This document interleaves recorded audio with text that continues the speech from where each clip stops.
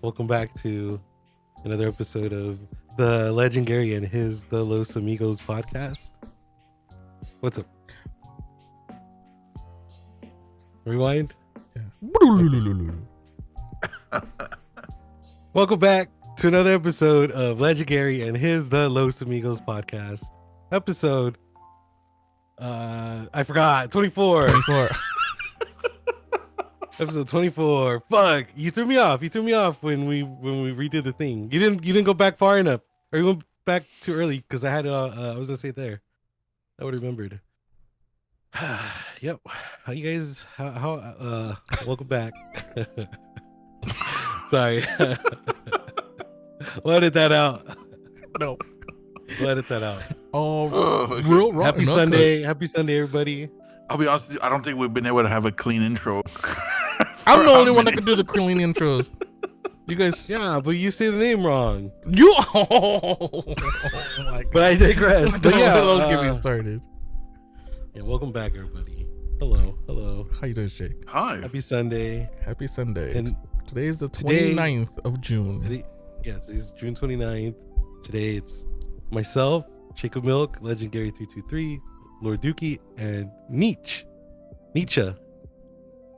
Hello. Yes. I guess. Hi. Welcome. Yeah. Thank you for joining us. Thank you for Thank joining you us. for having sir. me. Absolutely. Should we do a brief introduction for Neat, or should we just go straight into the No, the weekends? let's do an introduction. So, the Yeah. listeners that has a attention span of a 3-year-old doesn't go off the rails. At least they know who he is. And hit him with the spiel there, brother. You, The the elevator unedited- pitch. The unedited spiel, the Yeah. one that's in my Hit it. channel trailer. You want that? Yeah. What? If you guys, that one starts that way. Is that what we're doing? Wow, you put me on the Yeah. spot here, right? Yeah. You guys and like we're a all piece looking of at shit you. with- if you guys like a piece of shit with a bad attitude and a rotten sensei, you get out of here. I'd give N33tzche a try. But yes, no, I'm N33tzche, a variety streamer. I stream on Twitch, and I make music, a musician. Specialize in goth rock, industrial, heavy synth stuff. So He's a I like combination video of games and attitude. hell yeah. imagine And Daft nice. Punk with Trent Reznor from Ooh, that's good. I like that. Nine Inch Nails. Thank you. Thank Thanks, you. Nels. Oh. if you can compare the kind of music he makes, with that. I like your cover of White Wedding. Yeah, you and everybody else. Oh It's my okay. Yeah, God. that Neat doesn't like, but I get it. I It's still a can't good one. escape. It's nice to hear White Wedding, the cover of White Wedding, because usually people say like, "Oh, I've heard your music. I've listened to it on repeat so much." You're like, "Oh wow, thanks. It's so great." But to I hear." like, What- yeah. What? They're like, "Oh, I love Lady Maria." I'm like, "God damn it! Thank you." Fuck. Shit. Did you hear the new songs? Yeah, they were good, but they're not Lady. They're not Lady Maria. Fuck. Is it safe to say Yeah, that's your Maria's most popular good, dude. song? It is, in fact. I went too hard when I made that song. Oh man, I he got went too hard. I set he got- the bar too high right out the gate. dude. and- Have you heard it, Dookie? I have. Yeah. That part where he has like the background singers and they're all like, there's a Twitch chat. Yeah, that was Yeah, my yeah, community. he had I most got- of his I got my community doing in it. there. I wanted I the didn't choir know like in that. Bloodborne, so I was like, yeah, I got a Yeah. community. Hey guys, do you want to be in a song? I That's so joined sick. Neat's community as he was making that song. Oh, okay. I Yeah. joined after. Because I remember he was recruiting people, and I was like, I don't know what he's recruiting for. I'm pretty sure I'll be no good for it, so I'm not even Yeah. gonna throw my name in a hat. So I can't keep a pitch to save my life. So Yes, you can, dude. You just don't know that. Was he in it? who? Were you in it? Did you sing? No. Oh. Was No, he Dookie for never put karaoke himself night? forward.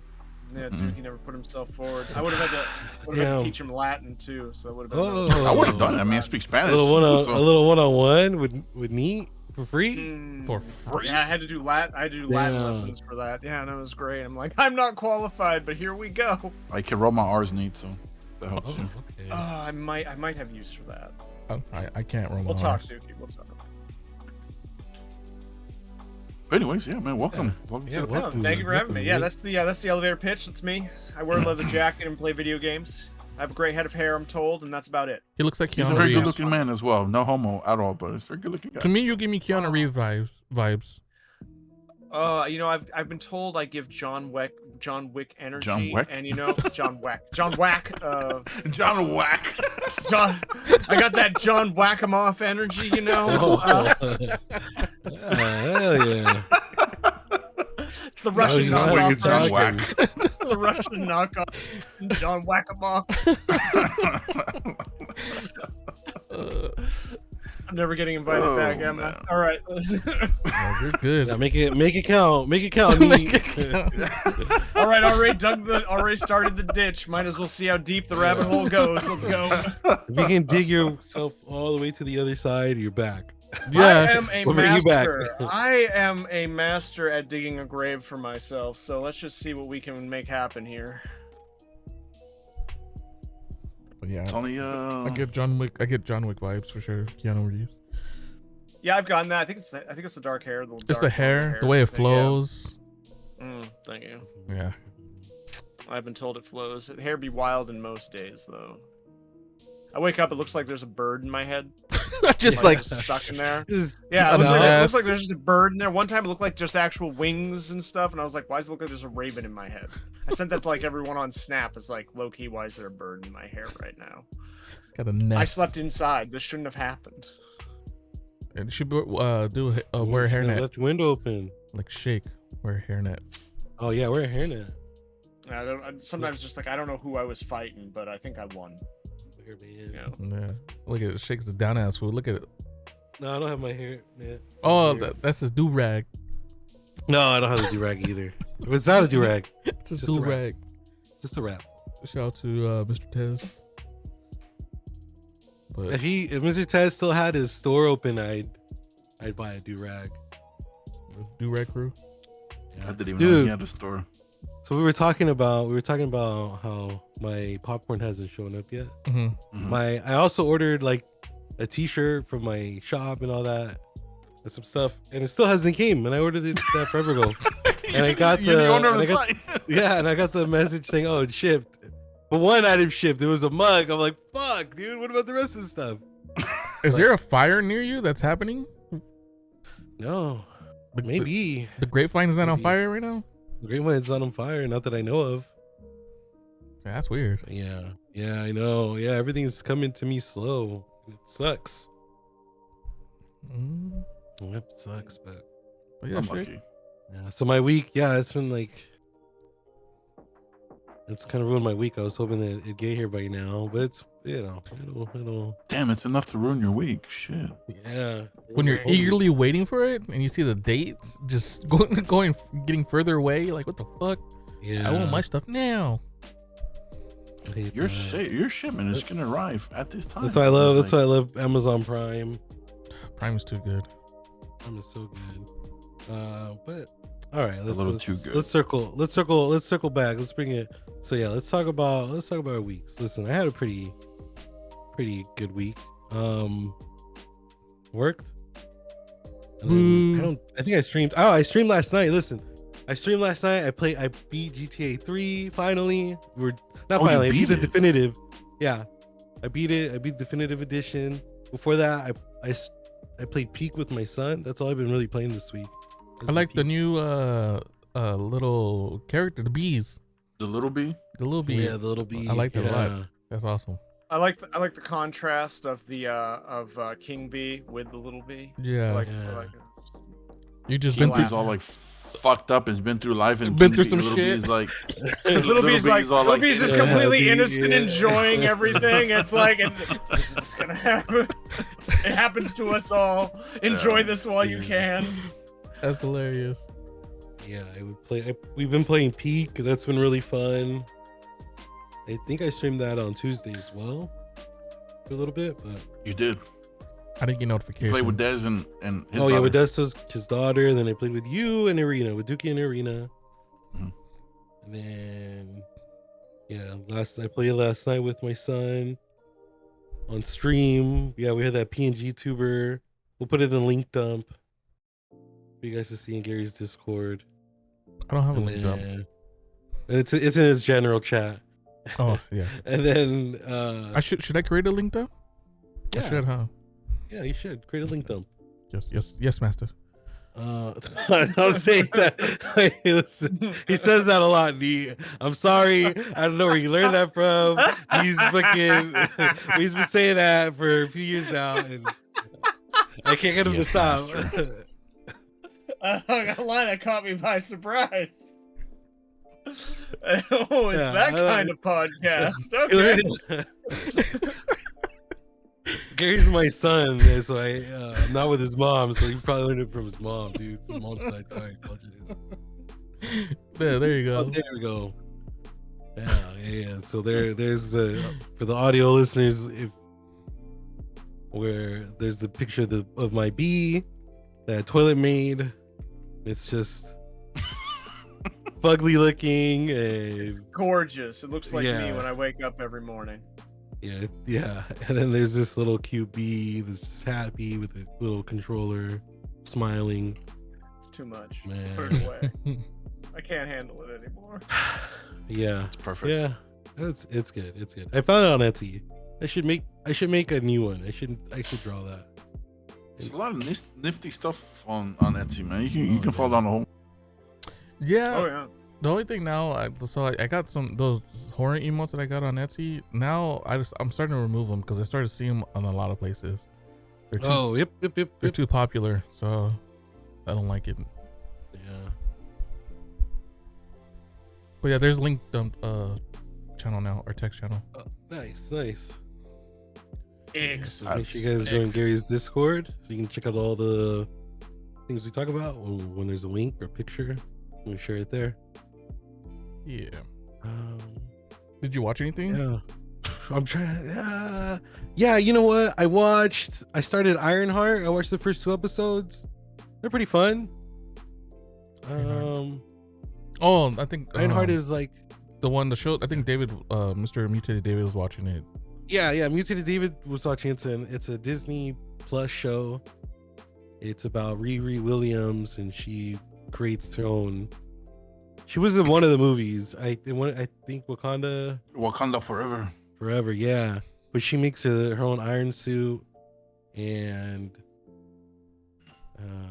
it shows her getting like just going on just like this misadventure, and it's pretty interesting. The main baddie, he seems like a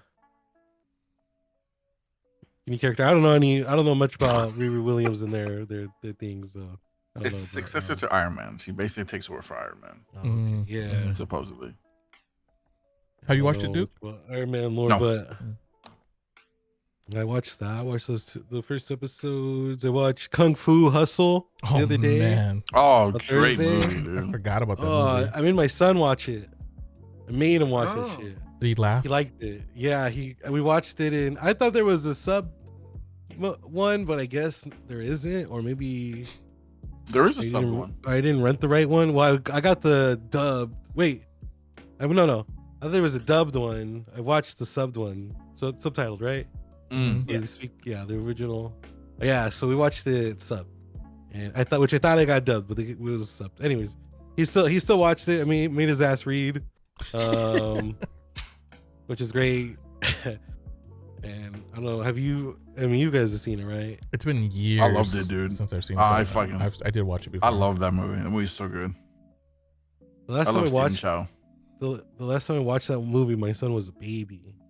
Now he's 10, so He's a grown ass kid. he liked it. Yeah, he liked it. He thought it was funny. He didn't understand it at first. He's like, "Why is it serious?" And then when when they throw the knives, when the dude throws a knife and it bounces off and it stabs himself, and then when his friend and he fucking like stabs him and he pulls out the handle and he like the knife is just still in his arm. Oh my gosh. He liked it. I'm glad he did. It made me want to put the Matrix on for him, but I don't know if it's too soon The Matrix. or yeah, but yeah, it was good. And I think that's all I watched really. I haven't really been watching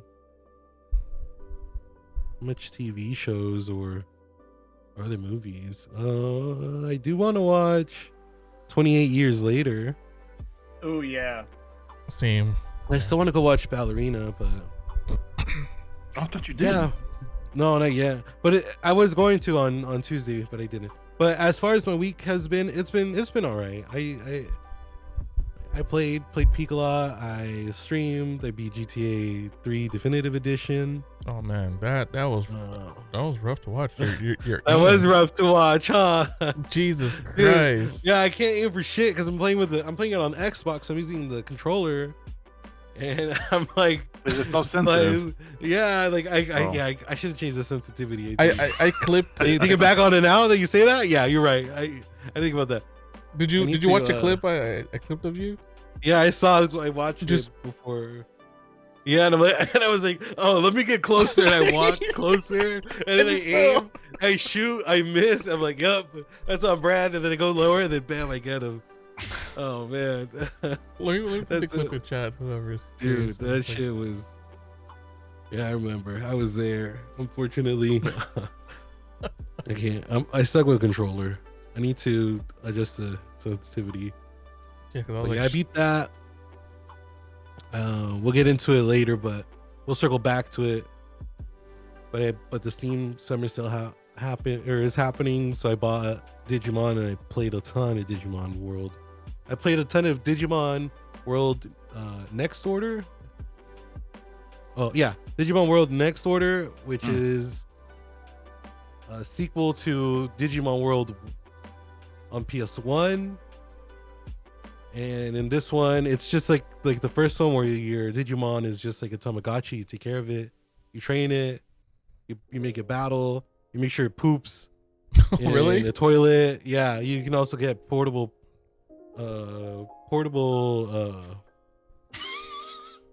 toilets and stuff where they just shit in it, so that way they don't get they don't just shit on the ground. This was more tamed. They have it what's it called?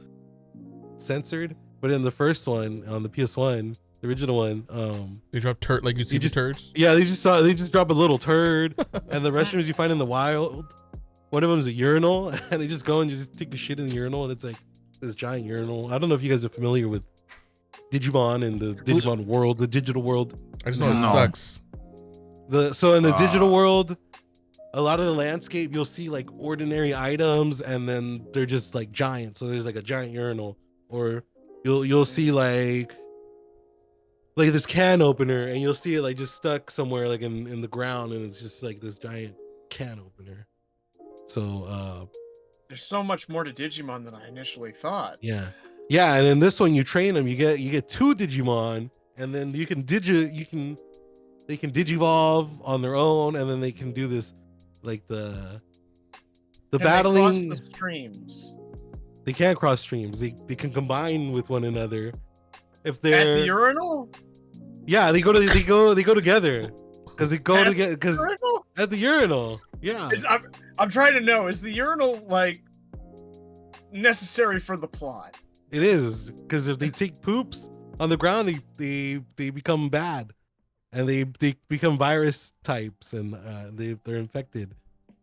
Was it Resident Evil? Yeah. Like out in the jungle, like even if this monster, this critter, right? It's a Yeah, digital there's critter, toilets I get around that. there. Yeah, But yeah, like there's in yeah. like the jungle, if it poops in the jungle, Uh-huh. it becomes a bad Digimon. It becomes a virus. not right away. Not right away. It accumulates.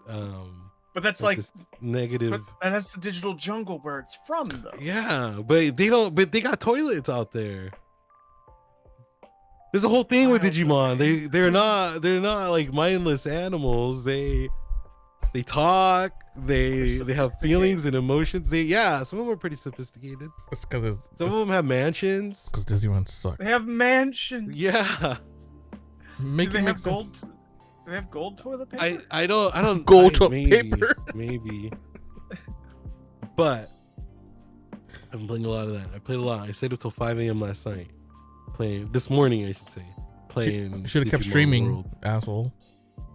No. No, I didn't want to. I just wanted to just sit here in silence and just play Digimon. I didn't want to You didn't want to see my name in chat. talk. Just sat there in silence, drink my water. But yeah, it was cool. It was pretty good. Overall, I had a pretty good week. I had a I would say like a solid 4 out of 5. Okay, 4 being good, that's pretty good. or 5 being the best. You know. Yeah. How about who? Well, I didn't see who's on rotation. Who's next? If we're going clockwise, Duke. Dookie. Okay, Yeah. so the Dookie, Gary, and then me. Yeah. Damn, Jess goes last. Yeah.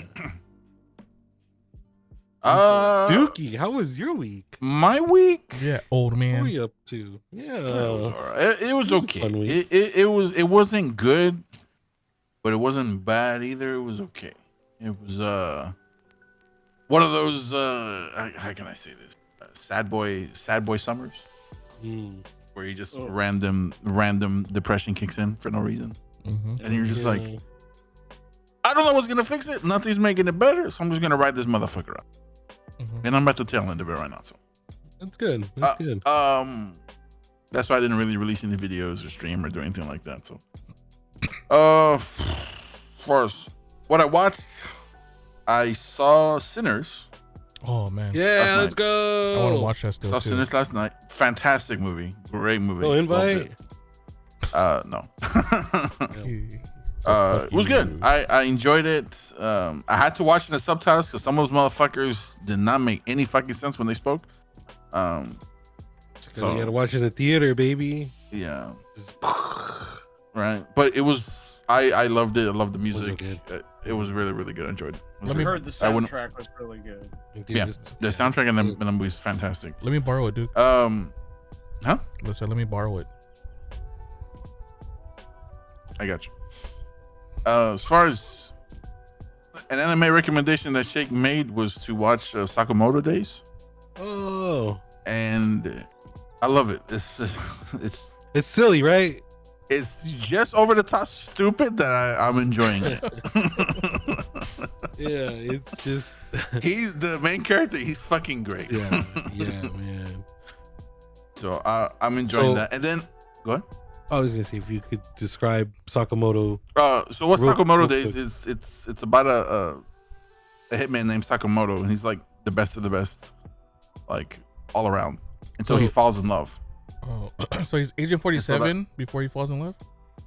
Kind of like he makes Agent 47 look like a rookie, pretty much. Damn. Like he's like insanely good.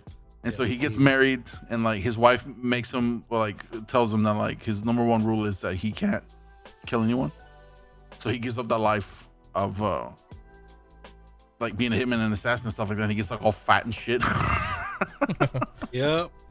So he does. gets all fat and he runs a grocery store, and pretty much every episode is people trying to test him and shit. And so without spoiling it, a it's, convenience store. He runs. yeah, it's a convenience store. Yeah. And yeah, It it's really, really good. It's like I said, it's over the top. Definitely don't take it seriously because it's definitely unrealistic as fuck. He's OP. Like he's like really. insanely OP. Yeah, he's It's not like even so fair. OP. Yeah, like there's always it's really just silly. Yeah, Good time. I'm enjoying it. I'm so glad I you liked like it, Dookie. Yeah, I think I'm on episode 7 or 8. Nice. I think so. It's really, really good. Look, bless you. Thank you. And then I binge watched the entirety of Squid Games over the weekend as well. Season Mm. 3. Oh, nice. Yeah. How was it? How would you Out? feel? How do you feel about the ending? It's out. It came out this past weekend. Without spoiling it, without giving away spoilers, stuff like that, I don't like how it ended. That's funny. I really don't like how it ended. But as a show altogether, I'm glad it's over, and I'm glad that like I experienced it and stuff like that. It's a fantastic show. I enjoyed it. Overall, as a show, I enjoyed it. But this season, I think there was like one episode where I got kind of emotional in it because like shit happens. And so, have you been watching it, Gary, or no? I haven't watched it yet, but my daughter watched all 3 and she gave me her take on it without spoiling it. Mhm. And then she said things. She said she cried. I was like, oh, Yeah, there was. We're probably cried at the same. Not cried, but I kind of like teared up because I'm not gonna say anything. But yeah, good show. Shitty ending, but good show. And as far as what I played, like I said, I played Peak. I played Overwatch. I bought, which is gonna lead into one of the topics, Death Stranding 1 on PC because I have it on PS5, and I want to play it on PC because I can't do this 60 FPS shit. I need it faster. Me. And so, yeah, I don't know what the hell's going on in that fucking game. That game makes no fucking sense to me. Yeah, I want to go back and play Death Stranding as well. But I'm really, because Death Stranding 2 is out and it looks fantastic, and I'm like, man, I really want to play it, but I want to play through Death Stranding 1, even though I don't know what the hell's going on. But I'm gonna give it a shot and play through it. Yeah. So I've seen people say that this is that Death Stranding 2 is Kojima's magnum opus. really, It's his best game, yeah. fuck, Damn, he said, "Fuck Metal Gear." damn. And then Friday I streamed. I Yep. streamed for it. I think it was almost 2 weeks since I streamed. I streamed some core games. I played a shitty one called August Day or August Night, something like that. Not very good. It was a straightforward horror game. Quote. I played another one called Paranormal Torment, which was a complete knockoff of PT.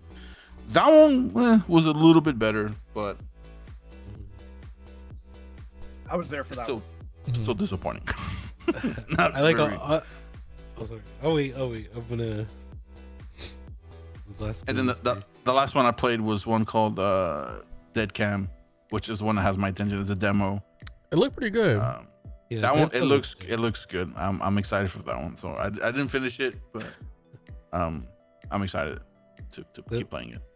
The PT one was funny because everyone that came in was like, "Is this PT? Yeah. Is this a PT Everybody knockoff?" was- Everyone. I mean, I can't argue with it because it is called Paranormal Torment PT. I mean, technically, yeah, it is PT. But I mean, that game had no shame. Same layout, same everything, dude. Just shit. Man. The first game too. The first demo you played. The first, yeah, same everything. And I was just like, fuck, but it's whatever. So I got these on sale and decided to give them a shot. They were cheap. Like all these were like less than $5. So like it doesn't. If it helps the developer, I'm not gonna refund it. But yeah, that was kind of my week. Well, thank you for sharing your week, Dookie. How are you feeling? I'm good. I feel good. Actually, no, I lied. I was off Monday and Tuesday as well. I played with Mac. Oh, Some horror game with a couple of horror games. They weren't very good. yeah. They weren't very good. I forgot what it was. A mannequin game. I don't remember the names of them, but the one was okay. The other one was interesting. So, and I played Demonologist as well, and Paranormal Cleanup, Paranormal Cleanup. which I enjoyed both. Which one was that one?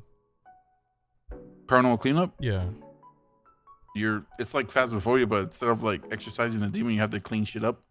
Oh, okay. Pick up trash and like pick up pizza boxes and unclog toilets and shit like that. It's pretty funny. It can get kind of freaky.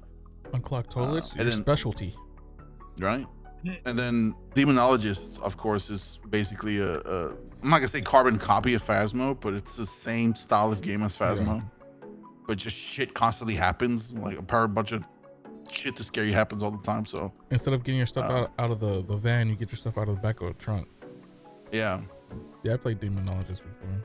Yeah, and shit's always fucking going south and shit. So it was alright. It was pretty fun. Yeah.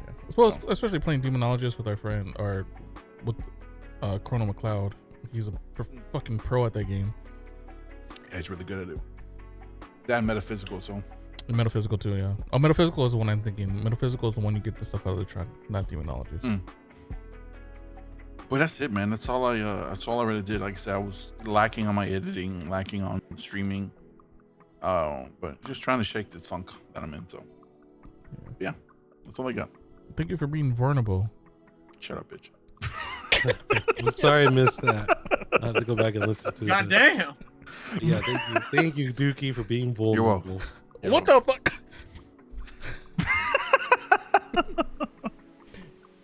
Go ahead, Gary. My week. What did I do this week? I didn't watch anything actually this week. I didn't watch anything besides like YouTube and Twitch streams and stuff like that. But I didn't watch like no TV, like no shows or anything. You watch a lot of Dodgers game, tell you that much. Oh yeah, of course. I watch Dodger games all the time.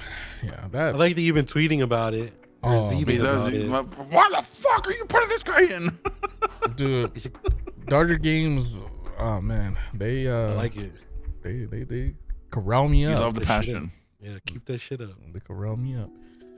But yeah, of course, Dodger games. I've been watching a lot of Dodger games. Shout out to Dodgers. They won today. Yeah, I don't know if you know this, but Gary is a Dodgers fan. Yeah. You don't say. Yeah.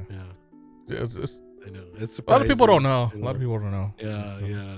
You would have never guessed it. No. Yeah. No. You would have thought I would be an Angel fans or something. Yeah. Something. Yeah, you know. It's a better team, but no, he likes the Dodgers. But anyways, yeah, you're weak. But I did play a lot of Street Fighter 6 this week. I played so much Street Fighter 6 this week. So that's one game that's been on rotation this whole week. I did play a decent amount of Gran Turismo 7. Still waiting for it to come on PC one day. God damn it. Fucking Sony. Polyphony. Waiting, bitch. Ain't fucking. I'm gonna have to keep waiting because that shit is not coming out on PC. Sony's too greedy, man. Gary's a big fan of driving simulator games. Yeah, I love racing games, driving sims. He held the champion worldwide record for drifting in Need for Speed. What was it called? Shift. He had the world #1 for quite some time. It was a couple tracks. Not He all was tracks. the DK. He was the Drift King. Yeah. Just that game. But also played some Star Wars Battlefront and Battlefront 2 more specifically. That's right. We did. That's right. And I forgot. I apologize. We did. It's because when Dookie mentioned that he had Monday, Tuesday off, I fell asleep. he was like, "Let's play something." He's like, "Yeah, Battlefront," and he never fucking responded. I fucking fell asleep, dude, like an old bastard. Shake and I was like, twice, both times. Do you think Duke's gonna show up? Well, maybe. I was like, dude, this was my initial reaction. I was like, all right, guys, let's play. Yeah, it's okay. All I did was remind me of the times when I thought my dad was gonna show up. Oh, we'll edit that out. You take it dark, make it dark, so dark. Yeah, we did play Battlefront. Yeah, that was fun. It was fun. It was fucking Shake. I don't know and stuff. Why does Shake keep crashing though? Oh yeah, make him crashing like a motherfucker. But no, Shake introduced me to the term clankers. That's a new slur. Yeah, it's a freaking slur. It's a slur against the robots in the game. Against the droids, they call them clankers, and with the ER and everything. Oh my damn! God. I'm like, Jesus Christ! You can see it all in the chat as soon as the match starts. Yeah. Oh, this match starts. People are just. Oh yeah, the match starts. Yeah, everyone in the chat, they start throwing that slur around. It's so funny. It's crazy. Goddamn clunkers. Yeah, exactly. As soon as Sheik told me about it, I was like, what the hell? And then, of course, our phones are always listening. Next, I get a video of on Instagram about it. Someone posted a video on my feed came up about it. I was like, of course. Oh, damn. Good old clankers. The slur that I'm trying to figure out, because the only person I've ever heard say it a lot was Tori. Now see everybody's saying it. What the hell? That's not a slur. Oh, okay, wait, hold on. Yeah, this is a slur. You scared me for a second. Well, not a slur, but like just a saying. Just I get like where the fuck did that come from? It's a song. Because I thought it was something Tori made up, and then I hear everybody hearing it saying, and I'm like, wait a minute, did Tori just popularize a fucking a phrase or something or what? And then and then the what? Or like Tori's Patience Zero, like yeah, right? Yeah, no, there's a song. It's like, what the hell, what the heliante. So that's where that's where it's from. Yeah, it came from a song. Heliante. Oh, I'm really old, dude. I was like, what? I'm like, damn, dude, Tori's famous here, bro. Fuck. All you heard her saying it. I was surprised because Shake and I would be saying it sometimes too. That's what I'm saying. So you got to figure you guys picked up on it. And I was just like, damn, okay. Yeah, it's from a song. Yeah, I'm not one to follow trends, as you can probably already fucking tell. So I'm surprised you haven't came across it at all because I'm sure it's all over TikTok. brother, you don't want to know what the hell's on my TikTok, man. I send it You to Shake all the gooner. time, dude. It's all fucking shit videos, man. I kid you not. Oh, AI. like doo It's all doo. AI gorillas and fucking AI shit videos, people pooping and stuff like that, and it's just weird. Oh my goodness. Yeah. So, So but yeah, that's what I've been playing. Just a ton of Street Fighter 6. Let me see how many hours in this past week because it tells you like the past 2 weeks. too much. I think so. A little bit too much. 73. Does it say 73? No. God I damn. was gonna say no. that sounds like a lot. It's believable. That's why. It doesn't say because usually it'd be like in the past 2 weeks you played blah blah blah. Oh, the past 19 hours, 19 and a half hours Oh, okay. That's not bad at all. for a game I Doesn't seem hate. like a lot. For a game you hate. Yeah. That's a lot. Because what if it was like I have a love-hate You relationship with need the to game. up your Overwatch playtime, sir. yeah, That's what you need to do. Gary. Yeah, Fortnite. Yeah, Fortnite. Oh, Fortnite, no. And Marvel Don't do Rivals. it. Imagine if you liked it. Imagine. Gosh. Imagine. Stop it right now. If Fortnite was able to convert, listen to me, the one person that we have to thank, I'm listening. the one person that we have to thank, at least for me, It's thank you, Gary. There's this meme, me on X, formerly known as Twitter. There's this account called Thank You, Gary, and it's just like this cat. It's a picture of this cat named Gary, and he just like bring every day they post something like Gary has brought you pancakes because you're hungry. Thank you, Gary. it's like And something then, just to uplift your spirits and cheer up your day. Gary paid off your student loans. Apparently, I bought Shake a very expensive Mercedes too. Yeah, there's one like Oh. where Gary, it's like Gary bought you this Mercedes AMC or whatever AMG. Thank you, Gary, and just like random stuff like that stuff. But then there's another account called Evil Gary, where it's Yeah. the opposite. He tries to steal your shit. It's like a devil angel thing on the shoulders. It's like which one? Evil Gary gave you pops up? AIDS. Thank you, Evil Gary. Yeah. But no, the one person that I have to thank for getting me to, like, with the exception of you guys, of course, is for sure Tori. So For what? for getting me to continually play Fortnite and like Fortnite and stuff. So Oh. because I hated that game for a hot minute. I'll hold back my opinions. It's free speech here. Say what you like. Fortnite sucks. Hey, no politics. Oh, I'm sorry. My bad. But yeah, No, that's fair. That's fair. Everyone I'm is just loud. there's no Otani still.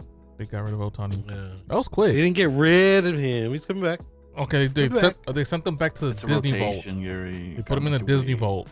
Yeah, he'll be back. Use code SHAKE. On Once Epic. the Dodgers start losing, they're gonna start putting him on there to build morale, dude. Stop Watch. Stop it right now. Stop it. I think Dodgers Yeah. right now have the best record in MLB. I think we're third best record. I think. Houston. I'm talking about the MLB, not the not divisions. Damn. I think it is for MLB. We're number 3. I think. You know what I think? I think Oh yeah, actually, we should play Battlefront too. actually, you're right, dude. we? Oh, Dickie's right. That's For crazy once? Holy shit. because they came For up. once. Correct. No, not for once, but they You're right came quite often. came from the bottom. But yeah, as far as games, yeah, Street Fighter 6 has grabbed me by the balls again. I don't know why. Well, I know why. Yeah. It's because Why? Do you ever dream to go to Evo, Gary, to be Evo champion? no, come on, be realistic. He's like, nah. No. No, come on, No. Gary. Hell no. You don't dream. A boy If you can can't dream it, Gary. A player believe it in can't it. dream. Hell no. A player can't dream. No. So, well, now since there's so many people playing now, I have probably a better chance to get out of pools for once in my life. But I wouldn't. Yeah, nah, I wouldn't put it past me. Hey, never seen it, bro. You see these Gyarados hands? They sweat too much. I get even worse when there's a crowd behind me standing watching over my shoulder, Yeah. watching me play. You have a whole crowd standing in front of you watching you. It's different What's the difference? What's different? because they're behind me breathing. I can hear their what they're saying. What? And you can hear me. This guy breathing? sucks, man. Yeah, I hear their yeah. thoughts. yeah. My Yeah. radar's behind me. Like when I was playing, I'm sure what was it, Evo 2016. When I was playing when Street Fighter 6 first came out. Oh man, in pools I got fucking destroyed. Yeah. Did the crowd? Would they say, "Boo, you suck"? No, Go back to say LA, bitch. And when someone spit at you, nah, but I was like, damn, spit at your feet, like get the fuck out of here. loser. Yeah. It was bad. Real quick, I want to thank First Gen Xer for the raid. Appreciate it. Oh yeah. Welcome, Raiders. How you doing, Raiders? First Gen Xers. By the way, anyone on Spotify listening, we just got a raid on Twitch. Thank you for the raid. Appreciate it. Welcome, Raiders. Woo! Kitty Bradshaw. Normally we don't entertain the chat, but since you raid, I'm gonna say thank you. But yeah, back to what I was saying. Much Street Fighter, Gran Turismo, and that's about it. That was my week. I didn't watch anything. Didn't do anything other really exciting. I did stream for a little bit, but it was Street Fighter. Of course. And Battlefront. And Battlefront 2. Yep. Yeah. And That's it. yeah, I was gonna say That's it. and I think that's 2 things. But You know any? huh? I forgot to mention this streaming stuff. If you guys know Fixter, if you see Fixter around in the chat, I completely forgot. I think Thursday I stayed over work and I was watching streams, and then I seen Fixter go live. And Fixter, he's like my nephew, so he lives around here. We live close to each other, real close. But he was with his nieces, and they were trying out different foods. So they're trying out the Fantastic Four pizza from Little Caesars, and they were trying the Wendy's Takis burger, and then they were trying the Benson Boone disgusting. crumble cookie. And as they were like at the crumble cookie, I told him I was gonna pull up and act like a fan. So while Fixter's live streaming, I'll put the link in the link dump there, the clip where I pull up and I'm like, oh my god, is that Fixter? And I'm like, I'm watching you right now, like in my car.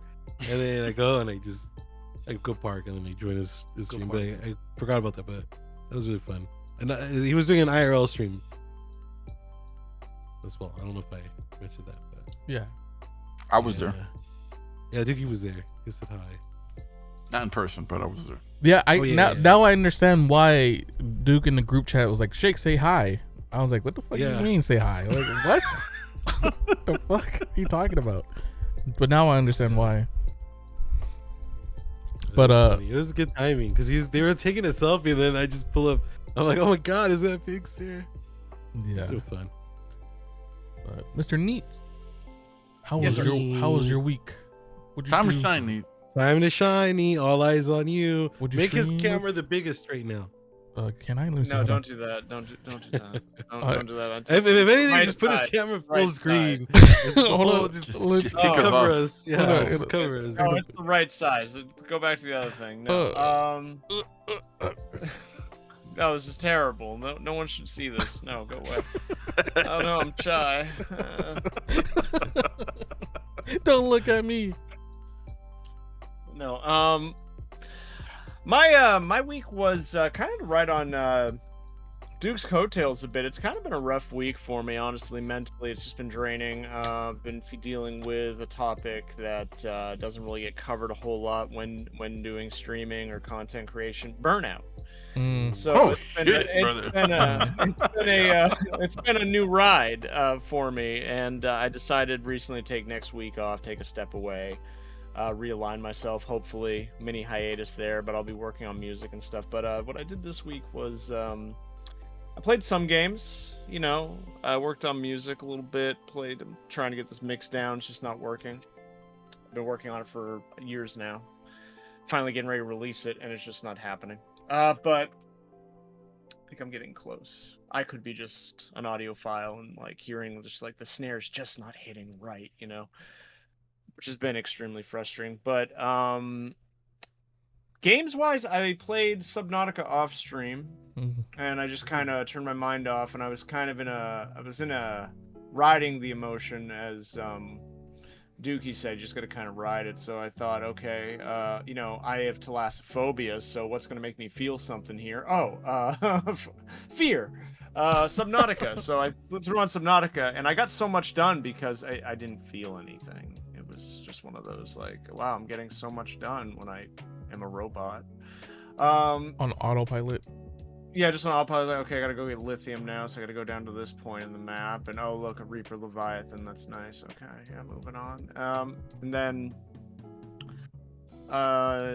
really played that. I dipped my toes into Overwatch again recently. I got the Reaper Mythic weapons. Nice. Yeah, and that's pretty cool. That's fun. I like seeing the enemies evaporate when I shoot them now. That's pretty Ooh. cool. Yeah, and then the animations are kind of cool. Neat almost crashed out last stream. Toilet. Anyway, sorry, broke the rule. But Don't expose them. Yeah. then read that and I was like, what the fuck? Crush it out now. Yeah. Wasn't supposed to respond. Shit. No, but I have been watching for the first time actually on anime front, because I'm very picky with my anime, but it came recommended to me by someone whose opinion I feel matters.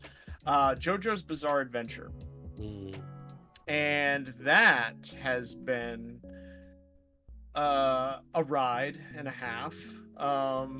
It went from 0 to what the fuck in a matter of seconds. Just a couple of episodes. It was like, did that man just crawl out of a horse?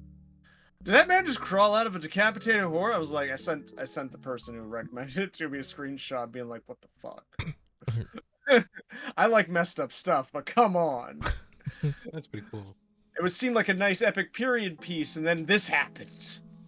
It just started to get ridiculous and more ridiculous. I didn't know JoJo Bizarre was an anime. At first I thought it was just a video game series, because when I was younger I saw the video game first, and then as I didn't know there were video games. Yeah, I knew it was a video game first before I thought it was a show. Yeah, because I think there's a release on PS1 of JoJo Bizarre, and then I think they're fighting games. I think as they got older, they released one on PS4, which was also a fighting game. But then that's gotta be wild. As anime got more popular and a lot more people started talking about animes and stuff, I was like, JoJo Bizarre. I was like, wait, is that a game? And it turns out it's completely opposite. It was anime way before it was a game. So I was like, oh, okay. The manga. Yeah, it's a manga too, which is really interesting. How it's like everyone's explaining what they're doing. Like it doesn't take itself seriously in the slightest, and I love that. But it gets so absurd and ridiculous. It's like, you know, it's the standard anime motions where they're all very jagged and it's like, and like, the classic shonen.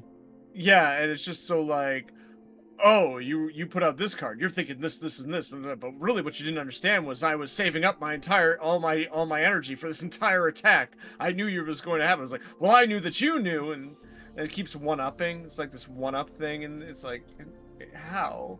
Like every time you think they got the upper hand, it gets worse. Got the upper hand, it's worse. I've just been like, how can they keep writing it? How can there be so much? How can they keep one-upping it every like 5 seconds? They're gonna run out of material, but they don't. They never do. I made it to season 2, and better. I'm like, oh, nice. Now it's a whole new thing, and I'm like, I guess we're still going.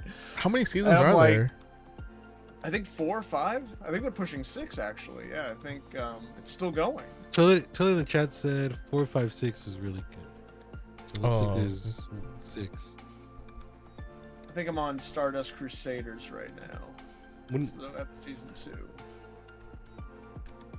So, but yeah, that's pretty much been my week. My week's been not a whole lot. Yeah, I haven't really done much.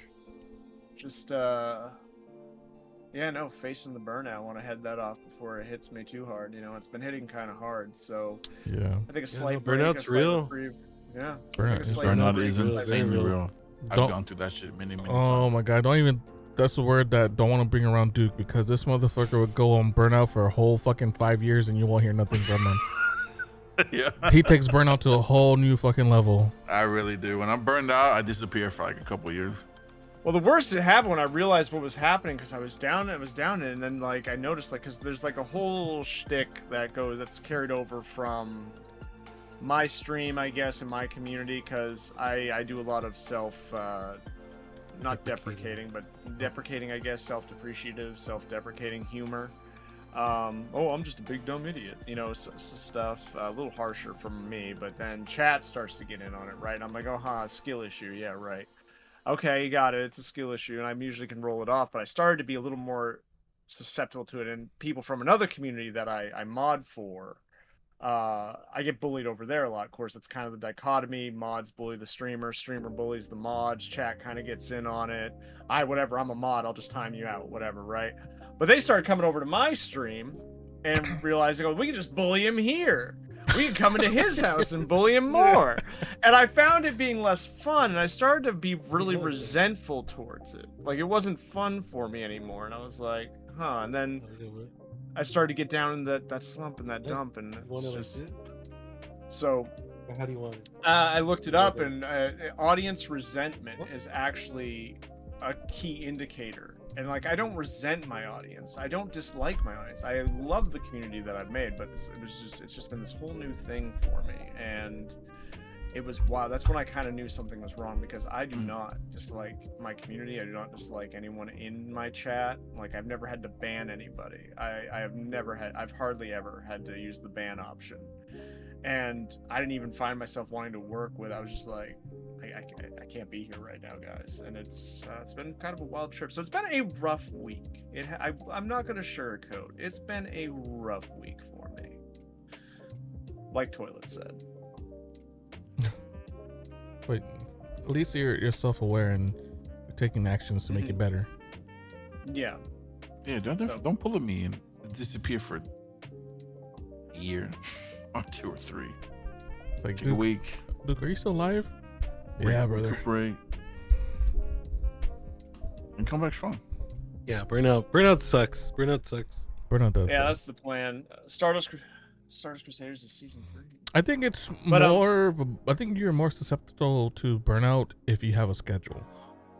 I think if you have a schedule and you follow your schedule, you're gonna be hit more with burnout more often than others. Like me, I don't have all that pressure. That people are expecting you to be live and all that. Like me personally, I don't have a schedule. Oh my god! Cheers. Salute. I think I broke this. Cheers. I stream very randomly because I feel like I don't. Sometimes I'll tell someone, or I'll like end the stream or something. I'm like, oh, maybe I'll stream tomorrow or something like that. But I know myself, because sometimes I can't build the courage up to go live, so I'm just like, oh fuck it, I'm not gonna stream. But tisk Gary, tisk. Hit that like button, baby. That's what you gotta do. That's what Shane tells you all the time. And the hardest part of streaming is yeah. literally just in the like button. Yeah, but it makes What it are you worse. gonna do? Go unalive and then like a Whoa, coward? whoa. Wrong use of words. Not to be heavy, but it's funny that you mentioned that, because I've been down and out, right? I had a Freudian slip that scared the hell out of me. I meant to say, and I'm very honest with my audience, right? I'm very honest. Like, I'll tell them, like, guys, I'm having a day, or like, I'm just, you know, it's just one of those days. I'm here, I'm live, whatever. But I'll let them know what I'm going through. I'll let them know my intentions with streaming, you know, what my intentions are with content creation and everything as a whole, music and everything. It's to pay my bills. But that's the goal. But and I'm very honest with them about that. But so I was being honest with where my mental state was, and I was trying to tell them, like, because my anxiety flared up on top of my depression, or my depression flared up because of my anxiety. But I've had a lot of like my head goes down avenues. This is diving into neat lore, but anyway, my head tends to go 5 different lanes, right? I'm like a 5-lane highway, and my head's just rapid firing, going the wrong way sometimes on it. I'm that guy, so I've worked myself up with the false narrative all the time. Like, I'm always trying to dig, like, these are the facts I have. Let's fill in the gaps, and I'm painting something that isn't real, and then I'm worrying about it. And once I get into that, it's hard to get me out of it. And happened when I was live and on stream, and I was trying to say, like, I've been dealing a lot with self-worth and self-doubt, the imposter syndrome kind of thing. I've been dealing a lot with self-doubt. And Imposter syndrome is a hell of a thing. It is 100%. And I went to say, you know, I've been dealing a lot with self-doubt. What I did say, however, was I've been dealing with thoughts of self-death.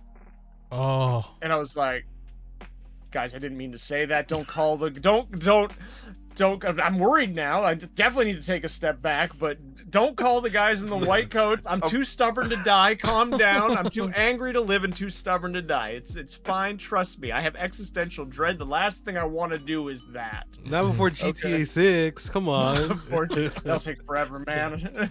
And after a slip up like that, I don't know how much time I got. That's a pretty that's a rough slip up. Yeah. That was what I was like. I'm gonna take a week off, guys. I tried. But gotta make sure you gotta check in with them though, cause Make sure you make posts. But, hey guys, I'm here. yeah. Yeah, anyone heard from Neat? Yeah, I still have that clip of that slip up he did. I was like, oh shit. He's here with us. I'm He's still- hanging out with us. Yeah, I'm here right now. Sunday's clear. No. We'll find out about Monday. No, but yeah, that's pretty much been my week. I'm sorry, it's not nearly as fun as what you guys were talking about. No, No, man, it was fun. Yeah, But- that's good. That's life. Some weeks are better than others. Yeah, It's gotta true. just keep on keeping on, Big Pippin. We gotta keep I have trucking. been. The other thing is I have started going back to the gym. I have started working out. I used to be very much a gym buff, so I Mhm. picked that back up after 7 years. He's ripped as hell. So I'm sure your body He is. has the cum gutters and everything. What? What'd you say? The what? The cum gutters. Cum gutters? What? Yeah, you what? guys ever heard of that? No. What is that? Explain yourself. It's like the V, that V, like on your waist. Yeah, Oh, the Adonis belt. yeah, the Adonis belt. The Adonis belt. You Oh, said- the obliques. What'd you I call it? The see. cum cum gutters. cum gutters? What the? I mean, those are the sex muscle. Yes, Yeah. that in the lower back. Yes. So okay. I see You now. guys It's, have never know, heard that before? That's crazy. No. All right. As a former personal trainer, I have never heard them referred to as that. God damn. That's I've learned crazy. something today, Shake.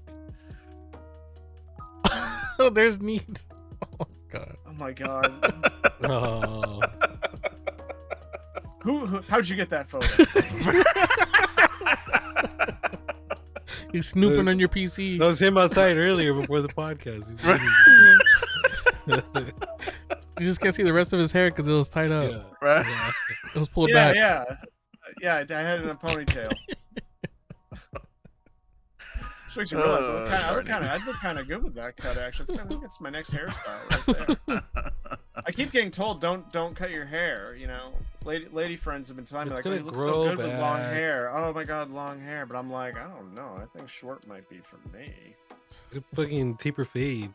A taper fade. That's what I used just to kidding. rock. That's what I used to rock. And then I had my leave Britney alone moment, and I shaved the side and the back of my head, and I just had the top long, and it was really long. It had like a weird. Oh, I Viking think I sent a picture of where you were.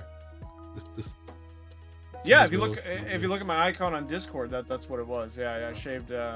Yeah, it's the time of change for me, and I just said I'm gonna shave off the sides and the back, and just have the I probably need help look going on. I've been slicking my hair back, and I've just been getting Fucking cholo ass skin fool. fade all around the front of I the refuse sides to and grow back. my hair, dude. Down ass fool.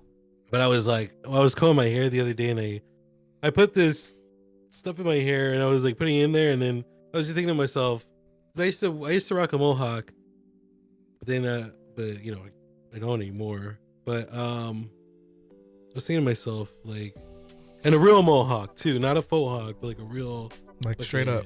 He sent us the straight picture up, just- before it. yeah. But yeah, I just had it all down, and I was like, slick back is just a inverted devil's lock. And then for those that don't know what a devil's lock is, it's just your hair all the way just forward, like this, like In a point, you gotta gel it point, just so it's yeah. in a point, yeah, and down. yeah. you missed That's it. what I did. I was like, it's just a devil's lock. Glenn Danzig, be proud. Rachel Realm in the chat said, "Don't cut your hair neat." That's what everyone says, but you know what? I'm one of those Do it people where, neat. like, if you tell me not to do something, I'm gonna do it. Do it. Get it. Don't do it. It's Don't do it. trying to show his ID. Duke, do you know?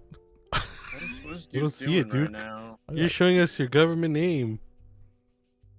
Partial. Oh, there we go.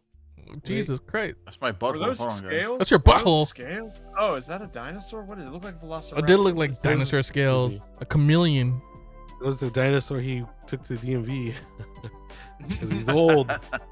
God damn. What the? Oh, there he is. Go up. There No, we no, go. no, no. Yeah, Go back. What do you I'm remember trying to make it most from the smaller. You're what trying do to you show remember us. most from the Triassic period? There you go. Look at his afro. Gosh. That's me What with is this? hair. That's fucking Cholo Duke. That's Dookie. That's Duke? That's me at 17 years old with full head of hair. That's if I was to grow out my hair, damn. this is what I would look like. Yeah, look at that God. Damn, look at that hair.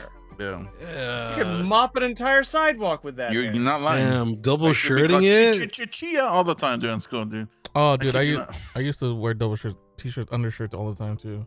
Yeah. The closest thing I wear is to that is the undershirt, like the A shirts. You talking about AAA shirts? Yeah, Oh, what do you AAA. mean? Is that what they call it? AAA? I thought it was just A's. It's A shirt, Yeah, there's 3 A's. They call them AAA. undershirt. Here, I Is got. it the brand? Yes, the brand. Oh, okay. No, I wear. I think these are Shaka wear. Oh, fuck that, fool. It's Pro Club all day. Pro Club. No wait. I actually These did buy are me a pro club one. I love it. Damn, Gary. Ice Cube. Fuck me, dude. Yeah, sheesh. Let's go. We got the throw I battle. have been thinking about bringing the mustache back. Bring it back, dude. I wish I Good. could grow out a nice thick one, but mine's this. All I got is this. The Burt Reynolds mustache. Shake it. You had a Burt Reynolds mustache. No, I can't. I can't grow a thick mustache. This is all I got. I can't grow a beard. I can't do nothing. This is all I got. What? You know, I grow out a full beard, right? Like I can't do the sides, right? It's patchy, but I do the goatee, right? I can do like the goatee. I can look like I'm about to, hand you a contract, but I do the goatee and I can get it down to the point even. It looks good. And I can have it down to the point, like it's there, it's prominent. But like everyone will come in and say, "I followed for the mustache. That is glorious." I'm like, what? The rest of it, it's all here. You But gotta it was like the mustache. you gotta braid it like the dude from the guitarist from System of a Down. Just braid it. At this point, I don't think it would matter. They would always comment on the mustache. I get it. I have thick hair and I shave, and 5 minutes later, the mustache is back. I get it. It's a curse. Like, it's just, but I'm like, there's more hair, but they'll still comment on the mustache. I don't ever get complimented on the beard. The last time somebody quote unquote complimented me on the beard, they asked me if it was a spray-on beard because they thought it was fake. Because I thought it was Yeah. fake. They thought it was fake. And I'm like, I I'm think like, that's a really, compliment. dude? That's hilarious. I think that's a compliment. Spray-on, really? Okay. That's hilarious. No, the only thing I have to say to that motherfucker is, fuck you. Oh Man. man. But yeah, don't dwell on me. I mean, that's my week. I think that's. Oh, it that's sounds my like a week in pretty a good handbasket, week. yeah. Sounds like a good one, bud. Sounds like a good one. Well, Yeah, the highlight. It's good that you like I mentioned, you're self-aware, and then Yeah. you're taking steps to make work yourself on it. make yourself happy. Yeah. Yeah. Okay. So that is a positive spin on it. Yeah. Mhm. No. Yeah. Good call. Good call on that. And then you're here with us, and Oh. hopefully you have a good time with us, hanging out. Oh, so far so good. There's no pressure. I mean, Hopefully. this is your show. I don't gotta worry about messing this up. This is you guys. That's y'all's problem. We fuck it up all the time, so it's no, It's messed up, man. Yeah, The second we go live, it's messed yeah. up, right? we already goof. I mean, look at the Jesus, intro. didn't you? at Yeah, the yeah. start. Jesus, didn't you hear the intro? Yeah. And that was a hell of a start. I'm not gonna lie to you. I got a kick out of it. Yeah. No, I wasn't ready. I wasn't ready. Did the countdown and everything. Wasn't ready. I wasn't ready. I needed a Count me pre-countdown. down, guys. Count me down, I guys. I needed a pre-countdown. I didn't know he was gonna go that fast. No, he needed the clap. That's what he was waiting. He was waiting for the clap. Yeah, yeah. I needed a clap. The Yeah. clap. That's what he was waiting for. Not the clap.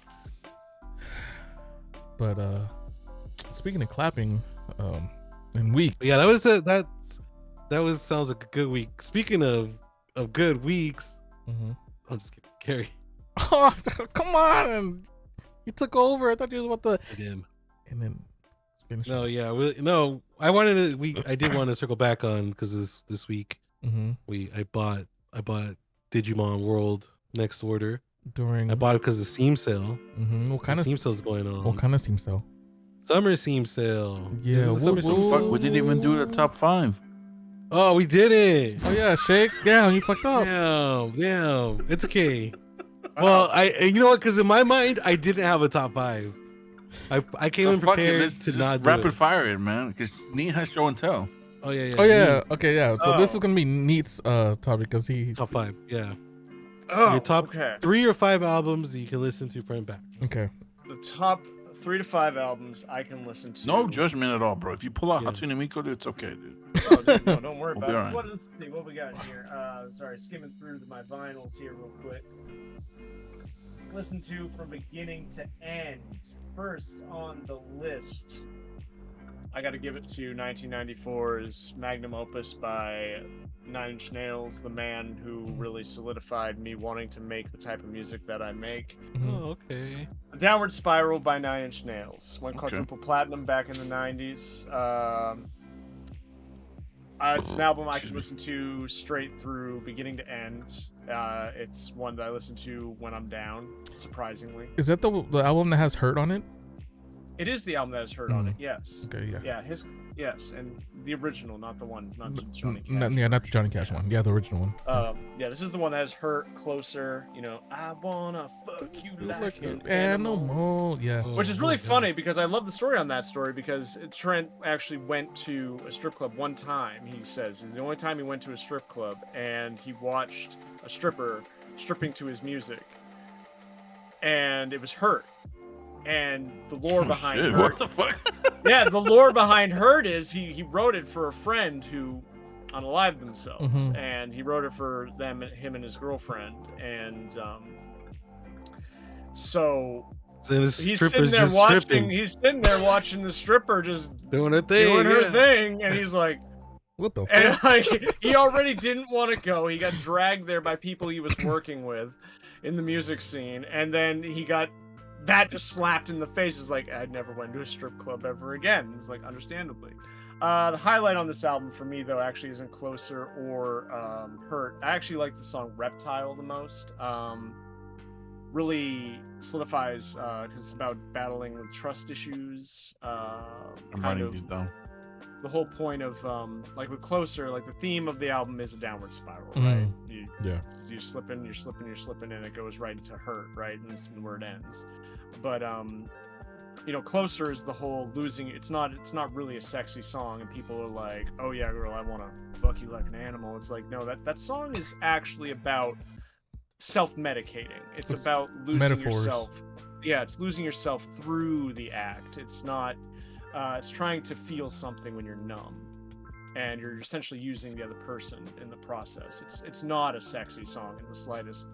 But to segue that, I would say Reptile because it's about trust issues. It's about thinking, oh gee, who has my partner been with this entire time? It's going down this avenue of like, are they really in love with me, or are they just sleeping around? And explores that, and the beat is multi-layered, just drum tracks. Just like if there's percussion in it, it's in there. It's weird.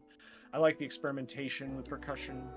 So Downward Spiral for me is an absolute must listen to, and number 1 by 9 Inch Nails. Yeah, I'm not too crazy familiar with 9 Inch. I mean, I know who 9 Inch Nails are, but I just like know their famous songs. So like, I know Hurt was from that era, and Closer was definitely from that era. So I was like, is that the album?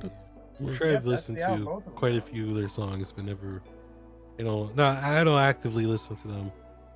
And it's also crazy. Maybe I should listen to an album. Yeah, I was gonna say, people think Johnny Cash Hurts. Yeah, the Hurt. No, the cover. Yeah, he did the cover. Yeah, people thought it was a Johnny Cash song. Yeah, no. I mean, Johnny Cash did a lot to promote it. I mean, but it's yeah, no. But even Trent says like Johnny Cash, it's a whole nother experience, right? Yeah. Johnny Cash's cover is told in this perspective of an older man, right? Right. He's towards the end of his life. He's seen all his friends pass before him. He's watched his family grow, and he's at the end and he's looking back. He's thinking about his regrets, his loved ones, things that weren't said that should have been said. Whereas Trent's experiences is they're both visceral on these two different levels. One's like, I can't forgive myself. I'm going to just go ahead and I've reached the bottom. I never got help. I'm done. And it's exploring that mentality of just letting go, essentially, and giving up. Whereas Johnny Cash is this lament of, I'm at the end of my years and I've seen so much. Have I done everything? It's a man coming to terms at the end of it with his regrets. Mortality? His loss. Yeah, his mortality. Very cool. Which is a great segue into number 2 on the list, which would be Depeche Mode. Black Celebration. Not their top tier album. Most people would say Violator, and Violator is a fantastic album. However, I have to give it to Black Celebration. This is when Depeche Mode started to go darker. They started to experiment again with percussion, which segues off from the previous one, Some Great Reward, where they were really like, Blasphemous Rumors on that one. They're just clanging metal thing to get sounds. But I have to say this one. I like the idea of a Black Celebration. I think that has a lot to do with alcoholism and heavier topics that go on in society, because in the same vein kind of with Downward Spiral, the opening track is Let's Have a Black Celebration, to celebrate the fact that we've seen the backs of another black day. Like, I had a rough day. Let's get drunk. And just that mentality of, you're not really addressing your problems, you're not really processing your emotions. You're saying instead, I'm just gonna forget about it. And that mentality kind of carries through with the rest of the album. And explore. This is the album that has the song Stripped. Rammstein did a cover of it. Let me see you stripped. Yeah, which educated me on the term, because again, sexy song. It's more, you just had a fight. You're having a fight with your significant other, and you're finally seeing who they are. Like your partner, whoever you are, you think you know someone, but he's saying, let me see who you really are. Show me in this moment, like, what you're capable of. And it's I think it's where they really explored. They do tend to get a little tiny bit political in this one, but it's I like the synths in it. I think there's enough catchy. There's maybe one track that doesn't quite hold up to this day and age. Maybe one track that's a little sus. Still haven't deciphered the lyrics fully, but we're gonna go ahead and I'll put this back on the shelf, and that's a topic for a different time. Yeah, right, I don't think I listened to that album. I think the only album I listened from Depeche Mode was Violator. That's the one that has Enjoy the Silence, Policy of Truth, Personal Jesus. I mean, that one's great. Yeah. I have Personal Jesus on every playlist I have. I mean, honestly, Violator is their magnum opus. That's the best album they've done. They'll never top that album. That is the best album they've done. But on a personal level, I wouldn't put it on my top 5. It is one I can listen to front to back, but it doesn't really take me on a journey like Black Celebration or some of their other titles do. This one, number 3, going from 9 Inch Nails, Depeche Mode, we're actually going to do Tom Petty. Oh, okay. Okay. Yes, Tom Petty. This one is... What a loop. Wildflowers. This is the second album that he released just as Tom Petty, not Tom Petty and the Heartbreakers. This one was just it's a personal favorite because I just listened to it all the way through. I feel there's a lot of soul in it. There's a lot of stories he wanted to tell that are on a personal level, as opposed to doing it as this pop rock band, doing it with the Heartbreakers, right? This one felt more like less about selling singles and more about selling a record. And so I really like that. Everything kind of tells this very personal story, kind of in the same vein like you would get from Johnny Cash or somebody.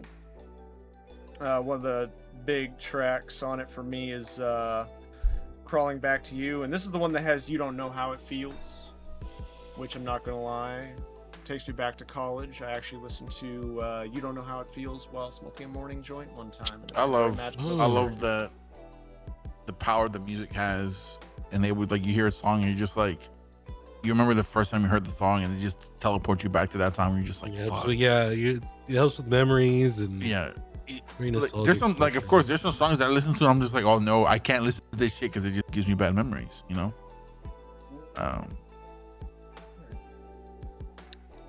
see. Okay, as far as beginning to end, I mean, I don't really have the album for. Not Ultra. Not Ultra. There's gonna be a couple of the same, but another one that I don't have show and tell for.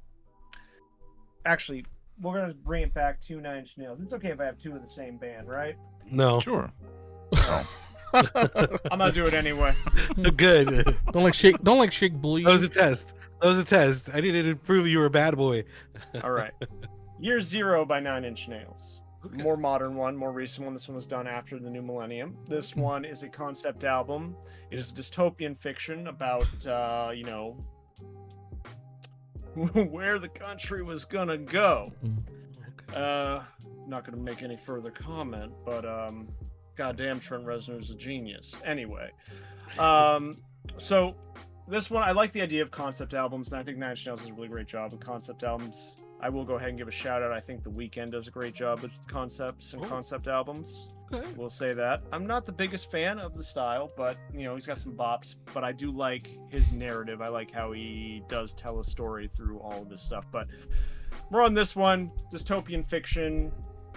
The story is told. It's very bleak. It's very dark. It's very 1984 in a very modern setting, and a lot of experimentation with synthesizers, what they can do with analog instruments as well, like marimbas and pretty much whatever. Definitely, one thing I always love about Nine Inch Nails, what keeps Trent Reznor on my top 5 is not only is he kind of like, I want to be the Trent Reznor, but he is very avant-garde and likes to push the limits every time. And I've always said, friends would ask me, so did you hear the new Nine Inch Nails song when they'd release it? I'd be like, yes. Did you like it? I downloaded straight to his brain that night.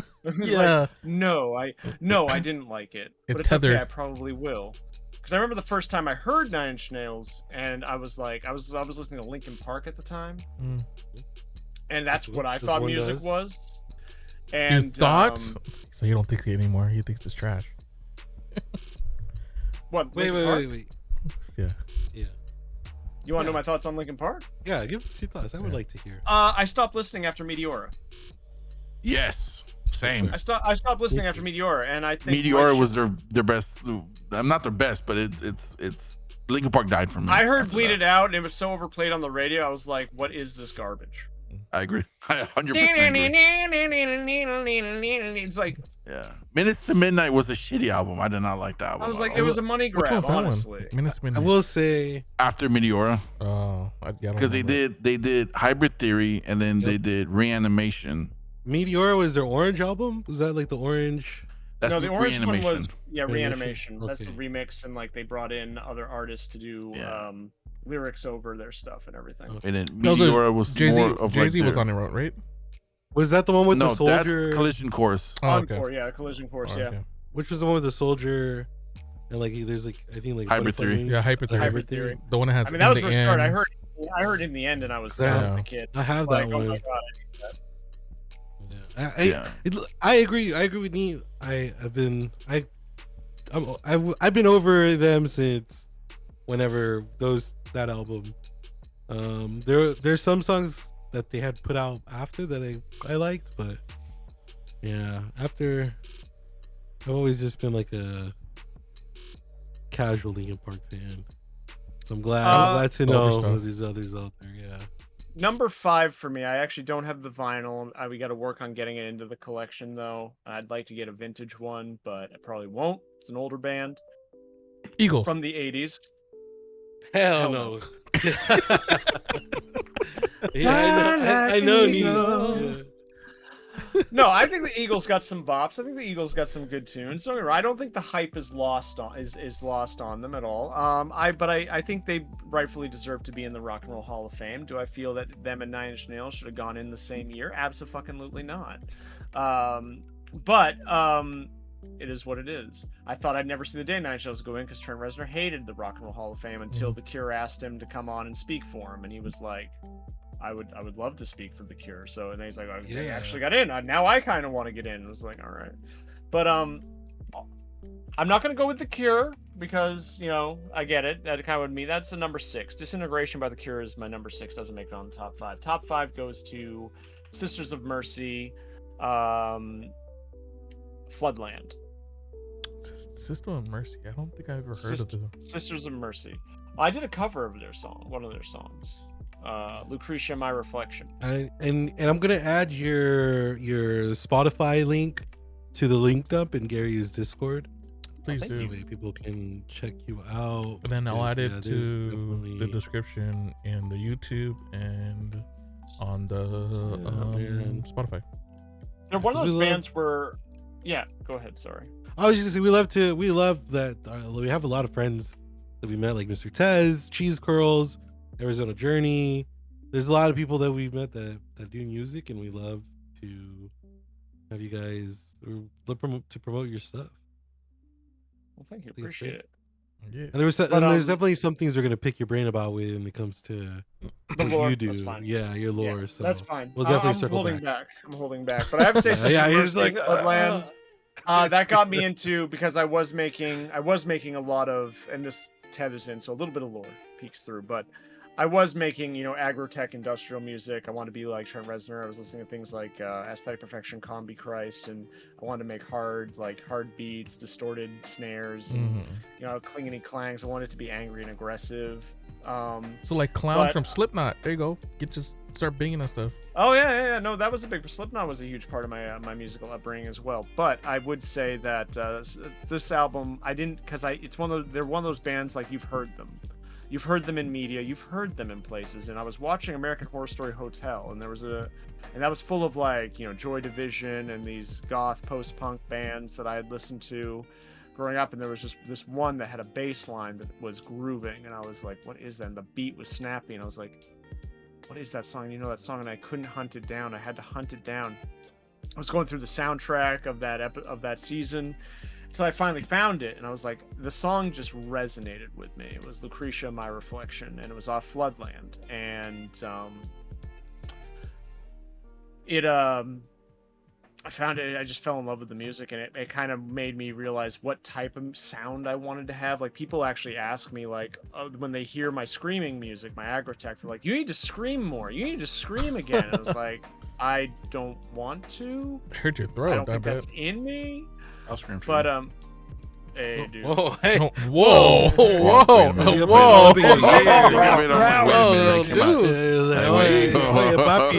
man, take him out to dinner first. But yeah, it really kind of resonated with, like, the type of music I wanted to make. Like, we would not have Lady Maria if it wasn't for Lucretia, My Reflection, which I did a cover of. So I would say that album makes it on the top 5. What's his name? Hazael's. Wait, no.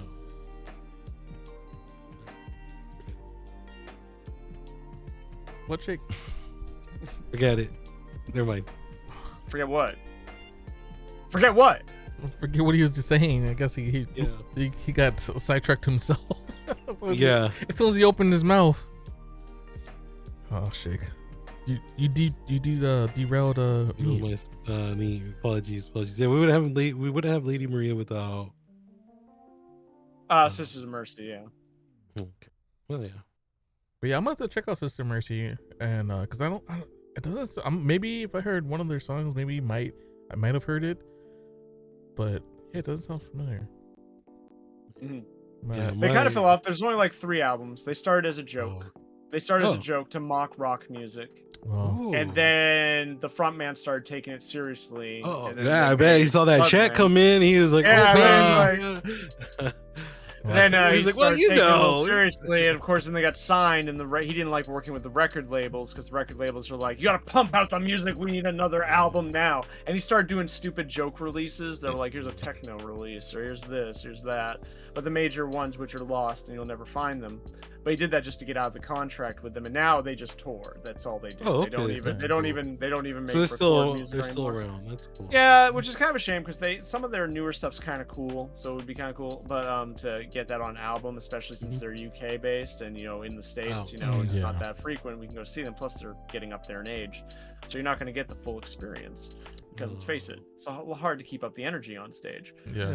But yeah, no, Floodland is one of those ones where I'm like, I love the lyrics of it. The way that he does lyrics is very Afrim. It's very stream of consciousness, and so sometimes you're like, why are we talking about deep fried toast when you were just talking about Parliament? I'm confused. Go on. So those are my top 5. Yeah, those are my top 5 records. Sisters of Mercy Good records. has 964,000 monthly listeners on Spotify. So they're hitting the million. They're about to hit the million. Dude, Pretty popular. that reminds me of like Robbie Williams. Have you guys heard of Robbie Williams? That's the guy that came out with that. He was The monkey movie? The Monkey Man? movie. Yeah, the monkey movie. Yeah. What's it called? Well, apparently he's like this giant artist in the UK. No one knew who the fuck he And was. in the US, it's just like, unless you listen to a lot of different music, but yeah, a lot of people in the US are like, who the fuck is this guy? But I I remember thought it when was I seen Robbie it. Williams. I was like, Yeah, oh, he's dude. back. Dude, I was like, I what? was Back? Yeah, that was Yeah. fat. He came back from the well, dead. the trailer was it's like a biography. Mm-hmm. And when they mentioned Robbie Williams, and I was thought it was like Robbie Williams. When I watched the trailer, I'm like, this guy did not do any of that shit. What the hell? Well, where's Popeye? Where's Jumanji? What Why the is hell? he singing and dancing? Like, yeah, I was like, what the hell? And I learned Robbie Williams from the UK. I'm like, oh man, fuck this guy. Damn. Not fuck this guy. Movie's called Better Man. Better man. Man, I have not man. seen the movie. I'm familiar with the music though. I've heard some of it. It's not. It's interesting. I don't wanna rock, DJ. I think I've heard that one. But yeah, let's circle back to because I have no good segue, I'm not gonna lie. So Steam Summer Sale. Fuck the rest of us with The shake. What are you doing? What? Oh, I thought it was just for neat. No, we all gonna Oh, go no. too. Oh, fuck. Okay, go. Yeah, we're gonna be here all night. It's gonna be a Yeah. long one.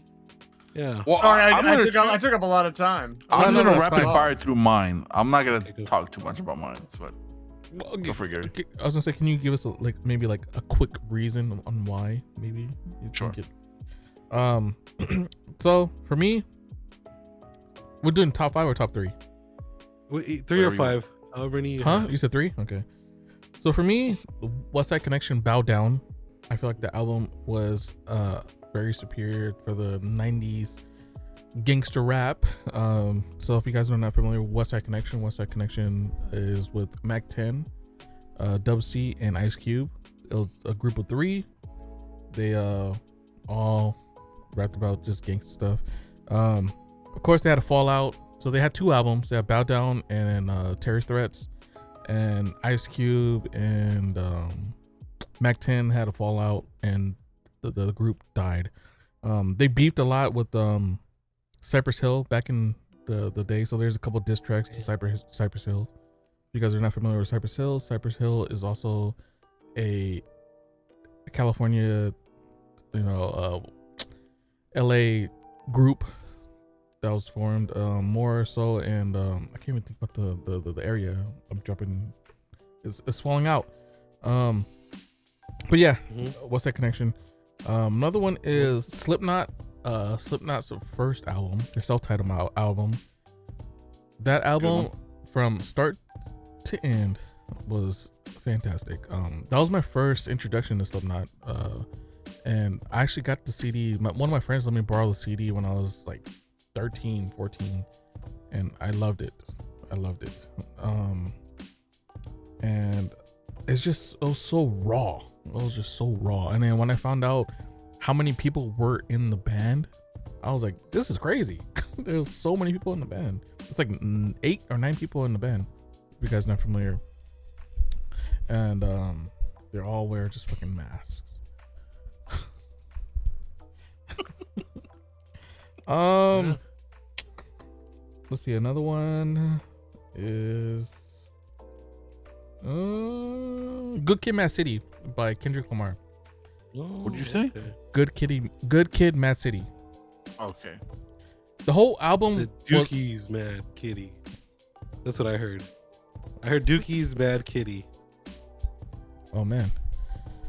Good Kid Mad City was a whole storytelling album I don't have a From- kitty down there though. from start to finish, and it was done fucking great. I loved it. I loved every track, just segued into the next track, and then once you get to the end, you understand the story of what he was trying to tell. It was very good storytelling. I loved it. Yeah, Good Kid, Mad City, Kendrick Lamar. Nice. Those are my top 3. Top 3? Yeah. You had 5? I'm going off of the old list. Oh, the old list? Oh, okay. Yeah. Well, say the other 2. It was 3 or 5. Okay, let's go with Korn, Fall Leader. Korn Fall Leader was a fantastic album. I love that album. I think that album's more nostalgic than like a big purpose to it. Just it was like my introduction to nu metal. Mhm. Well, I guess was it introduction? I was Mine was Limp Bizkit, so I was gonna say, yeah, don't Limp know, Bizkit. mine Well, was- it was the same time era too. It was the same era. yeah. Because there was this radio station in LA. It was called K Rock, and K Rock played KROQ, baby. Yeah, K Rock. 106.7. Yep, K Rock played Yep. all the new rock songs, and at the time, it was just at that point, it was just all new metal. It was Kevin Bean Show. yeah, the Kevin Bean Show, yes, and it was just Korn, System of a Down, Gorillaz. Like Clint Eastwood was played so much. Yeah, wow. Where's the one? Is it Kids by MGMT where it's a dun, dun, dun, dun. You know, like Yep, it's like yep. that one. Yep, that would play a lot. Take yeah. only what you need from. Oh my god, Yeah. that was on karaoke for the longest when that shit came out. Yeah. But it's so good. I don't give a fuck. I still like that song. I never got tired of it. I never got tired of But Clint. I digress. I was gonna say I never got tired Clint of Eastwood, yeah, Clint same. Eastwood. Clint Eastwood. Actually, Gorillaz. 1999 2001 was my first album I ever bought with my money. Like I was like Really? 11 years old, 10 years old when it Damn. came out, and then that was the first CD I bought. I Nice. think it was the first CD, but yeah, seeing the Freak and Unleashed music video back in the day, and then back in the day it was the same. The person that did the art for the music video was the Spawn artist. So Todd McFarlane. yeah, Yeah, Tom McFarlane. Tom yeah. McFarlane. So it looks fucking just like Spawn's comics. It looks so fucking sick. I remember seeing the music video and I was like, oh, this is amazing. And of course the song was great. And then of course you got Jonathan David just fucking you know, he does a little Ball breakdown. tongue. Yeah, I was like, Mm. this is fucking sick. But yeah, those are mine. How about you, Mr. Duke? Okay, don't think about it too hard. Don't give yourself a migraine. No. You can do Mine- 3 or 5. It's okay. Mine is I'm putting 2 together. And it's Linkin Park for me, and it is Hybrid Theory and Meteora. I remember I think I was in the 5th grade when when Hybrid Theory came out, and that was kind of like my first introduction to, because I grew up listening to, I wasn't allowed to listen to like rock and like metal and stuff like that because my dad was an asshole. So I grew up listening to like pop music, like, you know, Michael Jackson and the Bee Gees, and, you know, like, Hey, Michael the Jackson. Eagles. Michael Jackson was good though. You know, and I'm not complaining. Like, I'm glad I was introduced to shit like that. The Eagles. But I was never allowed to listen to like metal and like classic rock and shit like that. So I didn't get to listen to all this shit until I was like older. Yeah. But Hybrid Theory and Meteora. Hybrid Theory was my first album I ever bought with my money. So there's that. And then Meteora obviously came out, I think I was in the 8th grade. It came out like 3 years later. So that's that song. I mean, Meteora, the Meteora album, and then the By the Way from Chili Peppers album are the 2 albums that kind of helped me get through junior high. Graduation, Kanye West. That was a good album. That's the only Kanye West album that I like because I know he's a psychopath. But The Graduation, Kanye West, vintage. That was pre-psychopath. Yeah, pre-psychopath Kanye. Well, he was always a psychopath. It was just more medicated. Yeah. Yeah, he was just medicated. I think it just, I think it went more out of control once his mom passed away. That's 808 and Heartbreaks. That's when he started kind of flying off the edge. 808 and Heartbreaks, I thought it was a decent album. Too much auto-tune. That's the reason why I didn't like it. It had Daft Punk samples in it. Yeah. Daft Punk. Speaking of Daft Punk, Discovery Daft Punk is actually on there as well. That's one of the. Ever since I remember being on Cartoon Network, it was on. It was before Adult Swim. It was before Adult Swim. When Cartoon Network used to show movies every Saturdays on Toonami, and they showed the entirety of the Daft Punk album. There was one giant ass movie. Nice. And it's all animated and shit, and it was really, really good. And that's what one made the me. blue people, right? Yes, the sir. animation of the blue people. Yeah. Yes, sir. The Smurfs? Not the Smurfs. They kind of look like the Smurfs. Yeah, they kind of do actually. I was waiting for April 65 to make a guest appearance, honestly. Right? I'm blue, I'm D. I was just waiting, like, yeah. But that's what kind of made me fall in love with Daft Punk, and ever since that album came out, I listened to it on repeat. Every time Daft Punk like come out, that's what kind of made me to their fan and shit like that. Next one for me is also Gorillaz. It is Gorillaz, but it is not their older shit. It's actually one of their newer stuff. I love all Gorilla music and stuff like that, but Cracker Island is one of their newest albums. No, he was talking to me. He was talking to me. Right? Yeah, it's okay. I get that a lot. All right. Too many crackers in this bitch. But Cracker Island was really, really good. There's a lot of good songs on there that I don't know, just makes me feel a certain way that I enjoy. One in particular is one called Baby Queen. That's really, really good. And then the last one, it's torn. I'm torn between the two, but I'm gonna have to go with Korn. And it's not their earlier shit. Remember, I love Korn, but it's just one album, and it's the album. It holds sentimental value for me because it's the album that me and my ex-wife we listened to while we were smoking in the patio, and we listened to the entirety. We just like watching people watching and stuff like that on the balcony and shit like that. And it's The Serenity of Suffering. That's one of their albums. That's like that's the later one. Yeah, it's one of their later ones. And that one had Corey Taylor in it. You know, had a bunch of other songs. Just to me, it's one of their best albums. I enjoyed it. That's the song that I can listen from beginning to end. Oh yeah, I was gonna say that was it album cover? Yeah, it had like the nostalgic feel to like Fall Leader. It looked like the same artist because it's the little kid holding. Because that's when Head started coming back to the band. Yeah, because before that they dispersed. Mm-hmm. Yeah, that's right. And then honorable mention for me is probably a Kill Switch album. It's The End of Heartache. Kill Switch Engage. Yeah, and End of Heartache because of one of my favorite Shake movies. Wake Up. A movie that everyone hates. Wait, and that's I'm Freddy just versus sitting Jason. here. And at the end of the Oh, yeah. credits, they played a song called "When Darkness Falls," and that's what got me into Killswitch Engage. Mm-hmm. Yeah. Speaking of that, like movies and music, fucking My Plague by Slipknot in the Resident Evil movie. I was like, I know why you hate me. Yeah. There you go. Yeah. The one that's like, Yeah, dude. I mean, that's the album. That's the album that has "People Equal Shit." I mean, that's just a poetic genius. On I think that that was album. That's Iowa. That was Iowa. Yeah, Yeah, it was Iowa. Iowa. Honestly, I think that's their weakest album.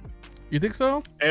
I think so. I think their strongest one on a musical standpoint, I actually think is Volume 3. Really? Musical standpoint, yes, that is their strongest album. That's the one before I forget in it, right? Lyrically Yeah. as well. I think their most visceral was their first self-titled one, Slipknot. And it had, I think that's And then Corey, because there's a song on Volume 3 that I forget it was called. Let me look it up real quick. It's the one when he it's all like an actual guitar, just like normal guitar. Vermilion? Yeah, Vermilion. Vermilion Part 2. Part 2, yeah. Yeah. She is dressed in. Oh, she's like everything to me. The actual ladies and gentlemen, Vermilion of the upcoming karaoke stream. the Vermilion. Yeah, I just I don't know. I really like subliminal verses. But the one that got me into Slipknot was I feel the hate rise up in me.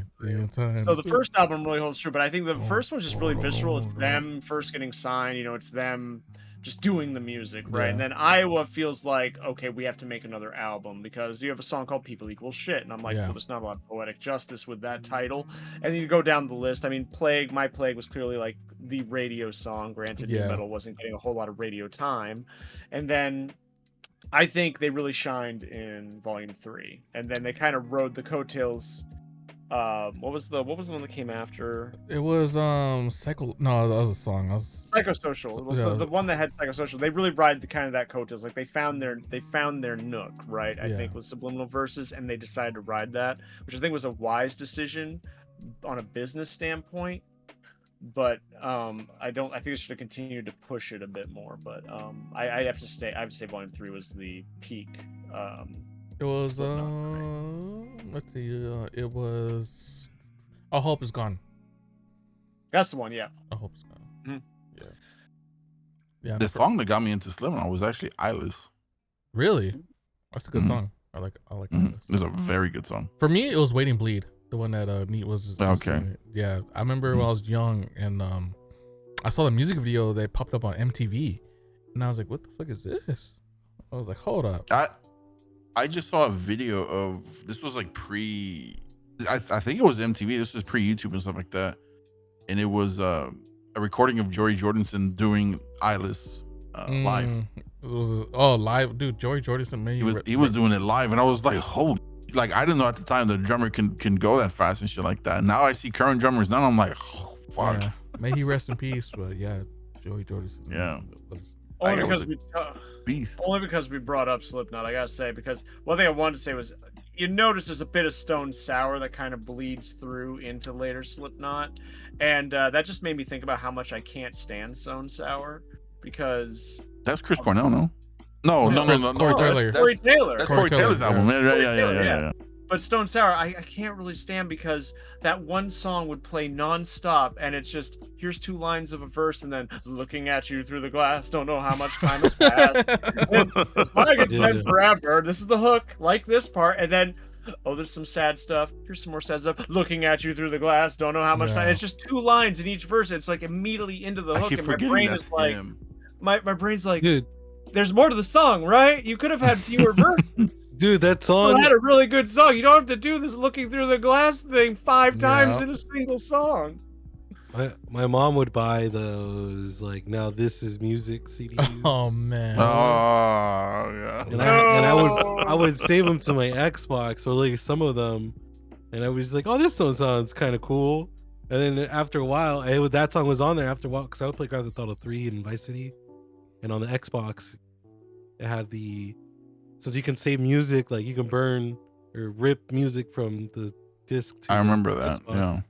So on all three Grand Theft Autos on there, I'm sure there was other games too, but you can have your custom radio, which was just all the music from that saved to your Xbox, and that shit would come on. And at first I was like, okay, cool. And after a while, I realized that I was like, this song fucking sucks, and I would skip it. Or I would go listen to the radio, and I'd come back to that radio station, and like, yeah. You just like hearing you say that just like brought me back to playing this fucking here's game. a tidbit of a story, and then by the way, looking at you through the glass, don't know how much time has passed. Then you're like, so on the next page, there was a little bunny foo-foo, and he's looking at you through the glass. Don't know how much time has passed. It's like that SNL skit that happened with, what was his name? John Hamm with the sexy sax. And he just always crashes through. He's like, just follow me. And in the middle of a scene, he'll just crash through, and he's always doing it. It's kind of like that. The chorus is kind of like that guy, interrupting the scene. It's like, but yet people loved it. I was like, oh my God. Another album to me is pretty nostalgic too, that has very limited skips, was Limp Bizkit, the Chocolate Starfish. Chocolate Starfish, yeah. Chocolate Starfish is a good one. Yeah. My Way or the Highway. Yeah. It's hard for me to get past Fred Durst as a person, though. Yeah, I don't like. I just like his guitarist, Wes Borland. No, Wes Borland's talented as shit. That was your 5, Duke, or how many was that? No, those were my 5. I did 5 in one honorable mention. But before Chic start, there was one thing I wanted to circle back on, because Duke mentioned Gorillaz. There was so if you guys are not familiar with like Gorillaz, the rapper in Gorillaz, he goes by Deltron, the Homo sapien. Mm-hmm. He's a rapper, and he has an album called Deltron 3030. Oh, Deltron, the album Deltron 3030 was fantastic. It wasn't just him; it was him and like his producers and his composers and stuff like that. But it was so good. It just like there's a song on it called "Virus," and he's trying to create a virus to take down the government and all that. Powerpuff Girls? Oh no, because the Powerpuff Girls have a relationship with the Gorillaz. One of the guys in the gang, Green Gang, he's dating that chick in the Gorillaz. One of the girls. I don't remember, but there's no chicks in Gorillaz. Speaking of Gorillaz, have you guys heard the Devo song? Go Monkey Go, Mojo Jojo? No. Oh no, that's not the girls. Powerpuff Girls. Yeah, this is the Power Girls. Go Monkey Go, Mojo. I have heard this song. I have not. Yeah, that's the thing. It's the thing. They play the music video on Cartoon Network all the time. Yeah. Because you mentioned GTA and Shake mentioned listening to music while playing GTA and skipping Stone Sour, I actually learned, and it's really hard to find. You guys know the band AFI, right? Yes. Yeah. They were a punk band that meant emo and melodic emo, and they actually did a cover of "Head Like a Hole" by 9 Inch Nails that was featured, I think, on Vice City. On the radios in Vice City. I never listened to the rock channel on Vice City, so I couldn't tell you. Well, no, because it shouldn't, because I never played Vice City. Vice City was very based on old music, or the music was of the era, from the era. Oh yeah, maybe it was Vice City. It wasn't. Maybe it San was Andreas. In a GTA game. Maybe San Andreas. No, I gotta look or this up. Grand Theft Auto 4, maybe. It might have been San Andreas. It might have been not Vice City. I think it was San Andreas. I'm confusing the games. Yeah. But yeah, and the only copy of it I could get was from LimeWire. Do you guys remember LimeWire? Of course. And it was just Bear Share from the PS2 disc, like while someone's playing it, and you can sometimes hear someone getting run over. I'm like, okay. It only added to the nuance of the song, but yeah. Yeah, I used to use Bear Share over LimeWire.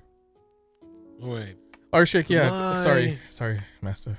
I just got 3. Ratitude by Weezer. Ratatouille? It was like the Raditude by Weezer. It's got a lot of good fun songs. I listened to that one a lot in summer 2010. That was like my summer album. Boxcar Racer by Boxcar Racer. I really like Tom and Travis in this, and then I'm a big Blink-182 fan. I like them, so I like Boxcar Racer. Then Neat might not like this one, but I like them. Pretty Odd by Panic at the Disco. I like that album. He's staring at Ugh. you. He's looking at him. Look at the He disgust. went.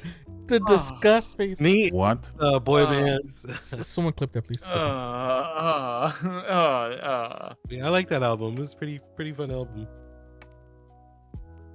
I have my issues pretty with fun album. Fall Out Boy, Panic at the Disco era. Yeah, I know. They're the same Those are band. yeah, different font. Different font. But yeah, I wanted to circle back and get back to the topics because I forgot about the top 5. Yeah, I think we fully derailed. Good Yeah. choice. We always of do. music, gentlemen. We always do. But Shake only said like 2 or 3. Oh, you just doing 3? Yeah, I just said 3. Yeah. Oh, okay. Steam summer sale. What's going on right now? Yeah. I bought a couple games myself. I bought the What'd you Digimon World Next Order. I forgot what I bought, honestly. I bought I bought Toilet Chronicles, Guard, Little Nightmares 2, and Little Misfortune. And I think Way of the Passive Fist as well. These all looked pretty good. I don't know what Toilet Chronicles is about. I just know I was recommended it. On Guard looks like a fun hack and slash pirate game. Little Nightmares 2, I like the first one, but so I, got the second one. Little Misfortune, I've heard nothing but great things about this, so Oh, I might as well play it. Was that the game that didn't M and Robert stream it?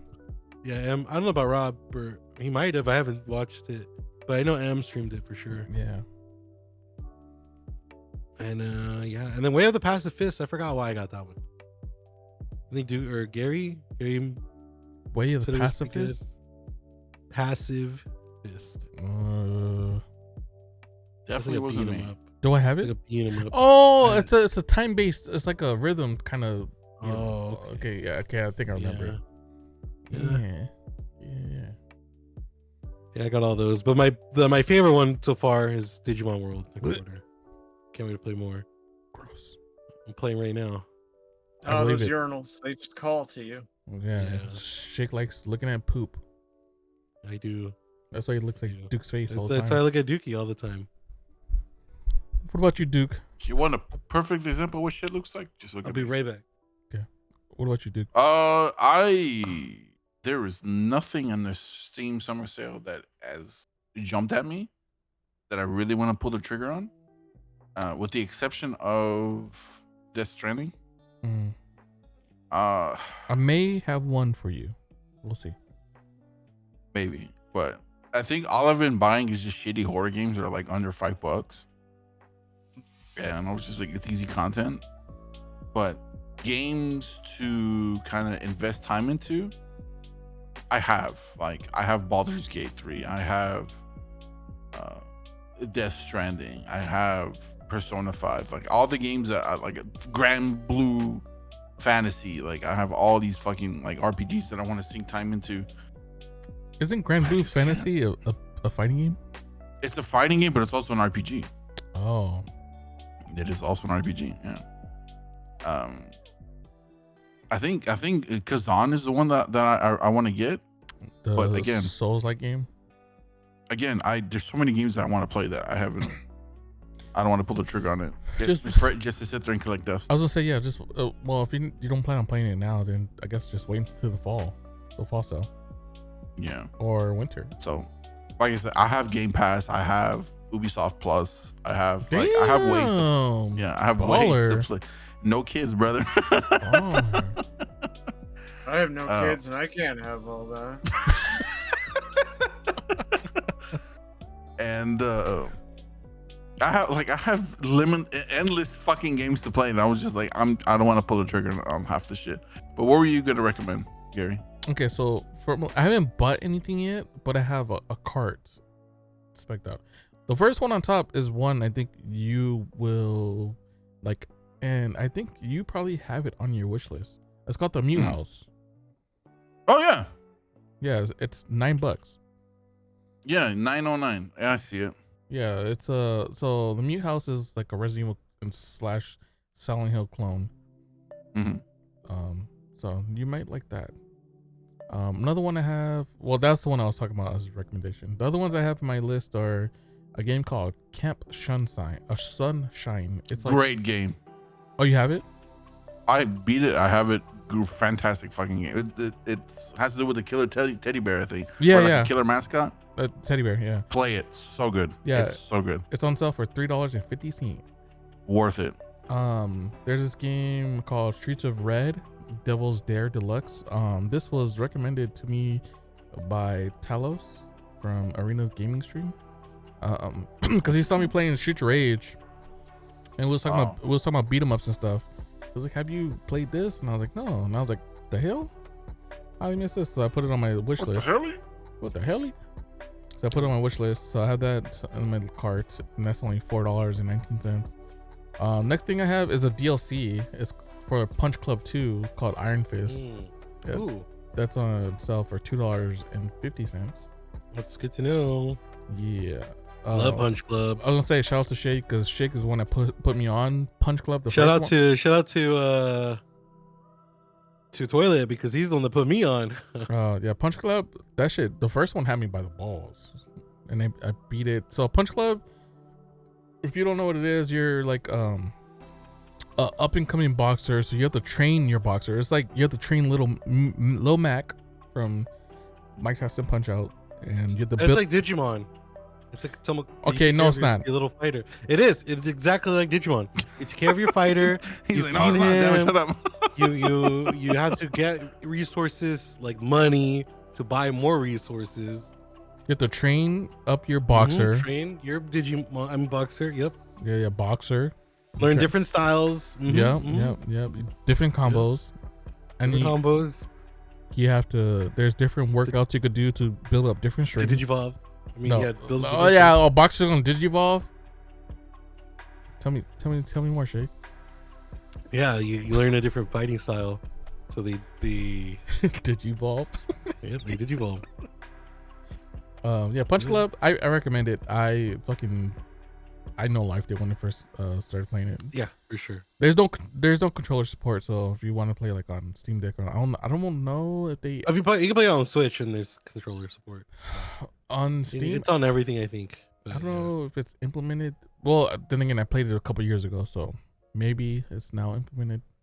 It was before the Steam Deck, but yeah, Punch Club. The next thing I have is Sunset Overdrive for $4. I have it. That game looks awesome. I had it. I played it very briefly on the Xbox One, but it ran like shit. So I'm sure it would run a lot better on PC for $4. I feel like that's a pretty good deal. The next one I have, the last one so far, is Crash Bandicoot Insane Trilogy for $4. Oh, that one's fun. For $4? fun. Yeah. So my goal was to spend under $35 for the sale. That's my goal. No more than $35. Right now we're at $27.24. So Ain't bad. and then the sale goes on until July 10th at 10 a.m. But yeah, those are my options. And like I mentioned, I haven't bought anything yet because I'm still trying to. I want to buy them all at once, just bring them. But what about you, Mr. Shake? Oh, yeah. think- So, I already went. oh, what about you, Neat? Yeah. How about you, Neat? Oh, I've looked at. He did that to call me out Uh, because my camera's off. We're back. Oh. I didn't do that. So no. No, I've looked at the Steam sale, and unfortunately, I am not in a position where I can currently take advantage of it. But I have looked over the titles, and kind of like with Dookie, there really hasn't been much that stood out to me, honestly. Mhm. I was kind of waiting for it. I was kind of looking, like, is there anything that's going to jump out at me? Because I could take advantage of some things, but every time I go and I look, there's nothing really that's fitting both the budget and my interest. And I'm a little disappointed with that. I also have plenty of games Yes, sir. That's that the I have problem. not played. Yes. Mhm. And I'm like, yeah. do I really need to add more stress? I'm one of those people where I'm like, I will fall into like just what I know, right? I'm very much a routine guy. I'm very much like, well, I like this, so I'm gonna play this until it I wear it out, and then I'll move over to something else, and it'll push me more into that. So I want to keep adding more will just push me more into that little groove, and I'd like to keep it as fluid. Now there is one that I just see here, and I love Lovecraftian things, so I might look more into this, but I see Worshippers of Cthulhu, which looks like it's an RTS of some form, which also has me intrigued. Like, how do you do a Lovecraftian horror that's an RTS? I might check this out. But Little neat sneak peek. it's at gonna his lore. come Something he likes. it's gonna come in little windows, you know. It's just a tease, Yeah, a tease, just you a know. little You gotta tease keep of the them, things he likes. listening. What you is it know? called? It's called Worshippers of Cthulhu. So far, it's got very Lovecraftian. positive reviews out of 973 reviews. Colony simulator, sandbox, Lovecraftian management, city builder. Isn't Cthulhu? I just saw this now. Isn't Cthulhu like a mythological big ass octopus or something like that? He's like the blendings of a dragon, octopus, bipedal, cosmic entity thing. Because I remember there was a horror Sleeps game. in the city of R'lyeh and waits to be awoken, and when he awakens, he will open the door to the elder gods to come in and reclaim the world. Yeah. Neat. You're very fucking knowledgeable with the mythological stuff. He is. Yeah, he is. I have a surprised lot me- of useless information in this noggin, trust me. It's it comes out. I'm told it's part of my charms. There was an instance. Sorry to cut you off there. There's an instance where we played Jeopardy, and one of them was mythology, and he got every single one of them right. And I was like, well, fuck if I know. That's crazy. I like sociology and mythology. So look, more neat lore. So that's that was just a little tidbit there. Well, 'cause Yeah. I heard you mention, or you put out the keyword audiophile. There's an audiophile company that does like DACs and amps, headphone amps. I don't know if you heard of them. They're called Shit. Well, Nope. all their products are based off of mythological gods. So there's like the Okay. the Magni, the Modi, the Jonheimer. What is it? Something like that. But there's That's Sound it Norse out. mythology. Smith. Oh, I guess it's different then. Yeah. Never mind. Oh, good. One other title is, and I recommend anybody if you like Souls games or Souls likes, is Mortal Shell. It is currently on sale, Yep. Yeah, Mortal Shell's 90% good. off. It is $2.99. I Yeah. think it got a lot of Ooh. mixed reviews, but honestly, I had a lot of fun playing it. It's quick. It's not a long Souls-like. There's like 3 total areas. And it's got enough. The world itself has enough intrigue where I think it pulls you in. So I would recommend that one for anybody looking to dive into needing to scratch that Souls itch. I did buy that game before the summer sale for the same price. But I haven't played it yet. And one game that's actually on my radar that is on sale right now, it's only 25% off, but it is Trench Tales. I played the testing for that and streamed it for a little bit. The stream test was rough, but it's like zombies, trench warfare era, but it seemed intriguing, cool. The world looked interesting. It was literally like the test was just one area, and they would just throw different enemies at you and see how they worked with the area and like how the combat was. So it was just like a full test. But it looks like it is done and it is out, and that's on my radar. So, also I think I saw nothing, but honestly, nothing really just called out to me. Like I already have all the Souls games. I already have the stuff that I want to play right now. So I haven't really been looking.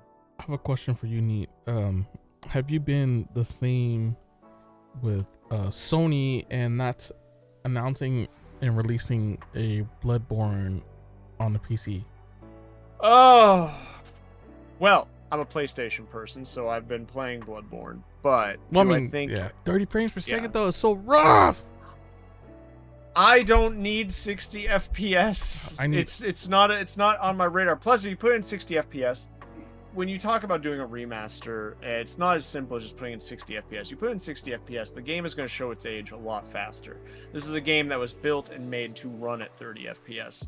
And I think that takes away from the immersion is when the world starts to, if you're going by graphically, when the world starts to look like it's made from paper or paper mache, that you're going to get with 60 frames per second, your immersion's kind of removed from it, especially if it's as nostalgic as Bloodborne. Again, also with the iframe, you disagree. Okay, I know a lot of people do disagree with me. And that's fine. I also think that 60 FPS ruins the flow of the game itself. The main reason I disagree is because Resident Evil Remake was 30 frames per second all the way through the remake plus the remaster was 30 frames per second. You're talking about the one for GameCube, the original? All of them for console, all the way into the PS4 release was all 30 frames per second. Mm-hmm. When you go to play from that to the PC version, it made it so much better. Granted, like if you're like running the game like speed runs and all that changes a lot, but it feels so much better to play with more fluid frames per second, like fluid running animations, fluid door animations, fluid menu animations, and all that. So I have toyed with the 60 FPS in Bloodborne. I have toyed with it. With the I did emulator, toy right? with the port. I did talk. It was a full-on fan port. It wasn't just an emulator, okay. but yeah, I guess technically it is an emulator. But it was a full-on fan port, and I did get to play with it a little bit, and I had the modded with it 60 FPS and everything, and dodging was something different. The timing of the iframing with the viscerals where you would parry them, it was a completely different game. Like you're saying the fluidity, it's like weird times where it feels clunky, and there's weird times where it feels fluid. I could see where if it got a full rework, like a full rework, not a ground up rebuild, but a full rework with a remaster, yeah, 60 FPS could work. Adds like they did with Dead Rising. It wasn't so much, it was a remaster, right? They took the same game and added more polygons to it. They ran it in a different engine, but it's the same game. Nothing was built from the ground up again. If they did something like that, because that was smoother, that ran smoother. I think the Dead Rising remake was a remake, or it was a port essentially, but it was. You talking about the first one? Yeah, the first one. It was technically a remake. Yeah. Technically a remake. No, to me a remake is Shadow of the Colossus. Is that at 60 FPS? It was PS4. I think it's 30, but that was a ground up. They scrapped everything and just rebuilt everything. And so technically it's a whole new game. All the assets are not redone or repurposed or remodeled. That was a full ground rebuild. Whereas a remaster is everything's still there. Dead Rising. We're just gonna touch it up. We're gonna make it look prettier. We're gonna make it run a little smoother. But we're just gonna. Dead Space. That's complete one for one. Dead Space was a remake. Oh, the debates. Let's hear it. No, Dead Space was a remake. Hey guys, because man, no politics. Debates. I'm here for it. Let's go. Nah, we're gonna be all night, dude. I don't know. Dead Space was a remake, and I'll tell you why. And here's the thing: there was a part, and what proves it's a ground up rebuild of the game was that first off, it would have to be. Second off,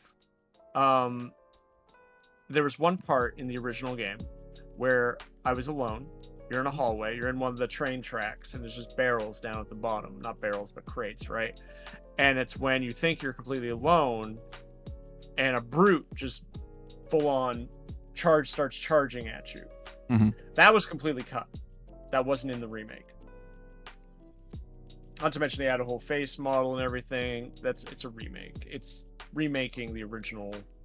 But it is, if you're going with the, like, how are you defining it? I was gonna say as a remaster. How are you defining? What is your guys' To definition? me, it just looked like it was a game that was just slapped on some pretty paint and shinier and darker, and that's it.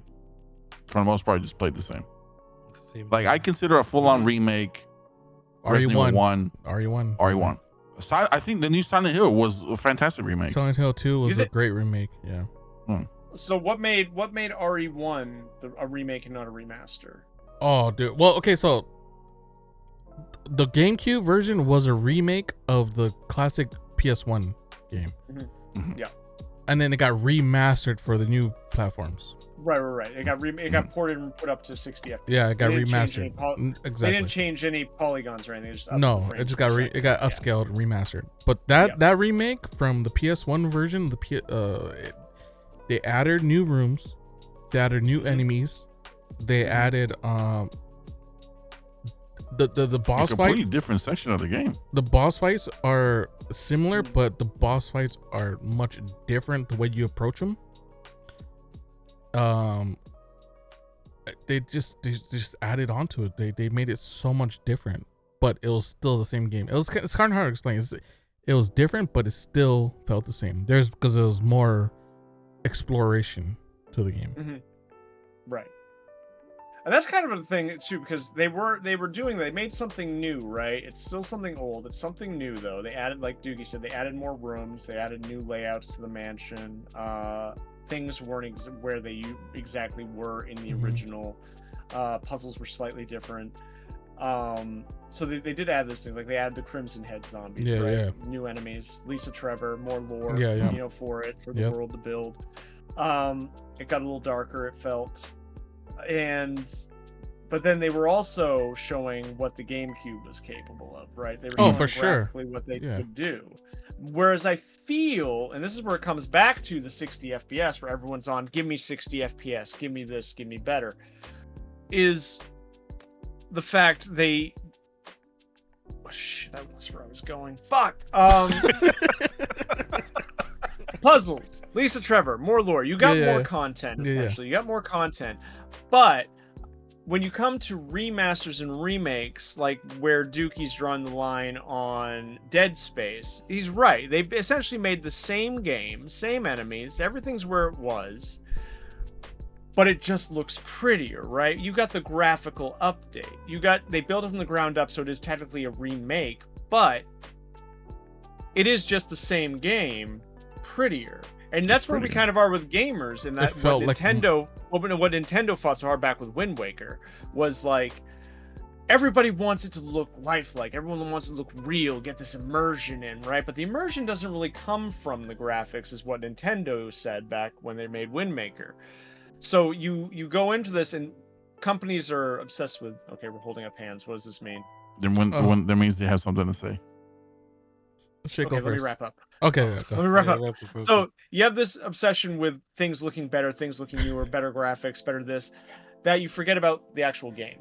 And I think that's what developers focus on a lot now, is just making it look pretty, making it look new, look what we can do graphically, and not bringing something new to the table, like, say, Nintendo did with Wind Waker, where, yeah, it looks like a cartoon, but it plays smooth.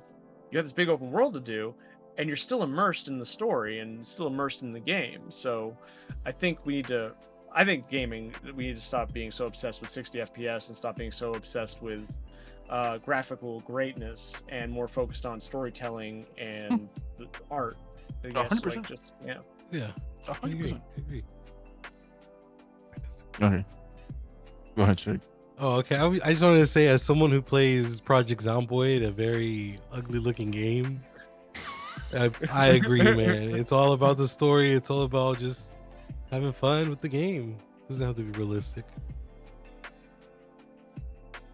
Or Digimon too. Nothing realistic about that. Oh, here we go, Digimon again. Oh God. Is it gonna be like this the whole night? Is it gonna be like this? Yeah. Shake is. Okay, we gotta keep coming back to Digimon. Shake is set. He's set. For me personally, it's 30 frames versus a 60 frame situation. If you, especially like me, I couldn't personally play Ghost of Tsushima on PS4 because it just ran terrible. It was 30 frames and below. I haven't played it since. That's the main reason I haven't played that game, because of that. But now that it has the PS5 upgrades and all that stuff, imagine playing like Overwatch at 30 frames per second. That's terrible. Switch, baby. Because it's bad, because when you're trying to aim, your aim is stuttering. Is stuttering what you're so used to, like fucking GoldenEye in 64. Yeah, fluid. I'm coming. Fluid frames. I mean, like Shake. I think maybe, I don't know. Maybe that Grand Theft Auto collection runs at 30 frames or something. Because Shake was struggling trying to aim. And that's how it was when I played 30 frames per second FPS games. My No, maybe I'm just fucking trash with the controller, dude. My dot is just like I'm struggling with it. I don't know. Maybe I'm just a frame per second whore Just saying. or something. But yeah, for me personally, it's rough for me. Well, like I would agree with you. I would agree with you on the 60 FPS. Like if you're gonna remake it, and even Miyazaki has said with Bloodborne, he has said that Bloodborne needs a modern touch-up. And Bloodborne's not even finished. Like what was released wasn't even the finished product. So I would say that if they were to make it again, if they were to remake it, by all means make it 60 FPS. But as far as Bloodborne as it stands, I don't see a reason for Does it. it need a remake though? I was gonna say at this point, It's starting to show its age. I was gonna say at this You think so? I point, think it needs you a need a remake? sequel. Yeah. You need a sequel. It needs a remake or a Demon sequel? Souls remake. Oh no, the sequel talk. No, I don't think Bloodborne needs a sequel. I think Really? the story was told. I The think it story was finished. told. It doesn't yeah, need there was, one. the story was Okay. told. The night's Yeah, it doesn't over. need one. Yeah, it's done. Would I Shit. like a Bloodborne 2? Sure. Does it need one? No. Well, Yeah, we need a Bloodborne 0. a Bloodborne prequel. Zero, we need a prequel. Prequel. Oh my gosh! Well, it kind of Rom covers the Spider. prequel in the story. It's there. If it, They I They think do call the Hunters. It's the old Hunters DLC. if Bloodborne got a prequel, it would be like Resident Evil 0. It'll be Oh very no. Oh no. neat. Close your eyes. You're about to get bopped. Ow! I have a question. Was Yes, sir. Demon Souls, is that 60 FPS, the remake? Yes. On a PS5, yeah. yeah. So then, If yeah, you don't play that's it what on you gotta do with- fidelity, if you they don't play did it on a remake, fidelity. Yeah, if you play on Yeah, what would they performance, do that with? performance mode, Oh. it's Okay. but fidelity, Yeah. yeah, fidelity, yeah. Do I think Bloodborne should come to the PC? Yes. Yeah, Widen hell the yeah. audience. Yes. Why not? Widen Can you the imagine the- audience. Can you imagine the people making the custom rooms and stuff like that? Oh my god! Imagine Oh, if Gran I know. Turismo 7 came to PC. Gran Turismo 7, can you bring blood? Go cry to Polyphony, motherfucker. Like, It's Sony. What happened? Oh, what do you think Polyphony gets their money from? It's What do you Sony. think? I will say- Bloodborne is a Sony-owned product. It's from software. Yeah. I think The Sony- No, it's Sony. The Is reason it? why, Sony Mm-hmm. yeah, the whole reason it's Sony's call. It's not FromSoft's call. Yeah. And so what it's they cool. said in an interview, the representative from Sony said that Miyazaki is so apart. It was basically Miyazaki's baby. He was working on it when they were making Dark Souls 2, right? Like he was working on Bloodborne. And even you have Marvelous Chester show up in the Artorias DLC, and he doesn't look like he belongs in Dark Souls. He's got a top hat, a coat, and he's sitting there with a apothecary bag. He's just his out of place character. It's just showing that Miyazaki really loves, and it's all throughout Dark Souls, Demon Souls, is cosmic horror, and he loves the Lovecraftian, Victorian era style of things that he wanted. It was a passion project for him, and so Sony handed him a check, being like, "Here you go, have it done." And so he's like, "Bet." So he's working on this new game. And it's not even finished. There's still so many assets still in the game that people are like, so this would have gone here, this and that story would have gone completely differently. And I think they could revisit it and make the Magnum Opus mod that people made. They could make it as what it was going to be. Magnum Opus mod. That sounds. Somebody made a Bloodborne mod? Yeah, when they ported it, yeah, the mods started happening. Before Sony Didn't took they it scrap down. it or whatever? Yeah, Sony took it down. But they say that it was so close, that Miyazaki was so close to the project that it wouldn't be right to move forward with doing something without him present for it. Yes, Shake. Yeah. I just wanted to say I think it's great that Sony is putting out more PC game or putting out more of their games onto PC. And Where the fuck is Gran Turismo 7? I wish that they would put Gran Turismo 7. So I can shut the fuck up finally. Yeah, so they can shut the fuck up about it. But I mean, it's true. It's an untapped market, just like how MSI has partnered with Pixar to create a Toy Story themed PC. Have you guys heard about that? I actually haven't. haven't.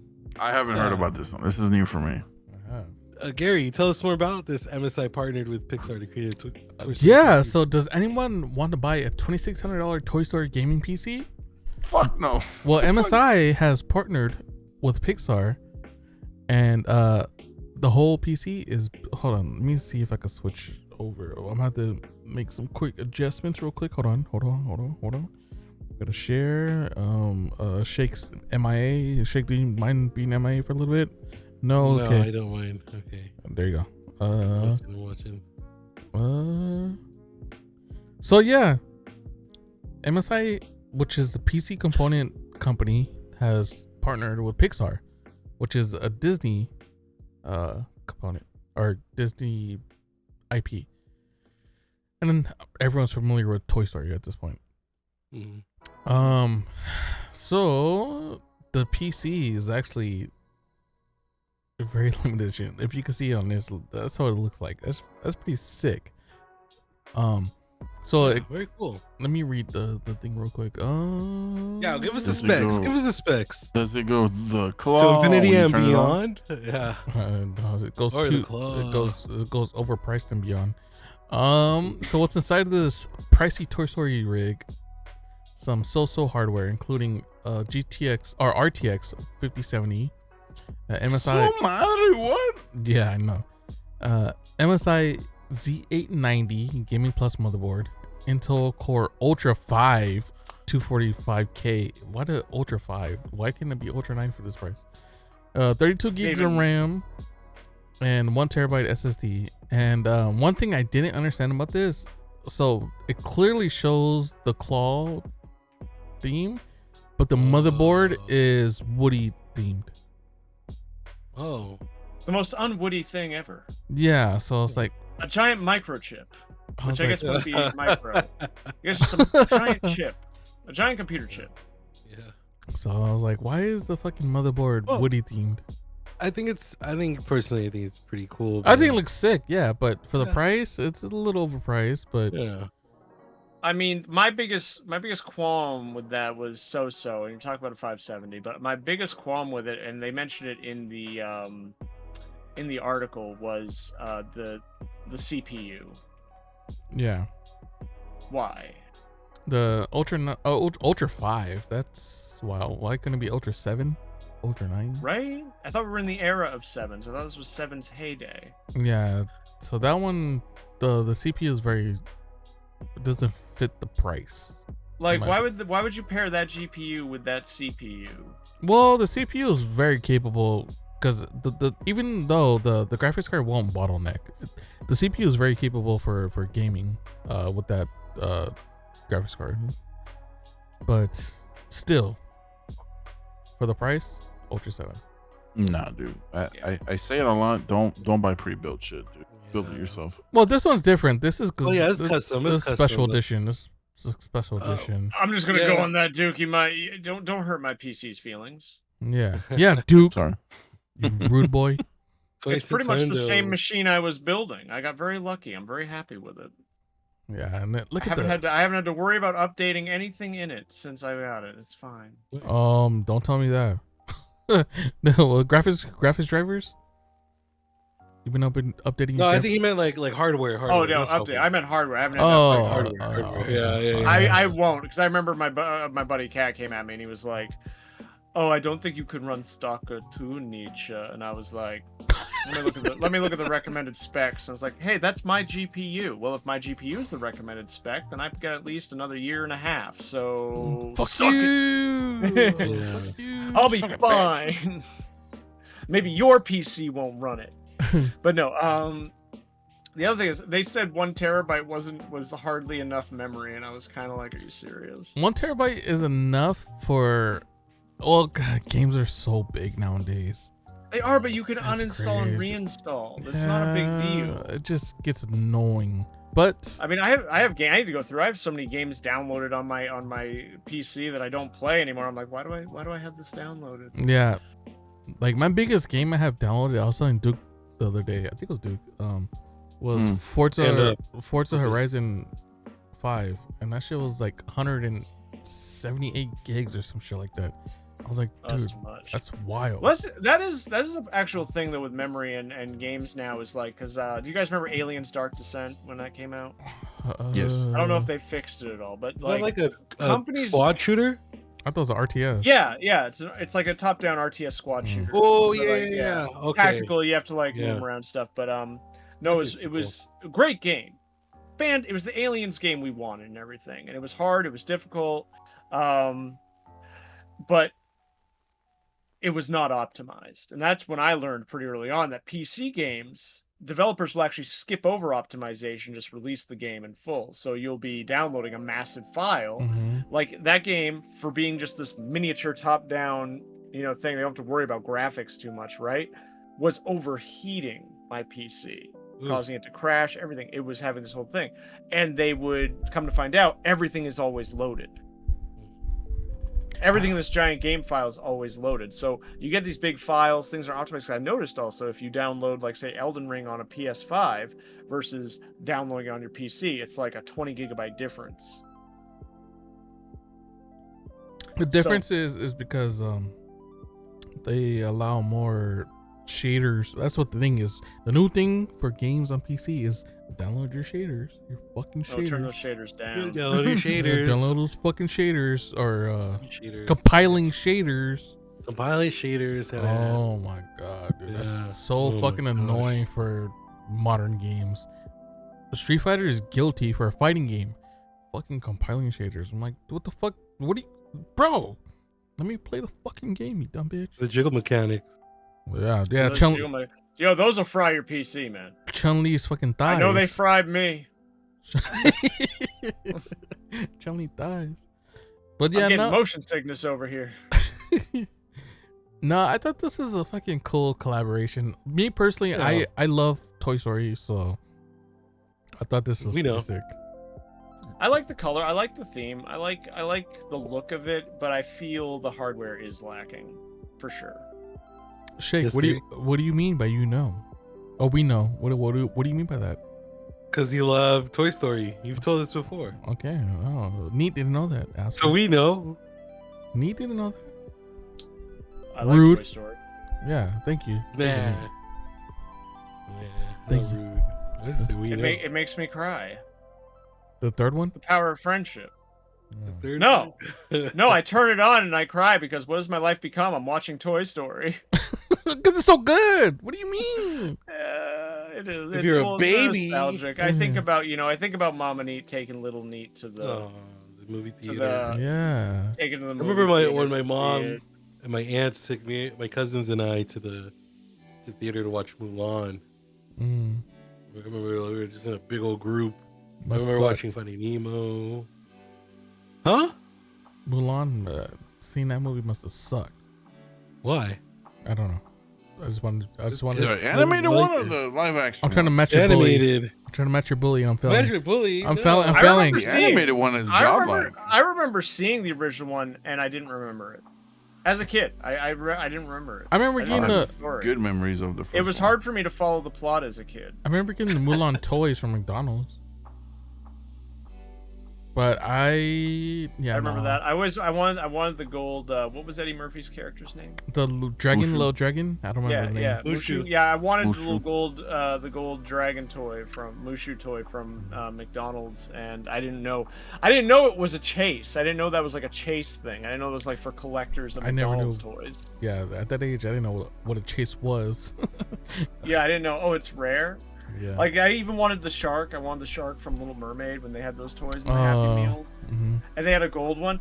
And so my bus driver in like elementary school always brought her daughter along, and her daughter was like this little, like barely sentient person, and just like playing with like these toys. And as a kid, I'm like, oh, that's cool. She has a gold shark from Little Mermaid toy. That's so cool. It's just sitting there smacking it against like whatever other toy she had, like it's eating it, and I was like, oh, it's gonna break. Looking back though, after I found out what Chase McDonald toys were and like what they sell for, I was like, Dude, no, rip. I don't know My if. son. Go ahead, Shake. Go ahead, Gary. I was gonna say, I don't know if Mutate David's still here, but there's a place in Southern California called Frankenstein's, and there's a booth that sells nothing but sealed McDonald toys. That's cool.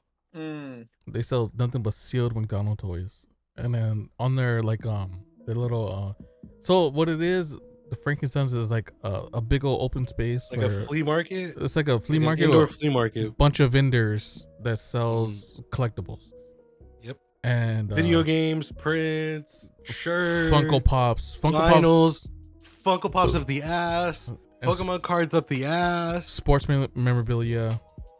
Dude, I went to GameStop the other day, yesterday, and they have a wall just filled with Pokemon cards, loose cards.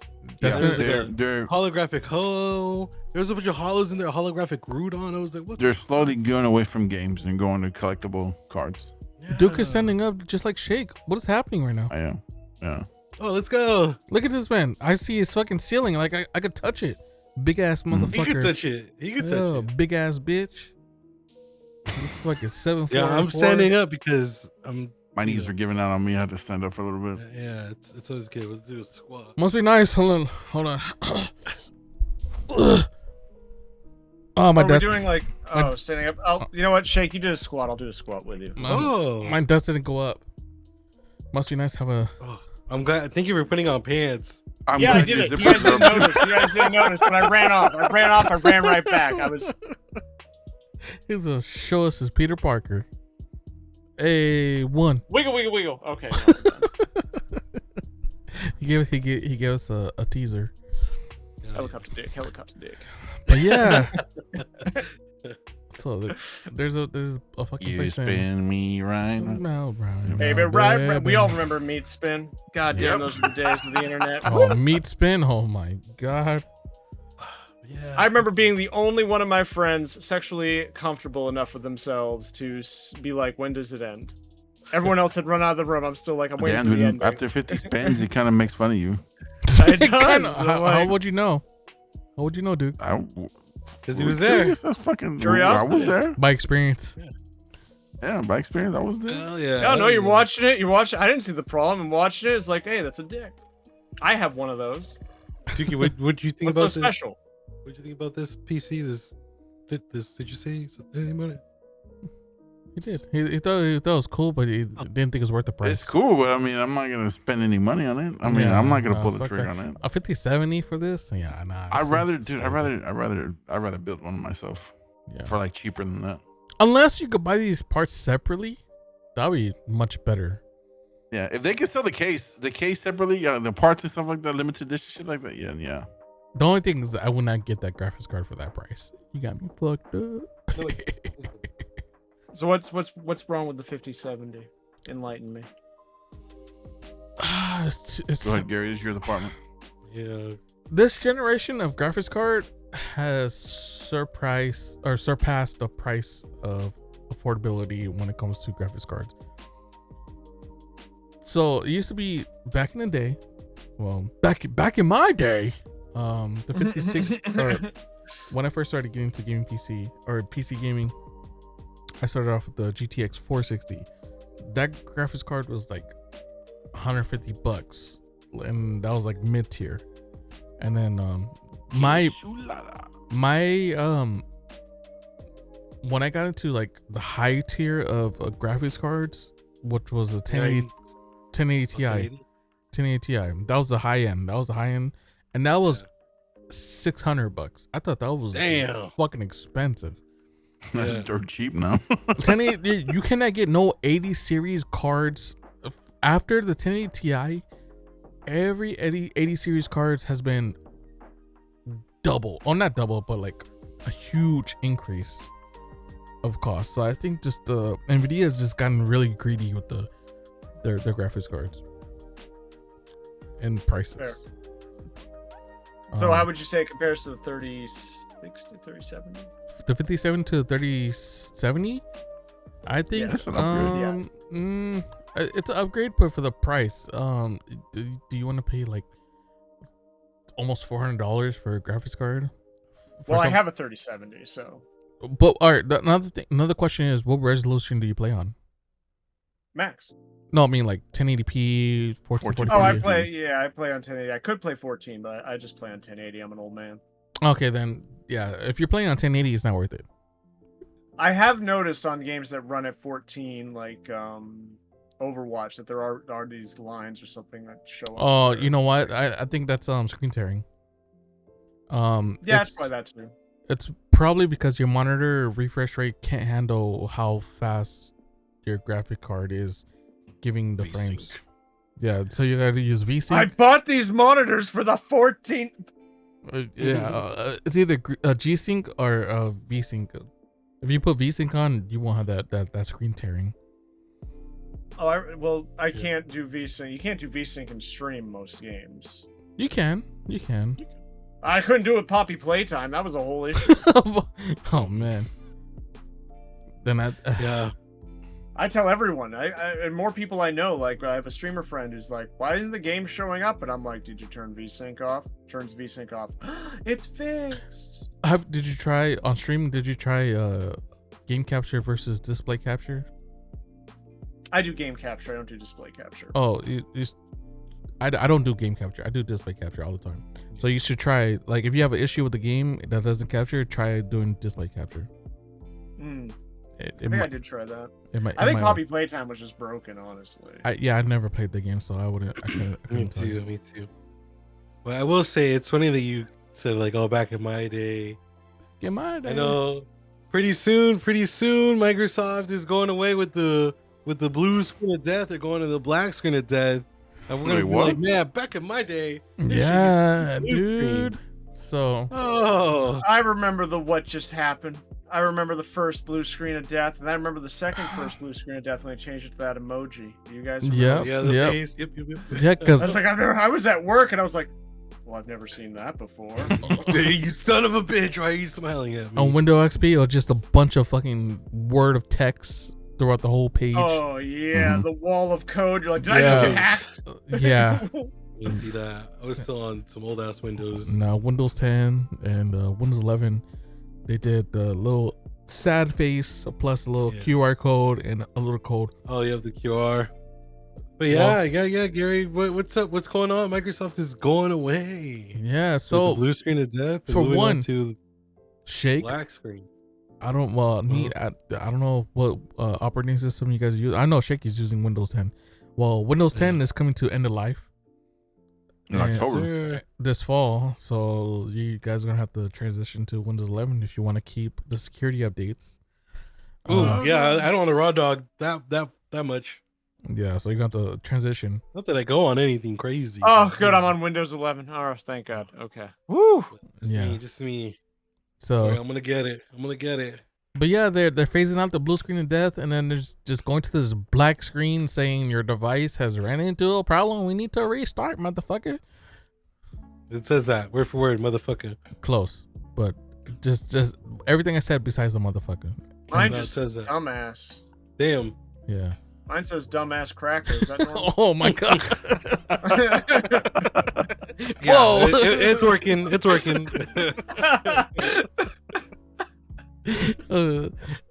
Oh man. Yeah, no.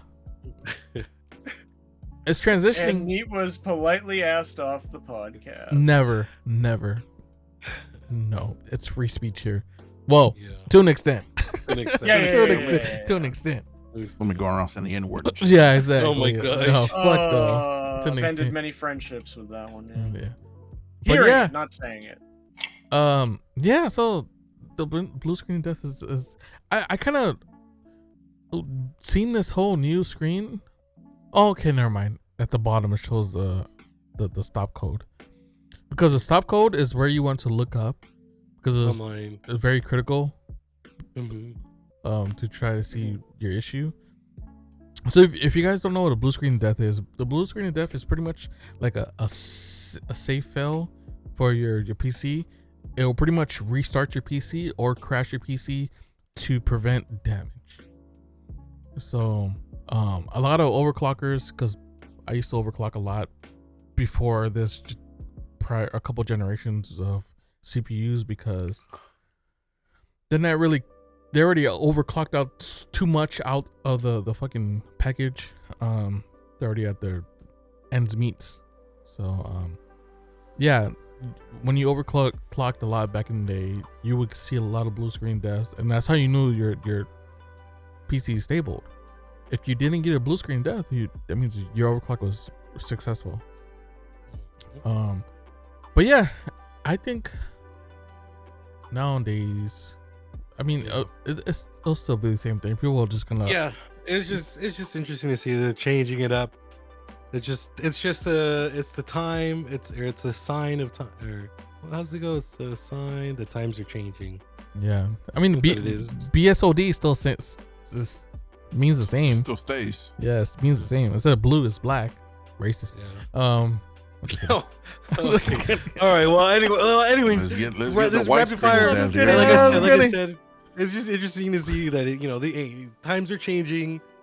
We're there. We're going to Windows 11 now. Windows 10 is going to be obsolete.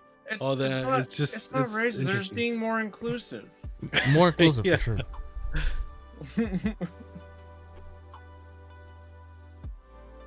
As long as there's a way to identify what's wrong and what caused it to crash, because I always looked up the codes. Yeah. I don't care what same. color it is, man. If I'm honest with you.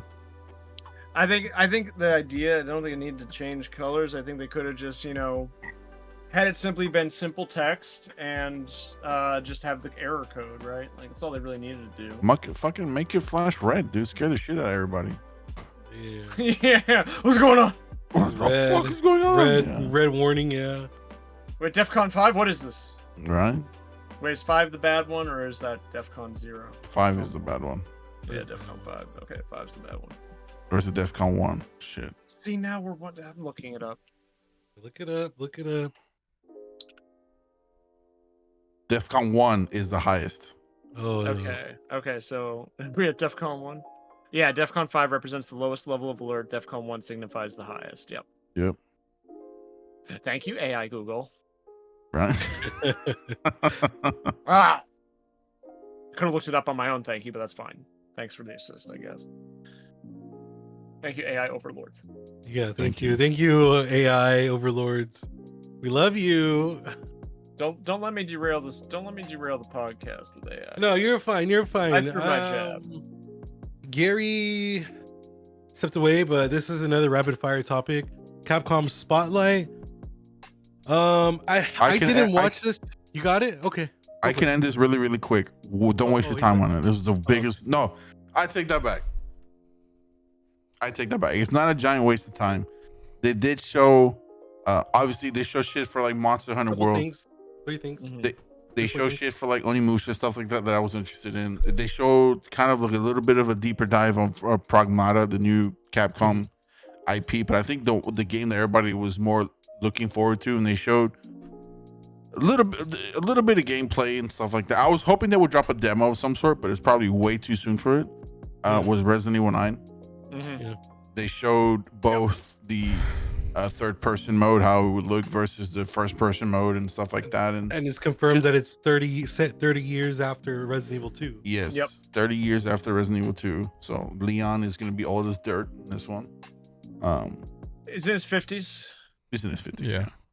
He's a little old then. He's not old. It's creeping up on all of us, guys. You gotta stop calling that old. Yeah, he's not. It's not old, dude. Come on. Yeah. We're not getting younger, okay? That's gonna be us. Old man.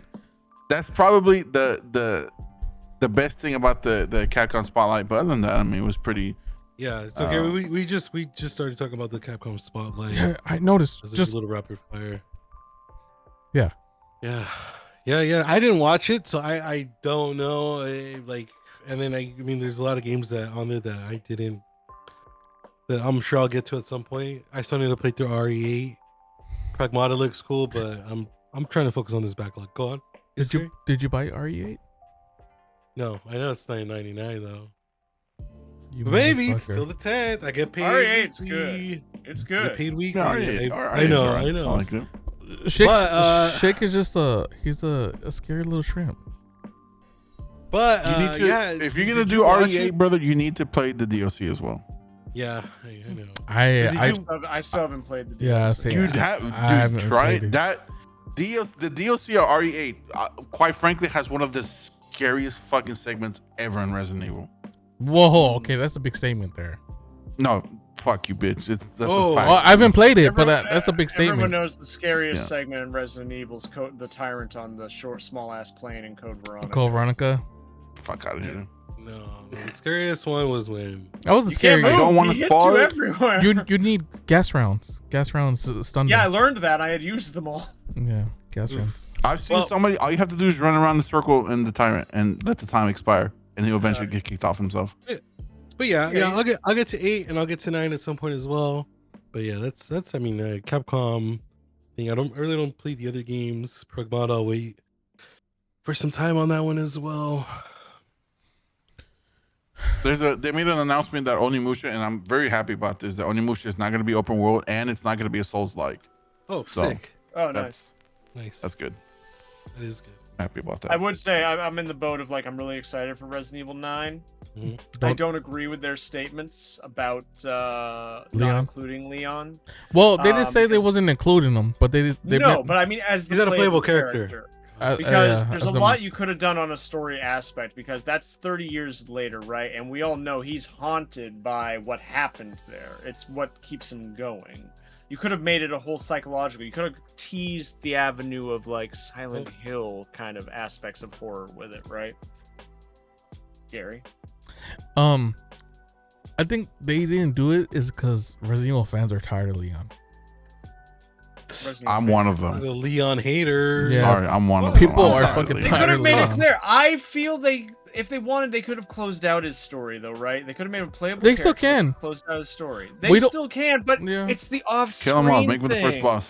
Okay, no, you can't The take first a beloved boss. character and kill them off. Make him Kill first them boss, kill off him off. screen. You can't do that. You have to kill them on screen or have their story end. And I think returning to Raccoon City is the perfect way to give a final goodbye to your original cast. I think that's the best way. That's where it all began. Bring the original cast back. Let them go through the trauma. Let them have, Yeah, and it'll be I agree scary with that that. way. That'd be because really then cool if Claire you're gonna showed go up, through. for sure. They're facing their fears, right? They're facing where it began. So now it actually is terrifying because it's not so much the bioweapons and what's been happening in Raccoon City that's really the thing to be afraid of. It's their own inner demons that they're going to be battling and coming to terms with. And then you can send them off. Maybe they all do one big thing that causes they have to, say our final goodbyes to, and then start bringing in new characters. But end their stories at least. Don't keep them on as like these like tidbits, like what they do with Chris Relics. and- Yeah. No, well, I don't want to give spoilers, but like I think they would, just for the fact that Raccoon City has so much history in the series. Mhm. It'll be dumb for them not to bring back classic characters. All of them. In a meetup or something. Do Bring back something. Wesker too. Fuck it. Wesker and the evil Wesker, fucking red eye. they did. Well, they did Wesker dirty with the volcano. The Okay, red, let's- yeah. we he- don't know how to kill this guy. Fight him in a volcano. It's Put a him video in. game. Fuck Throw it, him let's out. do it. He's gonna melt. And before You you throw realize- him in the volcano, make But Chris sir- punch the rock. But The sir, you boulder- understand that if people raid a volcano, punch the fucking rock. It's like, sir, you understand that people, when they're that close to lava and inside basically a kiln, like, it would just spontaneously combust, right?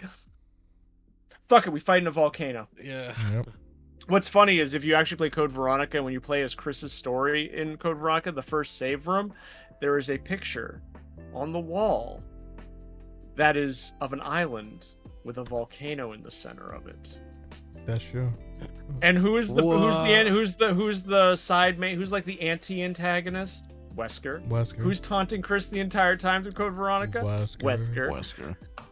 And then this is crazy Wesker. Fight him in a fucking volcano. This is fucking Psycho Wesker. Red eye fucking Wesker. Mm-hmm.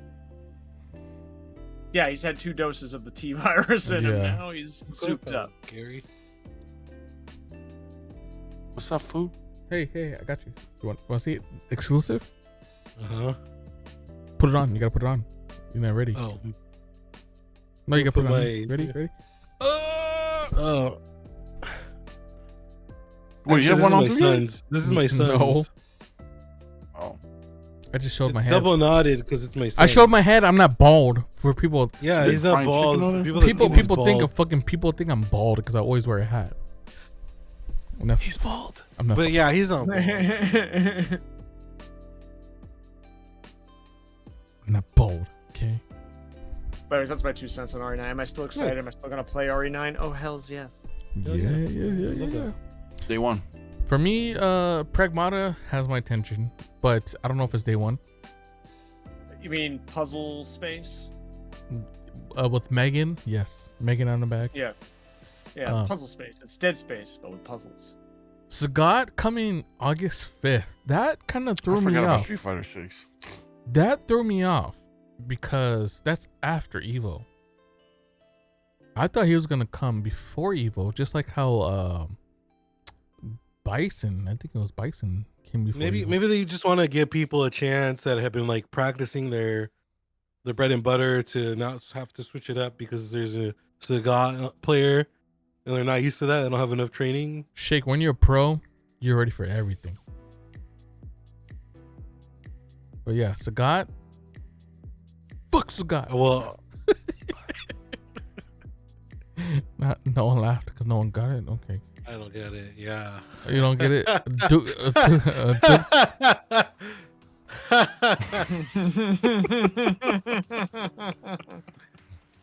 Sagat. Yeah. Who is Sagat? Sagat's the bad guy, right? The So guy's the Captain? kickboxer, the TIE fighter. TIE fighter. oh, with the eye multi. patch. Yeah, Well, yeah, he's pretty cool. Duke, you didn't fucking fall in.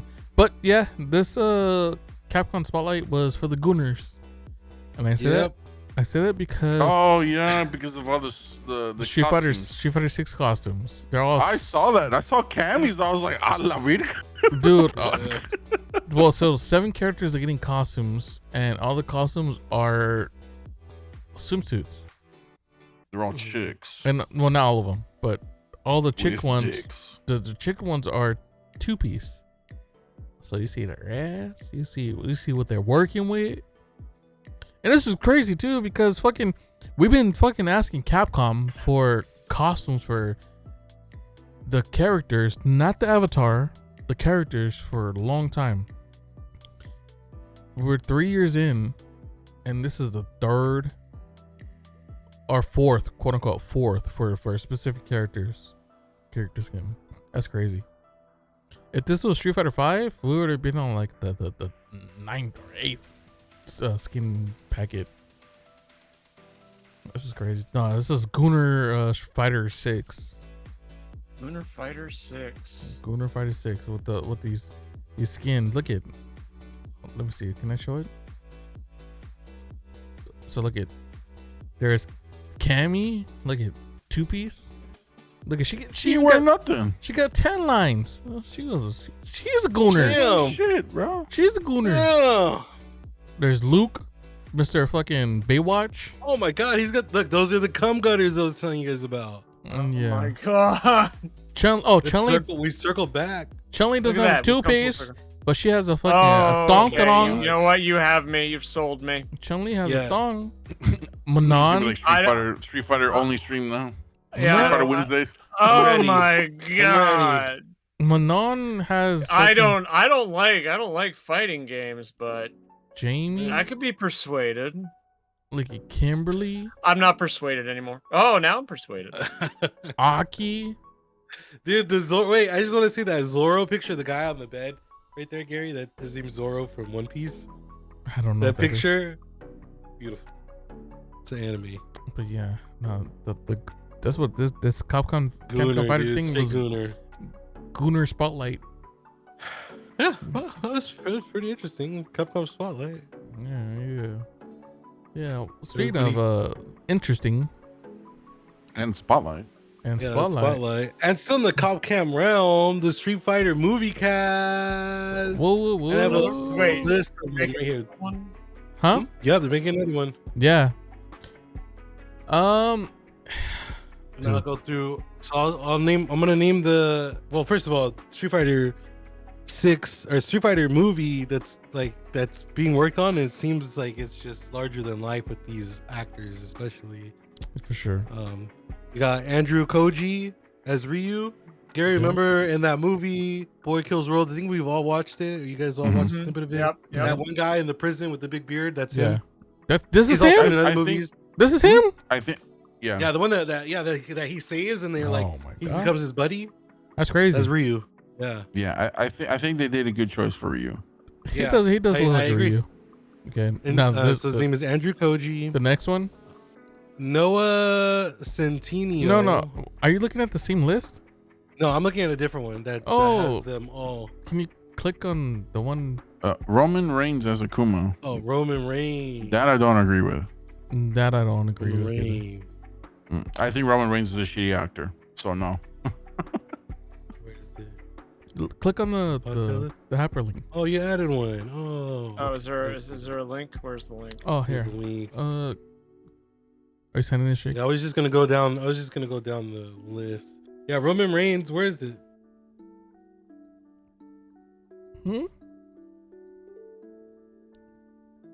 Here, I'll put the link again in the Discord. It says I have to subscribe. Discord. I don't have. Oh, I don't have Rolling Stone. No, I'm putting it in Discord right now. I'm gonna give you the link. Yeah, Roman Reigns. Interesting. I see that Roman Reigns is in there. This is one. With Oh, there we go. Okay, got it. and There it Where'd is. you post it? General? I'll post it in the dump. The link dump? Okay. Okay, yeah, no, Andrew Koji's good. I do agree with that. So Roman Reigns is Akuma. Yeah, it's telling me to log in. Really? I just Yeah, X'd read 'em out. off, I just X'd out of it. Yeah. What's her name? Kalani Lang as Chun-Li. Kalina Lang. Yeah, Chun-Li. I'm for it. Jason Momoa as Blanca. I don't know That's about gonna be that one, man. interesting. That one has to be CGI. It has to be. Like, Dude, I couldn't Or- see that. Prosthetics. We'll Well, never know. okay. Until we know. because Blanca's buff, dude. Orville Peck. Well, Peck is Vega. Yep. I don't know who's Orville Peck. I don't know who this is. He is a Wrestler, no? country singer. Oh. Oh, He is kidding. no, he is a country singer. He stands very much true to the LGBTQ community. He's always on RuPaul's Drag Race. Close friend of yeah. Trixie Mattel. Nice. He does a great cover of Small Town Boy. Haunting. Haunting. I definitely Haunting recommend. cover. Jeez. Well, I mean, it's a haunting song. It's a dance bop in the '80s, but that song's all about like you not being accepted by your parents and having to leave your small town because of that's who rough. you are and having to go make it on your own in the city. It's pretty much and find your clan essentially. So well, based on this, the image, haunting rendition. That's the image they No, listen to used, because he has the mask in this image. For Vega, I think he has. Does this, he also wear that mask, IRL? yeah, well, every time he's live, every time he does a show or Does he does a protect his video face something. or like his identity? Yeah, he just keeps his Oh. identity. Mm. I'm not Okay, sure okay. exactly on the lore behind it, but he's always with the mask. Yeah, and a cowboy. Well, that's cool. As Vega, hell yeah. Yeah, I think that fits. It works because Vega's very flamboyant. So I also like 50 Cent as Balrog. No, I do don't not. like I this. do not like that. No. I do not like yeah, that. Big yeah. somebody No, else. no, no. Yeah. Fuck, I would have taken better that idiot that dumps the fucking self in the bucket of water. Oh, Fucking Balrog over 50 Cent. Ashton. What is his name? Ashton Marsh. Whatever his fucking Whatever name that is. guy. 50 Cent as 50 Cent's too fat to play fucking Balrog. Ah, he's so fat. No, dude. He's like me. Him He's as Balrog. big-boned. I mean, the only He's thing, big-boned, dude. the only positive thing I Uh-huh. have to say about this is 50 has acting skills. Yeah, he has acting chops. He can act. He can Yeah, act. because he did. Was it his movie? Die First or Get Rich or Die Trying. Yep. Mhm. Yep. Yep. He does shows and a lot of shit like that. So he has the acting chops to do it. But I don't know. I mean, it's too early to tell. Right now, I don't agree with the casting, but he could surprise us. I don't know. He's not Yeah. buff Hey, enough. look, I'm gonna go. I'm gonna support Andrew Koji. We didn't talk about Alan Richardson as Guile. Alan Richardson, I really like Who the him. hell's He's that? that big, tall, blonde hair, blue eyed, Blue Mountain like he, State. From Reacher? yeah, from Reacher, from Blue Mountain He's gonna be State. Guile? Oh, I He's guess gonna be my Guile, I dude. guess my God, man. I guess my He's list buff is- as fuck. my list Uh, is- He'll always be in the Thad. He'll team always of- be Thad. He'll Yeah, always be Thad Thad. Castle to me. Yeah, and, did you take my rabies? Who took my rabies? Yeah, who Listen took my up, rabies? Sloots. Yeah, listen up, Like- Sloot. Don't touch me. I like how he can bring his voice very high pitched. Is that from that football show? Yeah, Blue Mountain Oh, State. yeah. Oh my god, it's so funny. That Oh. show is unhinged to the best degree. I guess Yeah. I must have missed because I found the link was 2 days ago, so I thought that was most current. Oh no. Go back up. 1, 2, 3, 4, 5. The guy, top row, Yeah. fifth from the left. This one, Andrew Koji. Dude, Daniel Day Kim. I wonder No, who the guy he's next gonna to play. next to him, to the left. Noah. Him? Oh, left. Daniel Jones. That's The right. bald guy? Left. Nathan. Him. Yeah, they Anytime like that guy's in the movie, it's usually shit. It's Wait, which- usually he played Reiko in the Mortal Kombat movie, and he's just known for yelling and getting the shit kicked out of him in every movie that he's in. Anytime he's in a movie, it's usually gonna be bad. I thought Mortal Kombat was fine. You talking about the new one? Did you That guys was fine. see? Did you guys see all the reviews about the Mortal Kombat movie, saying the new one too? How people everybody's were saying it's standing up awesome. and clapping, Yeah, and it's like next level. Like it's comparable to the Avengers movie. Okay. Okay, and what shit about like that? that. Yeah, Okay, relax. okay. Have you guys seen that? Have you guys seen that? No, I have not seen I that. have, Dude, I have, I haven't. I've seen it. I haven't. I can't wait for this movie. Oh man, And then Cole's in it? Did he die? Comes out this year. Did Cole die? They already said that this movie is gonna revolve around Johnny Cage and Carl. That Cole's gonna take a backseat. Oh, so okay. That's good. Yeah. Yeah. So it's gonna Cole's end- gonna be in it, but he's not gonna be front center like So it's in this gonna- one. This so is gonna be a Carl Johnny Urban's gonna Cage focused come story. So Carl Urban's gonna come in as Luke Cage, Dillashaw. not Luke Cage. Sorry, Johnny. He's gonna Cage. play as Carl Urban. and then get decimated by the end of it. Probably. Oh man, That's like the whole point of Johnny Cage. He just dies. nut punch. Yeah, He's like in the Mortal Kombat series. He's just Kenny. Oh, so who killed dies and Kenny? he comes back. Who killed Kenny? He dies and he comes back. Hmm. But yeah, that's the rapid fire topic on the Street Fighter movie cast. I'm excited for the movie. I am too. What had me nervous was the Rocka brothers, the guys that did the movie Talk to Me and stuff like that. They're YouTubers. They're known for making they've made like Street Fighter skits, they made Mortal Kombat skits, stuff like that. Really violent, ultra violent shit like that. Those two were tapped to direct this movie, and I think either they pulled out or the producers told them to step down because they were more focused on making a horror movie. They made another horror movie that just came out not too long ago. What was Was it it good? called? Bring Her Back to Me or some bullshit like that. Was it on Tubi? Did you watch it? No, Did you it's on like theaters it? right now, I think. Oh, theaters. So it's good. Wait, a movie getting a theatrical release this day and age? My God. That was- Or Bring Her Back is what it's called. Bring Her Back. I gotta know, does that live up to the hype? I don't like possession movies, but I have to know, does that live up to the hype? Yeah, I'm not. Talk to Me? Bring her No, back. not Bring her Talk back. to Me. Bring Her Back. Oh, I haven't seen Bring Her Back. I don't know. Talk to Me was great. They're making a second Talk to Me. Talk to Me, I have yet to see. That is on my list of movies to see. I need It's good good. horror. I need good horror though. I'm tired of being scorned by trash horror. Neat. Are you how? Well, okay. Never mind. I'm not gonna save this for the lore. Never mind. Lore. Yeah. Okay. Write it down. Yeah. It's 24 by the way. To wrap it up, so we Please, can get into hold your that. The questions. guys that directed this movie, they're brothers. They're like Philippou or whatever their name is. Let's see if I can find who. Michael and Danny Philippou. They're the guys that they were tapped to direct the Street Fighter movie, and something fell off and fell through that they couldn't do it. I don't know who's doing it now, but it's like the Resident Evil movie, motherfucker. You better nail this shit right, dude, because Goddamn.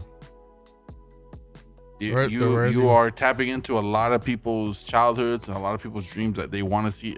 Don't get me wrong, I love the original Jean-Claude Around Van the Damme Street Fighter world. movie. Around the world. It's a global Me, game. it was Tuesday. Yeah. I love the old school fucking Street Fighter movie just because how stupid it is and dumb. That's the movie you watch with your friends and laugh at it.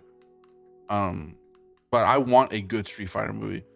I'm hoping that this cast is good and everybody plays their researches the characters and Plays the role well. I hope they nail it, man. I just hope they nail Yeah, I it. hope so too. I hope so too. So, Mhm. but now Yeah. speaking of nailing it, Oh, Neat. Hey yo, I gotta go. me. We gotta go. We gotta dip. Need the floor is yours, my friend. Thank you so far. I forgot I have this thing I gotta go do, guys. Yeah, it's called Take a Shit.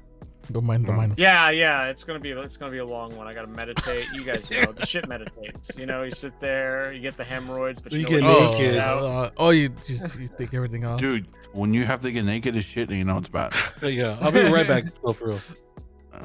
You know it's really bad. Yeah, the neat lore.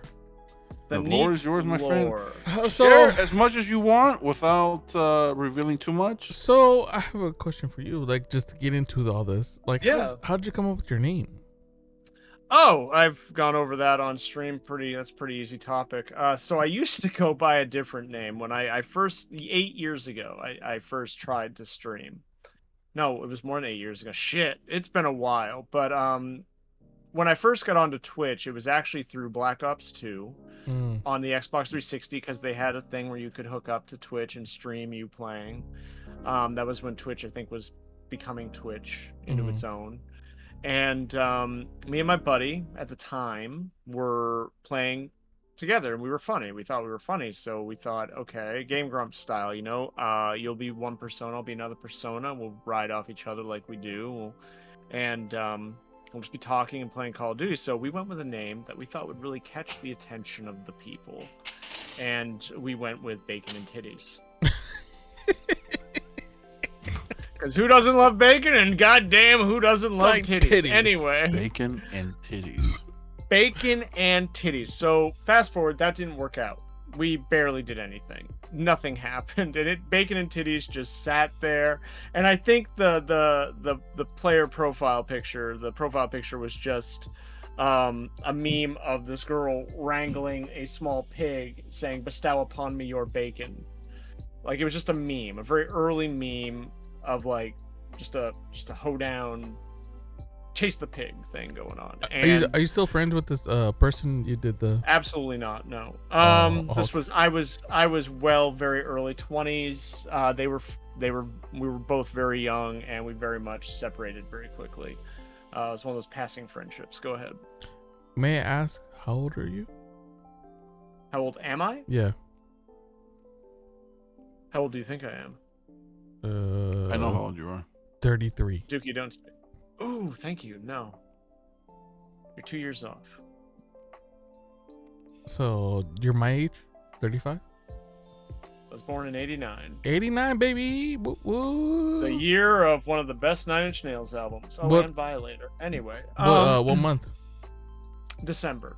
Oh, I'm older than you. Tail end. September, baby. Yeah, just let you glow in that. So to go back onto, now that we know my age, all right. Yes, so I years later, I met somebody I worked with. This is after I moved to Texas, and I thought, I hate my job. I wanna do some fun things with video games. I want to get into streaming. So I have this title of Bacon and Titties. I need a partner, and I tried a couple different people to collab with, to do it with, and we never. I was always someone, even in high school, like I always wanted to do music, and whenever I was in a band or I'd start a band with friends, I was the only one that would ever take it seriously. I'd really dedicate like what I was doing, my energy into it, and that usually caused people to, the bands never stayed together. And they're like, so you want to do it as a job? I'm just doing it for fun. It's like, okay, yeah, you can leave. I hear that's pretty that's pretty common when it comes to bands. It's hard to get everyone on the same page. It's common with collab streaming as well. So I turns out. So I went through about a couple. I don't know if I was bacon or if I was titties, but I went through many bacons and I went through a couple bacons or a couple titties, whichever. There were a few titties. Anyway, so I might be the titties that no one wants when I collab with Shake. It makes sense. Oh my god. Makes sense. But no, so eventually when I was down in Texas, I was living with my now ex, and she hated the name Bacon and Titties. And this is probably the third that I was working with. He's actually in my community, King. He was actually either the new Titties or the new Bacon for a while. We were playing Fortnite, early day Fortnite. Like there was nothing to it. It was just the battle royale. There weren't like vehicles. There weren't cool guns. There weren't like was it building pads. It was building. There wasn't a no building option. It was just building. Right. Okay. Yeah. This was like after Save the World. This was raw Fortnite. And I hated it. I hated it then. I still hate it now. But I got an Xbox One just to play with him because there was no crossplay at the time. So I got an Xbox One just to play with him so we could stream. And eventually that didn't really work out. And there was a time I took a break from streaming again. And I wanted to come back to it. And I was Bacon and Titties, and my ex at the time wanted to get into streaming. She had her channel, and we had a dual channel as well. That was I'd be doxing her because her name was in it, so I don't want to do that Right. out of Yeah. respect. Don't do But that. Yeah. the channel still exists. It's there. I go back and watch the clips when I feel nostalgic because I had some gold moments. I was comedic. Don't do that because it'll bring you down sometimes. It has. Yeah. Don't. It do has. That. Don't. Don't do that. no. Don't I worry. got- It's fine. I got videos of my ex-wife and my archives of YouTube videos that I've once or twice went to go watch, and I watched like 3 seconds, and I'm like, nope, and I click off. Yeah. No, because you know, our mind works in mysterious ways. Yeah. And as soon as you see it, you just think about all those fun times. No, yeah, I don't do it often. Yeah. Its venom has seeped in once or twice, but yeah. So, but she was actually the one who was like, she hated Bacon and Titties. And I thought, what are you talking about? Bacon and Titties is great. People love it. I'll just do it. I'll just have it. And I was there. People knew me as Bacon. They would refer to me as Bacon when I was starting to mingle among other streamers at the time. And then she started brainstorming names, and without telling me, and then she said, so I thought of some names for you. And at the time, I had a really big mustache. Candlebar?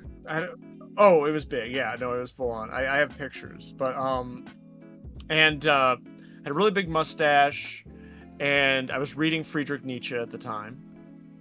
I was reading Beyond Good and Evil, and I was really going down a philosophy. I read Sartre, I read Camus, and then I found Nietzsche, and I really liked Nietzschean philosophy. And so she came up with, originally it was LegendGary. Play on leet speak with the 2 3s, is play on leet speak and the philosopher. And I was like, that one. But 2 things came to mind. I liked that, but I was like, 2 things came to mind with the L at the start. Leech. I thought luchador, and I also thought leech. And I'm like, well, I'm not a wrestler, and I don't want to be associated with a leech. And at face value, leche sounds like leech. So I was like, and you look at the word, you look at how it's spelled, it looks like a weird way to spell leech. So it was like, let's just put the N there, call it Nietzsche, and we'll just go with that. And so I kept that, and that's when I started streaming. Nice. And then it was maybe 4 years later, I actually took streaming seriously, and I started up with it, and started really honing in on the practice of streaming regularly, making content under Nietzsche. So that's the lore behind the name Nietzsche. It's the full arc.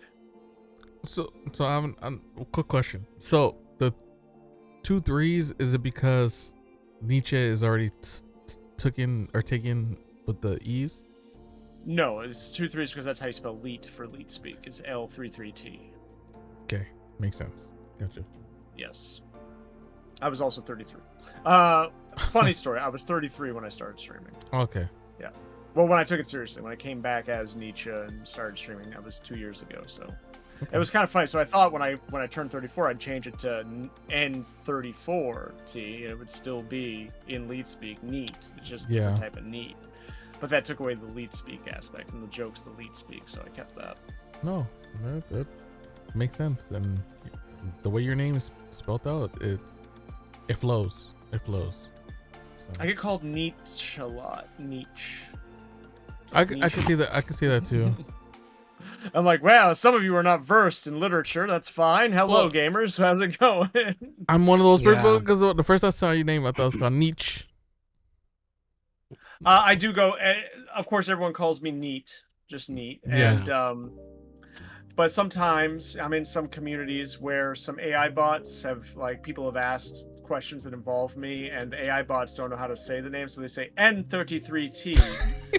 And so now I know I'm in trouble because streamers that I hang out with will use my full name. We call it full naming me, where they say, listen here, N33T. I'm like, oh shit. I'm fucked up. Yeah. I gotta go. I will say, because I call you Nee, and I know it's Nietzsche, but I always just say Nee. That's where I got it from too. From And Shake. I'm like, it was there. I called you Nee. Well, I mean, if you take Well, that's offense to it, let me know. No, I don't take offense to how people pronounce it. It's Okay. fine. If they Yeah, ask me me how to too. pronounce it, it's Me just too. Nietzsche. It's just German. Nietzsche. That's good It's to kind of know. like a slur. The Z and the S is kind of like a slur into the ch part. It's Nietzsche. It's like a Nietzsche. yeah. Yeah, it's like Nietzsche. schwa. I'm gonna say Hey, angry. You just gotta say, Nietzsche. yeah, that or just try to say Nietzsche drunk. Nietzsche. Yeah, just like, listen here, Nietzsche. Nietzsche. Hey, Nietzsche. I'd be the guy to say, look here, N33T. Okay. I'd be like, I gotta go. Stop your shit. Nietzsche. Then I'd say, make me. Oh, thank you for explaining it to us. Yeah, of course. Neat. I have a question for you. Absolutely. What is? It's gonna be a hard one. Top 3 favorite games. Top 3. Bloodborne. Half-Life 2. Okay. And RE1 Remake. Good choices. Okay. Hallelujah. Dark Souls comes in at a close with the 3, though. Dark Souls does come in with a close with the 3. But it's but I'd place Dark Souls at 4. Gary's in love. Me too. Do you remember the first Souls game that caught your attention? That you're like, Dark whoa. Souls. Yeah. Was it Dark Souls? It was. So with Dark Souls, I was really into COD. I was playing a lot of Call of Duty. Mhm. And again, we're going back to X time, but my ex, on top of many things she didn't like, was the fact that I played so much Call of Duty. And she was a huge gamer. She got me into a lot of different games. Red flag. And, she got me into a lot of different games. I disagree. It got me out of the rut because the last Call of Duty game I really enjoyed was surprisingly a Black Ops game, and I actually hate the Black Ops series. I hated Black Ops 2. I hated Black Ops 1. I liked Black Ops 3, but I liked Advanced Warfare. Oh, fuck. Modern Warfare 3 was my favorite Call of Duty Modern Warfare game, 3. Well, okay, the classic one or the reboot? Yeah, the original one. I never played any of the reboots. Oh, okay. Never played any of the reboots. I haven't played... The last time I played a Call of Duty game, I hadn't played a Call of Duty game until Black Ops 6. After Black Ops 3, I hadn't played a Call of Duty game until Black Ops 6. And then I played the it with demo Shake. or the I played it with beta, Shake. I mean, yeah. And I was with Sheikah, and Sheikah and I both messaged each other, be like, so we're uninstalling that, right? And I was like, yeah, we're uninstalling that. I thought It was Black on Ops... my 24-hour, I think. It was, and I was happy to play with Shake. I was so happy to play with Shake. Yeah, okay, I don't remember that because that's when I first started getting to know who Neat was. Because I jumped in a couple of times and I was getting the shit slapped out of me. Yeah. Yes, Gary. I feel like I haven't properly answered the question, but go ahead, Gary. Yes. I was gonna say shout out to Sheikah Wolf. Just throwing it out there. Oh yeah, shout out to yes. Wolfie. Mhm. Awesome. Sheikah Wolfie. Another recovering COD addict, yes. Yeah, yeah. We bonded actually over that. She's like, I used to be hella into COD. Oh, me too. They're like, really? Were you as toxic as I was? Probably. Yeah. Maybe No. one day we could get her on here. We'll see.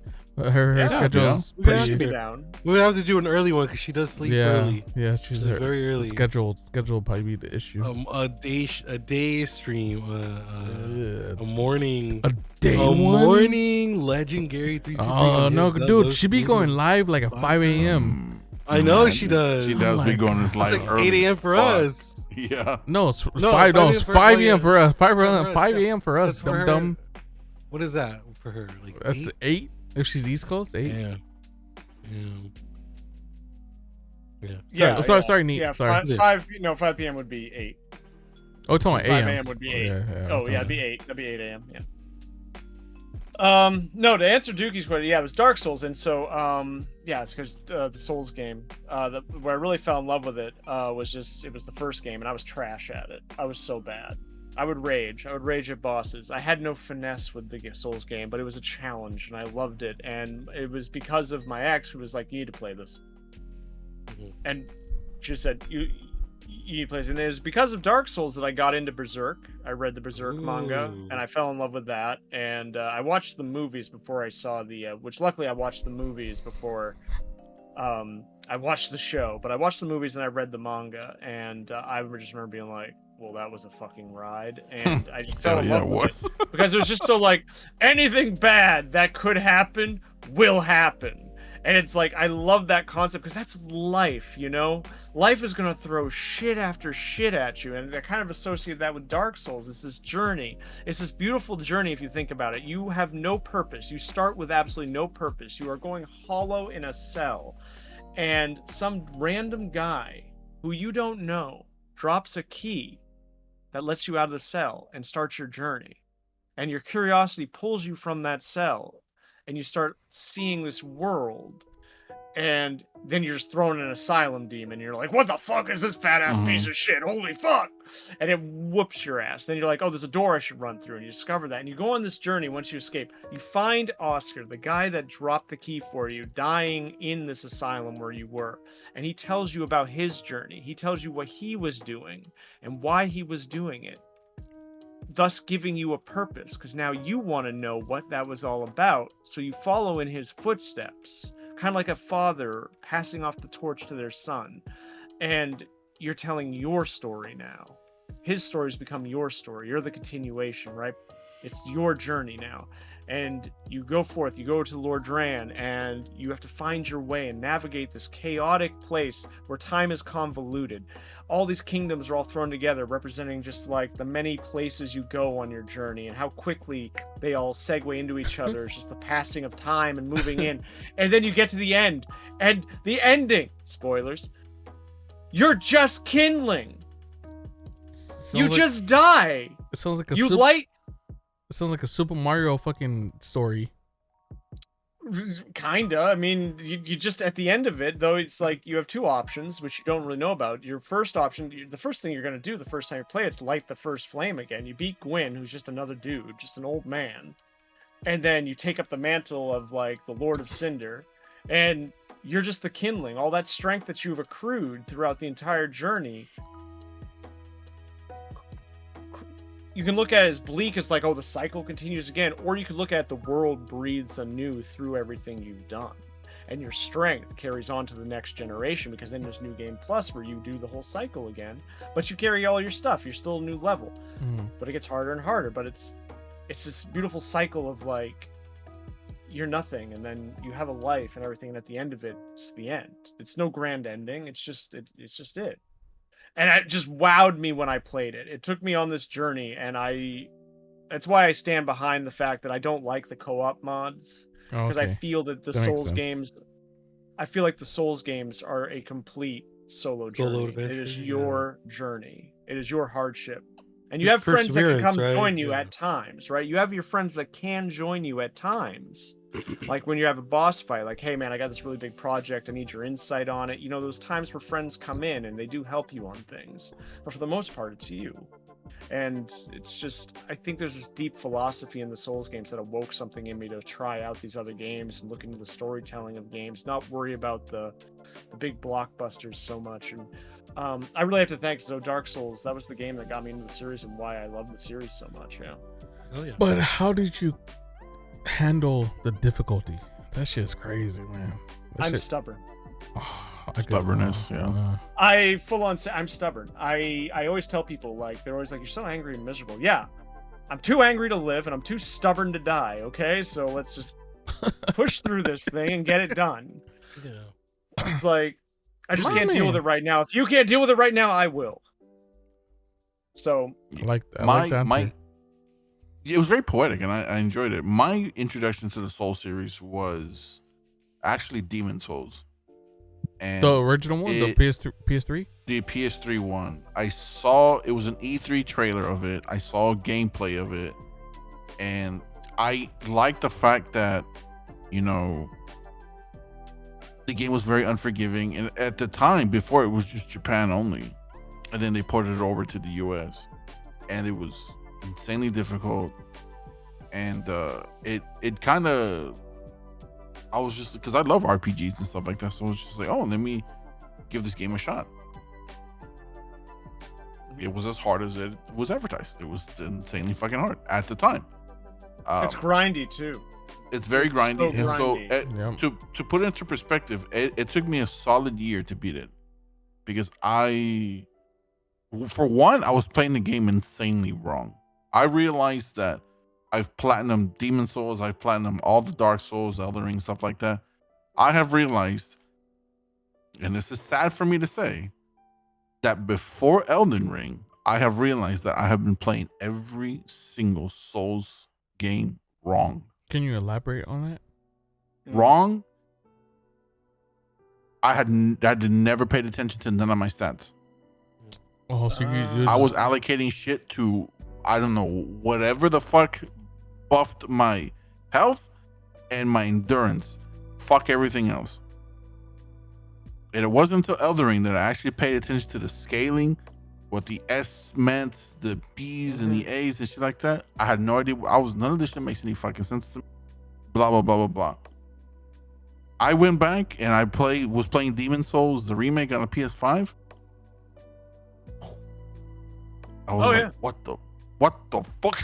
All right, so if anyone's listening that has interest in any like Soul style game, what would your advice be to like starting off, like point wise? Like, so you get your first point. What are you gonna put it in?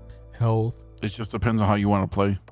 Oh, you want to be a tank? You can put all your shit in fucking heavy ass armor and heavy weapons and fucking shields and shit like that. It depends how you want to play. You want to be somebody that's fast and high on dexterity, stuff like that, you can do that as well. You want to be somebody that's just magic based, you know. But everything comes with its caveats. Like, if you are heavy magic, you know, you're gonna suffer in your armor and shit like that. You know. Yeah, you won't be wearing heavy armor. Yeah. Yeah. Luck only. Oh, that's dark. That's that's dark funny. I was laughing at that. Luck only. I was doing that challenge. Yeah. Doing that. Like in Elden Ring, I mean, everybody when Elden Ring first came out, I loved it because everybody busted fucking shit every they could find because the game at the time was hard. So everybody was using the fucking Goku sword and shit like that and melting everybody and fucking shit. Like I always stuck to, I never used magic, and to this day I've never used any sort of magic in Demon Souls, Dark Souls. I always went with, give me the biggest fucking sword with the biggest fucking shield and the most badass armor. And I want to fight. I want to fight everything face to face, 1v1, and I want to be in your face. I always do either the guts build or or a bleed build. Those are my two go-tos. Yeah. Yes, sir. We're already at like 3.5 hour mark. Any more questions for Neat? Any questions? Any more neat lore? For the neat lore, Shake? Shake, you was pretty absent for the neat lore. Yeah, but I was listening. I was listening on my phone. Okay, do you have any? Yeah, I heard his name. I feel like I've asked his neat lore when we met when we played Overwatch. Remember? Whoa, we don't know about that. So explain. So there's some neat lore there where Neat and I just, you know, we were in the DMs and we talked about playing Overwatch, and then we talked for like an hour and a half and then played Overwatch. Okay, well, I got a lot of neat lore there. I guess I have a question. Neat. What made you get into Overwatch? What made me get into Overwatch? I needed a game to play with my girlfriend at the time.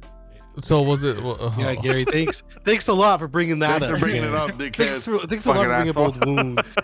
Jeez. This is lore. We were realizing it was about halfway through. It was early days of Overwatch, where we were playing games. She was either watching me or I was watching her play games. We were both gamers, and we hadn't. There wasn't really a game that we could play together. So, she was really into Blizzard. Had always wanted to play Overwatch and had thoughts about it. So this is before Blizzard and Activision's issues. Why not Diablo? Jesus Christ. Well, yeah, she ended up getting me into Diablo as well. Oh my god. That was actually the last game we played together. Oh. Anyway, do you still, I've following question now. Thank you. But yes, we needed a game to play together. We ended up playing Overwatch together. It ended up getting to the point where we stopped having one PS4. We had two PS4s and 2 TVs. Ooh, console Overwatch. Yeah. Oh shit. Yeah, we were doing console. We didn't have PC at the time. Yeah. Real love right there. It's real love. It hurts my soul, but it's real love. Well, it doesn't have a happy ending, so everyone calm down. We're not asking. No, we're not gonna ask for the ending, but I mean, it's lore. Oh no, we don't want For that. the content, I Right. mean, my No. suffering. No, not Somebody cue the sad not Naruto here. music. Not here. We're not fucking trying to get that type of lore. I have a question for you though. I know you have a follow-up question, right, Gary? I was gonna ask. I fucking forgot. Never mind. Just ask. Go ask away, Dookie. Do you have a question for us? I have a question Oh, for yeah. you guys. Yeah. I don't know. I feel like I've been in It both could be y'all- a question for all three of us, individual questions. You can single one of us out. It doesn't matter. Why does I Gary see. You want to think- take my time and make it about you. Yeah. Yeah. I see how it is. Yeah. I'm Narcissist. sorry. Yeah. No, Did we, the Where reason the why did we I'm not narcissist. just have 3 hours where it was all about you and your This- opinion? I think out of all three of us, Honestly, That's what it's called. That's why it's called LegendGary 323 and his. I'm not the Los best Amigos. interviewer. I'm not the best interviewer. I was gonna say- would absolutely have questions, but I mostly gather my information through just conversation. I was gonna say, out of us three, I think Nate probably knows me the least amount out of you two. It's Yeah. true, actually. I know Gary very little. I know Yeah. Gary. Gary He knows that your streams name at is times just Gary, on not He that. didn't even know Yeah. what you looked like before he joined. No, I've No, been he in know, on the he podcast know. before. I know. I've seen Gary. I've gamed with Gary. We played Marvel Rivals Yeah. a couple times. Yeah, Shake, you fucking bully. But there is, like, of course, scheduling conflicts, right? You guys are usually doing this whole thing late at night. I'm usually in bed or working on Yeah, we music do or this on the something, so- PST time. Yeah, so thank you for clearing your schedule tonight for us. 100%. For sure, dude. Yeah, I guess let's wind it down. Let's wrap it up, guys. Neat. Thank you so much for joining. For sure. No, thank you.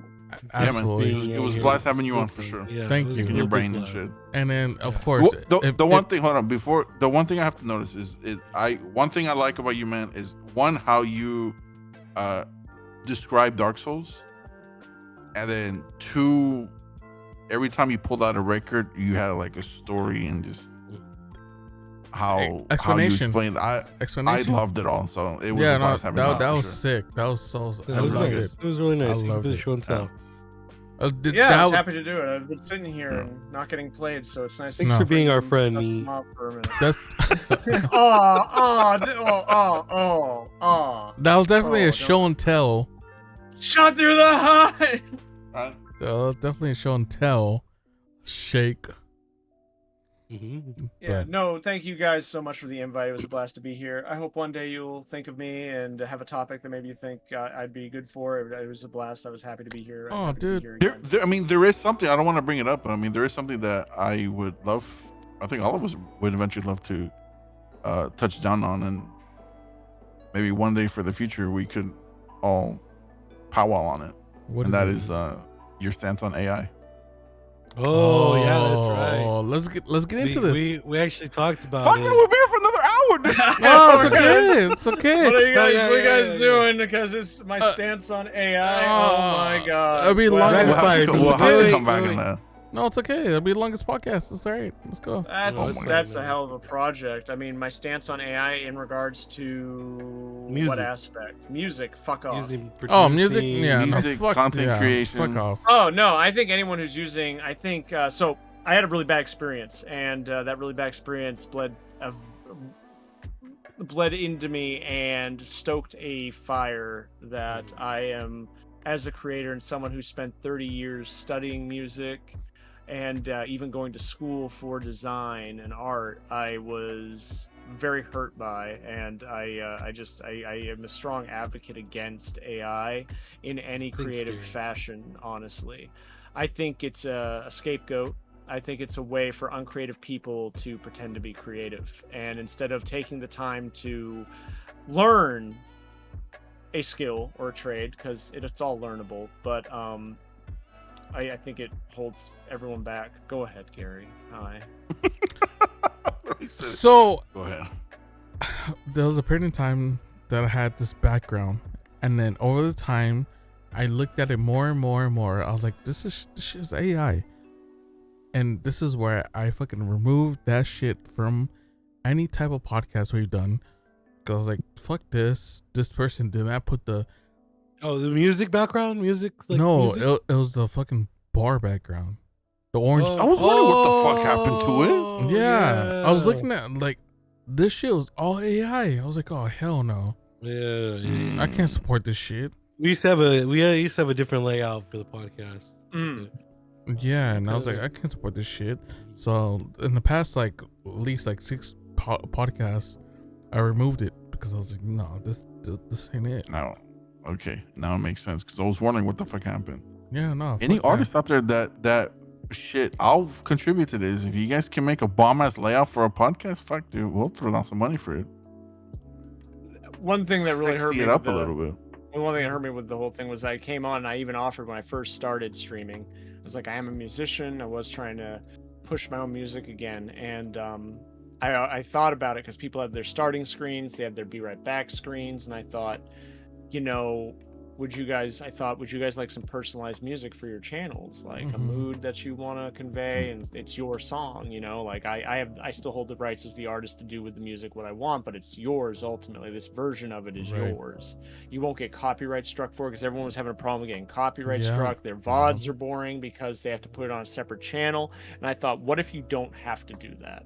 Right. And I was like, guys, I even put out, like, if you guys want music for your thing, I can do commissions. And I was putting it out there, but of course no takers, and I get it because, you know, we're all starving, we're all paying our bills and everything. Money's a thing. So I thought doing it cheap, you know, I'd say like my base rate would be $20. Just $20, you get a full 5-minute track or something. That's you know, affordable. $20. That's affordable. That's pretty Insanely good. cheap, and bro. then I started doing some, and I was like, I'm getting underpaid, but I'll do it, as I quoted you $20, but Go Neat. ahead, Gary.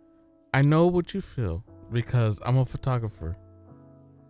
I've been underpaying myself. I personally feel I've been underpaying myself.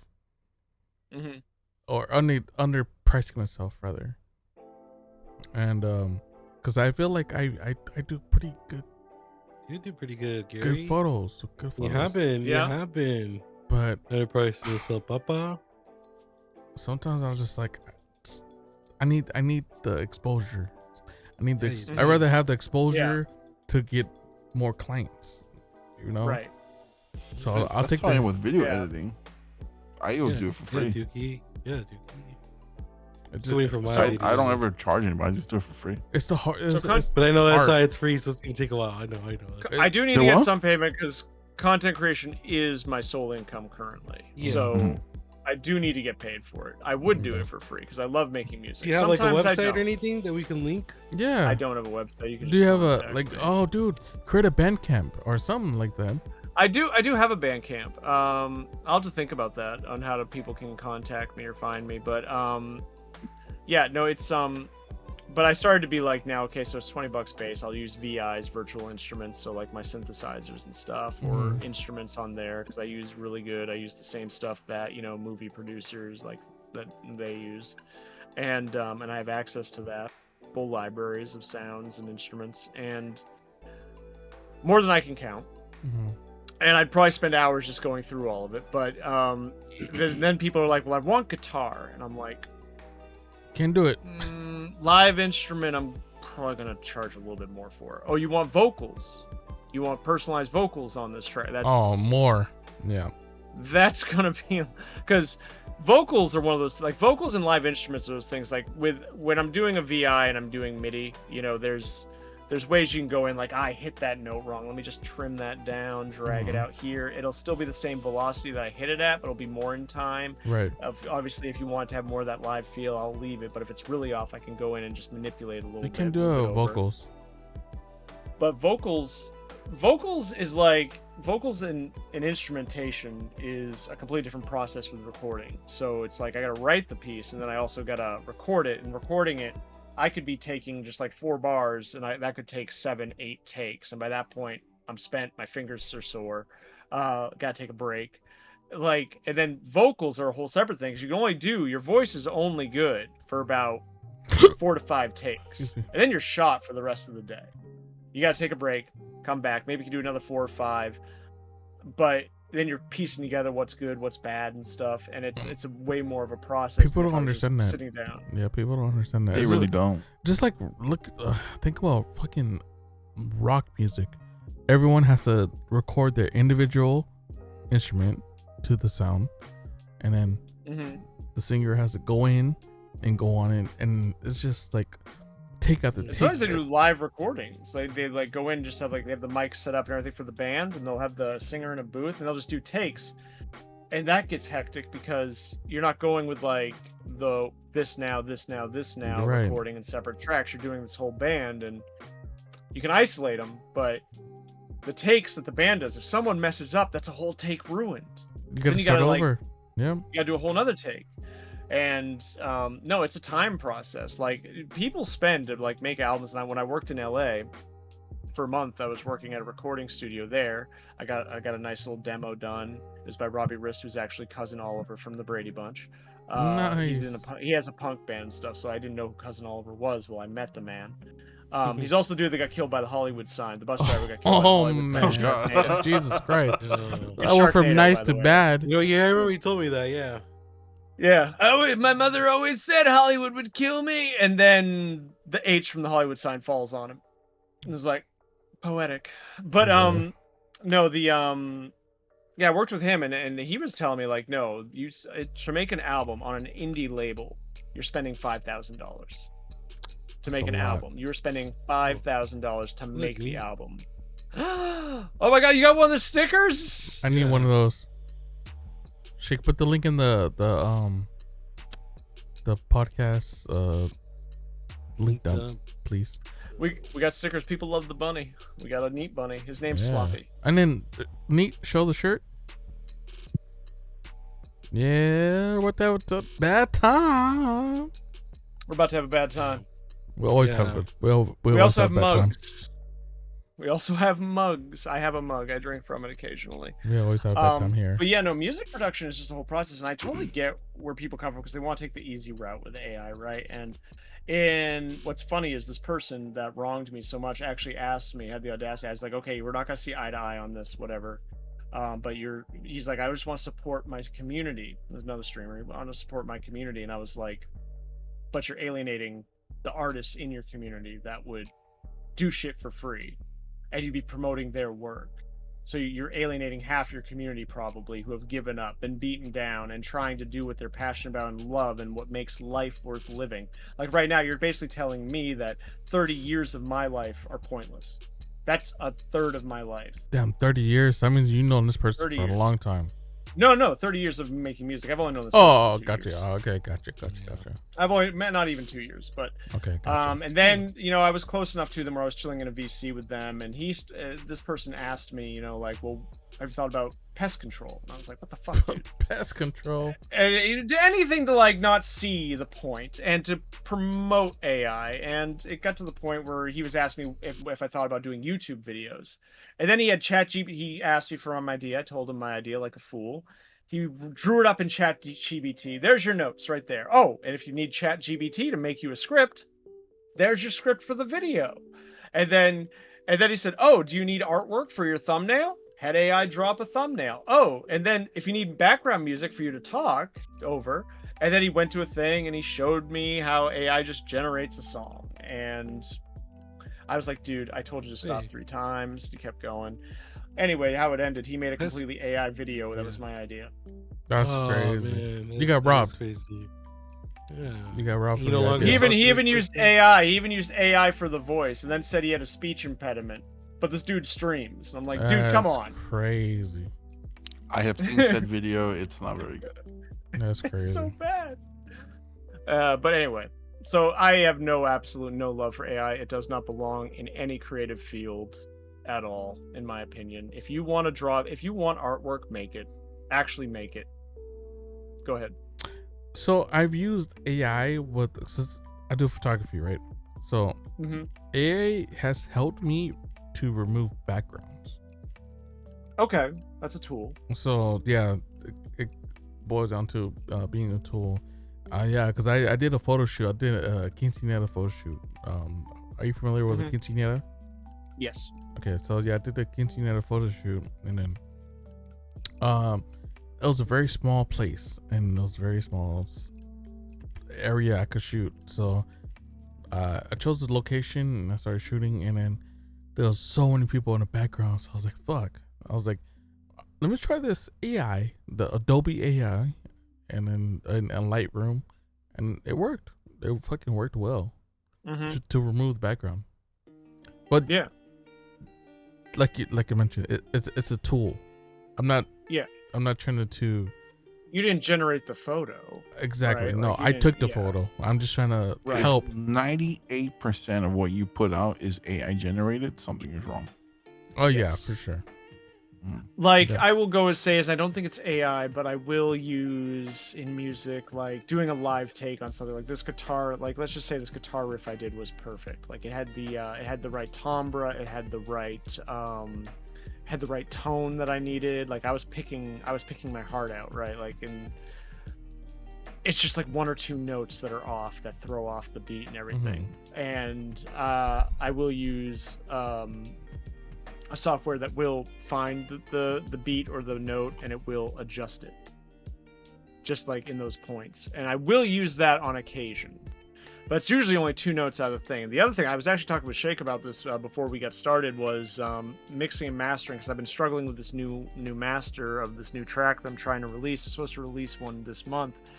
And I actually have, through Native Instruments, I have a mastering tool that will use AI to master the track. It uses like smart editing and everything. Mastering to me is not so much a part of the art, so I've been debating on using it. I kind of want to use it just to see what it does, right? I want to understand the beast that I hate Like so curiosity, much. yeah. But He's a curious little guy. the question I've been debating is like, now mastering. It's not me recording it, it's not me playing it, it's not me mixing, doing the mix. It's mastering it, making it loud, making quiet parts come up so you can still hear them. It's making it CD ready, right? It's making it Spotify ready. It's like the post-production. Yeah. It's the post-production of the song. And I've debated on whether or not using it is morally within my moral code or not. And I don't know. But there's avenues where I can see, like you said, it can be used as a tool, and I do believe that. But generating it, Yeah, no, for sure. Not putting in a prompt just to yeah. generate something, you're not creating something. Yeah, no, I 100% agree with that. I think it's there's tiers to this. Like, if you're gonna use, like, if your business is all about taking this type of concept and AI generating it to get the image and do all that, that's bullshit. No, but if you own the main source, and if you're trying to help whatever you're doing, image, video, or something like that, maybe, well, to an extent, it can help. Like for me, for example, like I mentioned, to remove some things, if it was videography, I think it could also help, like, to remove some things. But And there are stuff with As a tool, it's AI. helpful, but not when it's not when Arena and it's, Chap said it best. There's a difference between being a tool and a crutch. So, Yeah. It's like people said, like, there's people that said, like, there's always going to be, as I call them, the AI fuckboys, right? And there's always going to be the people that are really creative. And people, what scares me is people as a whole tend to choose the easier path over choosing the harder thing. And one thing that's concerning to me is when you draw, when you create something that wasn't there before, you are exercising your brain in a way that fights dementia, that fights, illnesses that we come to, our memory loss, that really strengthen our brain. Our brain is a muscle and it wants to be used. Do puzzles. That's why puzzle games are so fun. Draw a picture, you're exercising your brain. Reading a book, you're exercising the thing. But when you're using ChatGPT to summarize a book for you, you're not really reading. If you are exercising your brain in a way to have an imagination, and you're not exercising a way, it's being done for you. It's like when math is done for you. Do you retain the information? Do you know what 2 plus 2 actually is? Because you know why? Because we have no interest into it. That's why. When it comes to math, like, I think personally, if there's a topic that you have interest in, you're gonna retain the information. If it's just like fucking high school math or whatever, algebra 2, trigonometry, fucking all that stuff, you don't care about it. You don't care about it because it's not taught to you in a way that you realize you use it. I guarantee you use algebra more often than you think. For example, if I say to somebody, how long is it going to take you to get here? That's algebra. Technically, yes. Yeah. If I'm asking you, okay, so how much am I saving on this? 20%. That's a percentage or a fraction? Yes. Okay. But I don't know, dude. but- I asked Chat GPT. I was I'm gonna say, just I was kidding. gonna say the percentage thing. That's more basic stuff. The whole, I don't know. I don't know. call You me? could talk to a lot of young people today, and they don't know what the fuck they're doing with a percentage. You can say, "All right, what's 25% of 100?" Fuck if I know. I'm gonna ask ChatGPT. Yeah. It's 25, you dumbass. Like it's do 0.25. I think, how hard you is it? multiply I it by think, I think 0.25. I saw a video where they asked somebody what two numbers do I have to multiply to get 33, and the girl was like, "Fuck if I know." Oh. And she pulled out her phone. She's like, 2? Like, oh lord. Overcooked. Yeah, That's we're why I fucked, really dude. like. That's why I really liked in school in math classes. I always loved logic problems and I loved word problems because you're putting it into a setting where you are using the math. You're not even realizing you're using the math.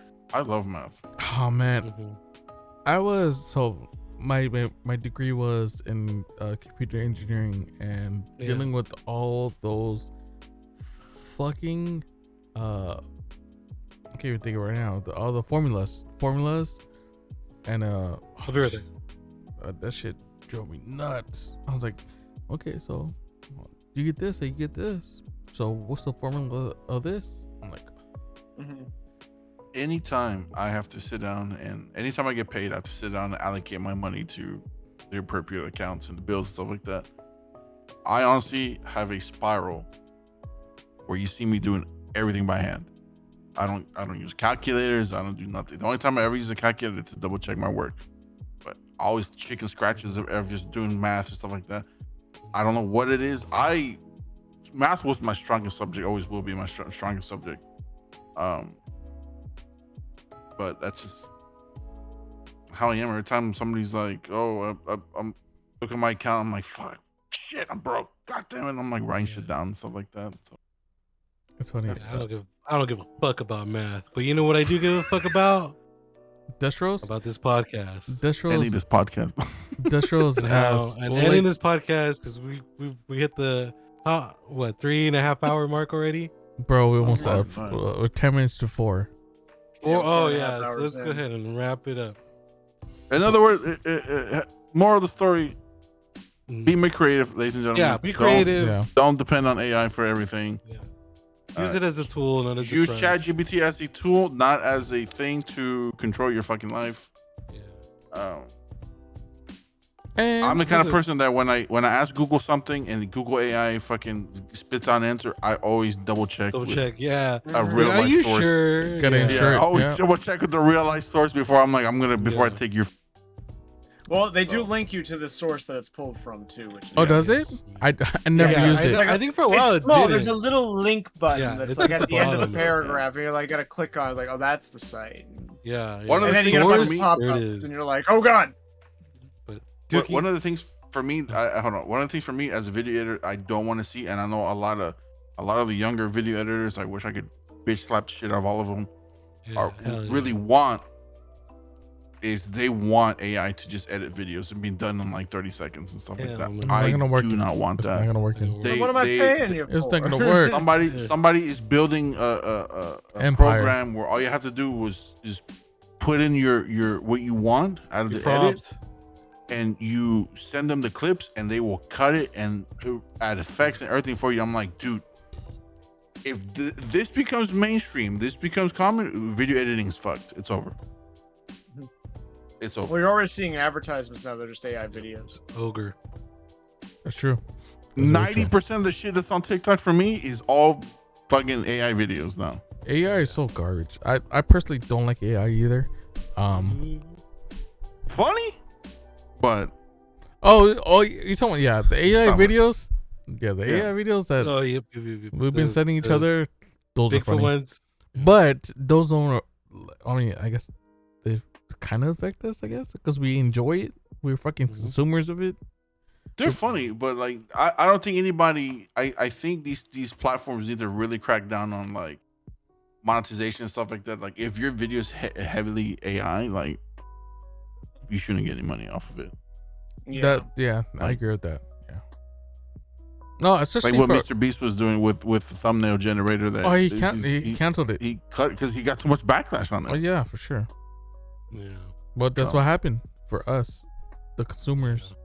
Yeah, because So, 90% of big you. YouTubers, all their fucking thumbnails are AI generated. Well, they have AI Let's Players now, where it's just like a person. He's not Holy real. fuck! He's in the That's corner, crazy. and Minecraft Seriously? is going in the back. It's just That's going through Minecraft. It's all crazy. AI Oh my generated. god, dude! Yeah. It's hard out Now they here got- being a wh- creative where's the- person. It sucks. Now, if AI is gonna happen, dude, I need an AI girlfriend. Fuck me No, already. you don't. shit, dude. No, you don't. No, you don't. But you know what? I- What we do need? We need to know where can they find you at, Dookie? Let's go. Help me out, dude. Twitch.tv/Lore_Dookie. Before we do that, I've had a couple of technical difficulties. That's why I haven't been streaming. I am working Two on PC setup. Ooh. The 2 PC setup is going away. Oh, It's finally. going away. Finally. Oh. Yeah, I've already talked to somebody. I'm probably gonna end up giving this streaming PC to somebody who probably deserves it. Give it to me. I'll make so, good use of it. I It's already, Bill. I already spoke to the person that I was gonna give it to. Okay. Twitch.tv/Lore_Dookie. X.com. If I send you dick pics, because I like you on X, so That's I'm true. always sending you some That's true. wild shit. So Still waiting for mine, but I guess he doesn't like What are you it. talking about? We're in the group chat, you Uh-huh. stupid head. YouTube. You dumb dumb. and then youtube.com/LordDookie88. I'm slacking on videos. I know. I'm in a depressive state right now, but I'll get out of it. So What about That's you, what you Shake? can You guys can find me at shakeofmilk.com. stop unfollowing me on fucking Twitch, goddammit. Yeah, stop unfollowing him on Twitch. Yeah, you dumb How about dumbs. you, Gary? No, it's not about me, Mr. Neat. Oh, neat. Where can they find you, neat? Where do they find me? I think my hit hub them is- everywhere, bro. Your Hit 'em fucking everywhere. Spotify, everything, man. Link. You can find me on Spotify as Recessive Synthesis. That's the band name. But I'm N33tzche everywhere else. You can find me TikTok, Instagram, YouTube. It's N33tzche. And but my main hub is actually Twitch. And if you stick around long enough, get enough channel points, we can maybe let you into the Discord. Hell yeah. Oh man. And of course, for me, And he is accepting commissions, ladies and gentlemen. So Oh, he's yeah. a very talented individual with his music. So go ahead and check 20 him out. bucks, little man. I 20 will bucks. Give me your lunch Macaroons. money. Give me Here's a lunch money. song. Anyone else $20 here? starting, and it just goes up from there. Yeah, so if you guys want, if you want more, you're not going to be spending more than $50 with me. Still think it's underpriced, but you're a good man, Need. I'm working with what I got. I actually mostly ask people. I probably shouldn't have said to spend under $50. I mostly ask people what their budget is, and that all depends. Like, Dude, that's a mistake. Yeah. What's your what's your budget under? I No, watch no, a no. lot of I mean- sales videos and stuff like that, and I said that's like the number one thing you never ask, like, what's somebody's budget? You got to make your service like really. Now we're And gonna that's the go hard- into my Yeah. favorite topic, my absolute favorite passion in the world that I like not to do because Business. it triggers something in me. No, it's actually negotiation. Oh my god. Bartering. I'm Art of tired. negotiation. I am- love negotiation. That I'll be word gets me in the zone. If I go out on a date and the girl says negotiate, I am like, go on. It's yeah, people don't like me at dealerships, man. I They- love to negotiate. They don't like me there. For me, negotiation. Because I'm just. I guess I'm too nice. It's rough. You gotta be nasty with some of these Man. motherfuckers, dude. You just gotta. I wouldn't say you gotta be nasty. Empathy. There's always you gotta be grounded. There's gotta be a state of indifference. You know, or is it indifference or deference? But you gotta be on the level field with them, right? There's no higher. There's no lower. You're just talking to another person, and you gotta remain calm. It's important to always remain calm. It's not the key to strong and good negotiation is not about hard sell, soft sell. It is a little bit about hard sell and soft sell. It's about how you Mhm. deliver it, though, and. You never want to be like, listen, you piece of shit. If you don't do this, you're gonna That's be my the dad, dude. Hey, That's my dad. listen. If you don't take this fucking deal, you're gonna be a laughing stock to everybody in your Yeah. neighborhood. Do you understand? How are you gonna look your neighbor in the eye if you don't show up with this car at this price? You're gonna That's tell him mind you're cheap? trick. You gotta tell him you're cheap? No, you can't go in that way. Also, don't tell them how much you're willing to pay. Because they will. Never bring up your monthly payment because they're gonna butt fuck you somewhere else. They're gonna find a way to get you that monthly payment, no matter if it's in their benefit. Well, it's gonna be in their benefit. No, you make your offer, and then there's gonna be a counter offer, and eventually you're gonna meet in the middle. There is always compromise, and there's always room for compromise. Or as we call it in some aspects of the business end, settlements. It's like, so there's always the rules of like the percentages, right? Like, okay, I want to buy this car for like 5,000. Dealer's saying no, 10,000. It's like I would, but huge increase. Yeah, it's like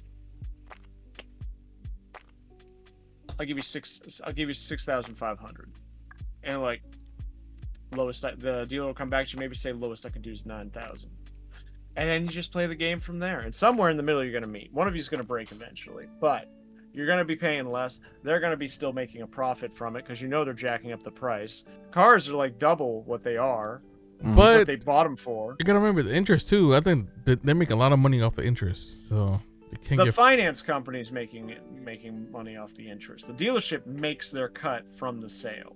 They've already got their cut. Dealership's out of the picture. As soon as that car's off the lot, dealership's out of the picture. True. It's all with the financial company that you finance the vehicle through. That's who owns your vehicle. That's true. That's right. Gary, where can they find you, man? Oh yeah. We're still doing it. I'm about to shit my pants. That's the reason why I'm trying to rush you. Because you turn off the lights. LegendGary _323 and LegendGary _man cave. And then on X, formerly known as Twitter, you can find me LegendGary223. And YouTube is where you can find all the live portions of the streams and the podcast. And on Spotify is where you can find the listening portion of it. Neat. Thank you for being here. Thank you again, brother. Thank you, guys. It was a blast. I'm glad you had a blast, and glad we're gonna add you around. on the potential return. Potential? Yeah. It's not. I would happily return. It's not a potential. You'll be back. Yeah, you'll be back. No potential. Shake. What the fuck? Good podcast, guys. Shake, that confirms. Shake is dropping on a Shake deuce right out. now. Shake is fucking sitting on a toilet right now. I'm about to do the same here in a little bit. But yeah, neat. Yeah, thank you, man. I did that before we started. Yeah, no, these guys, no shame. I mean, no need for no shame. But yeah, all right then, podcast. Okay, bye. That's it. Bye, guys. Take care. Later.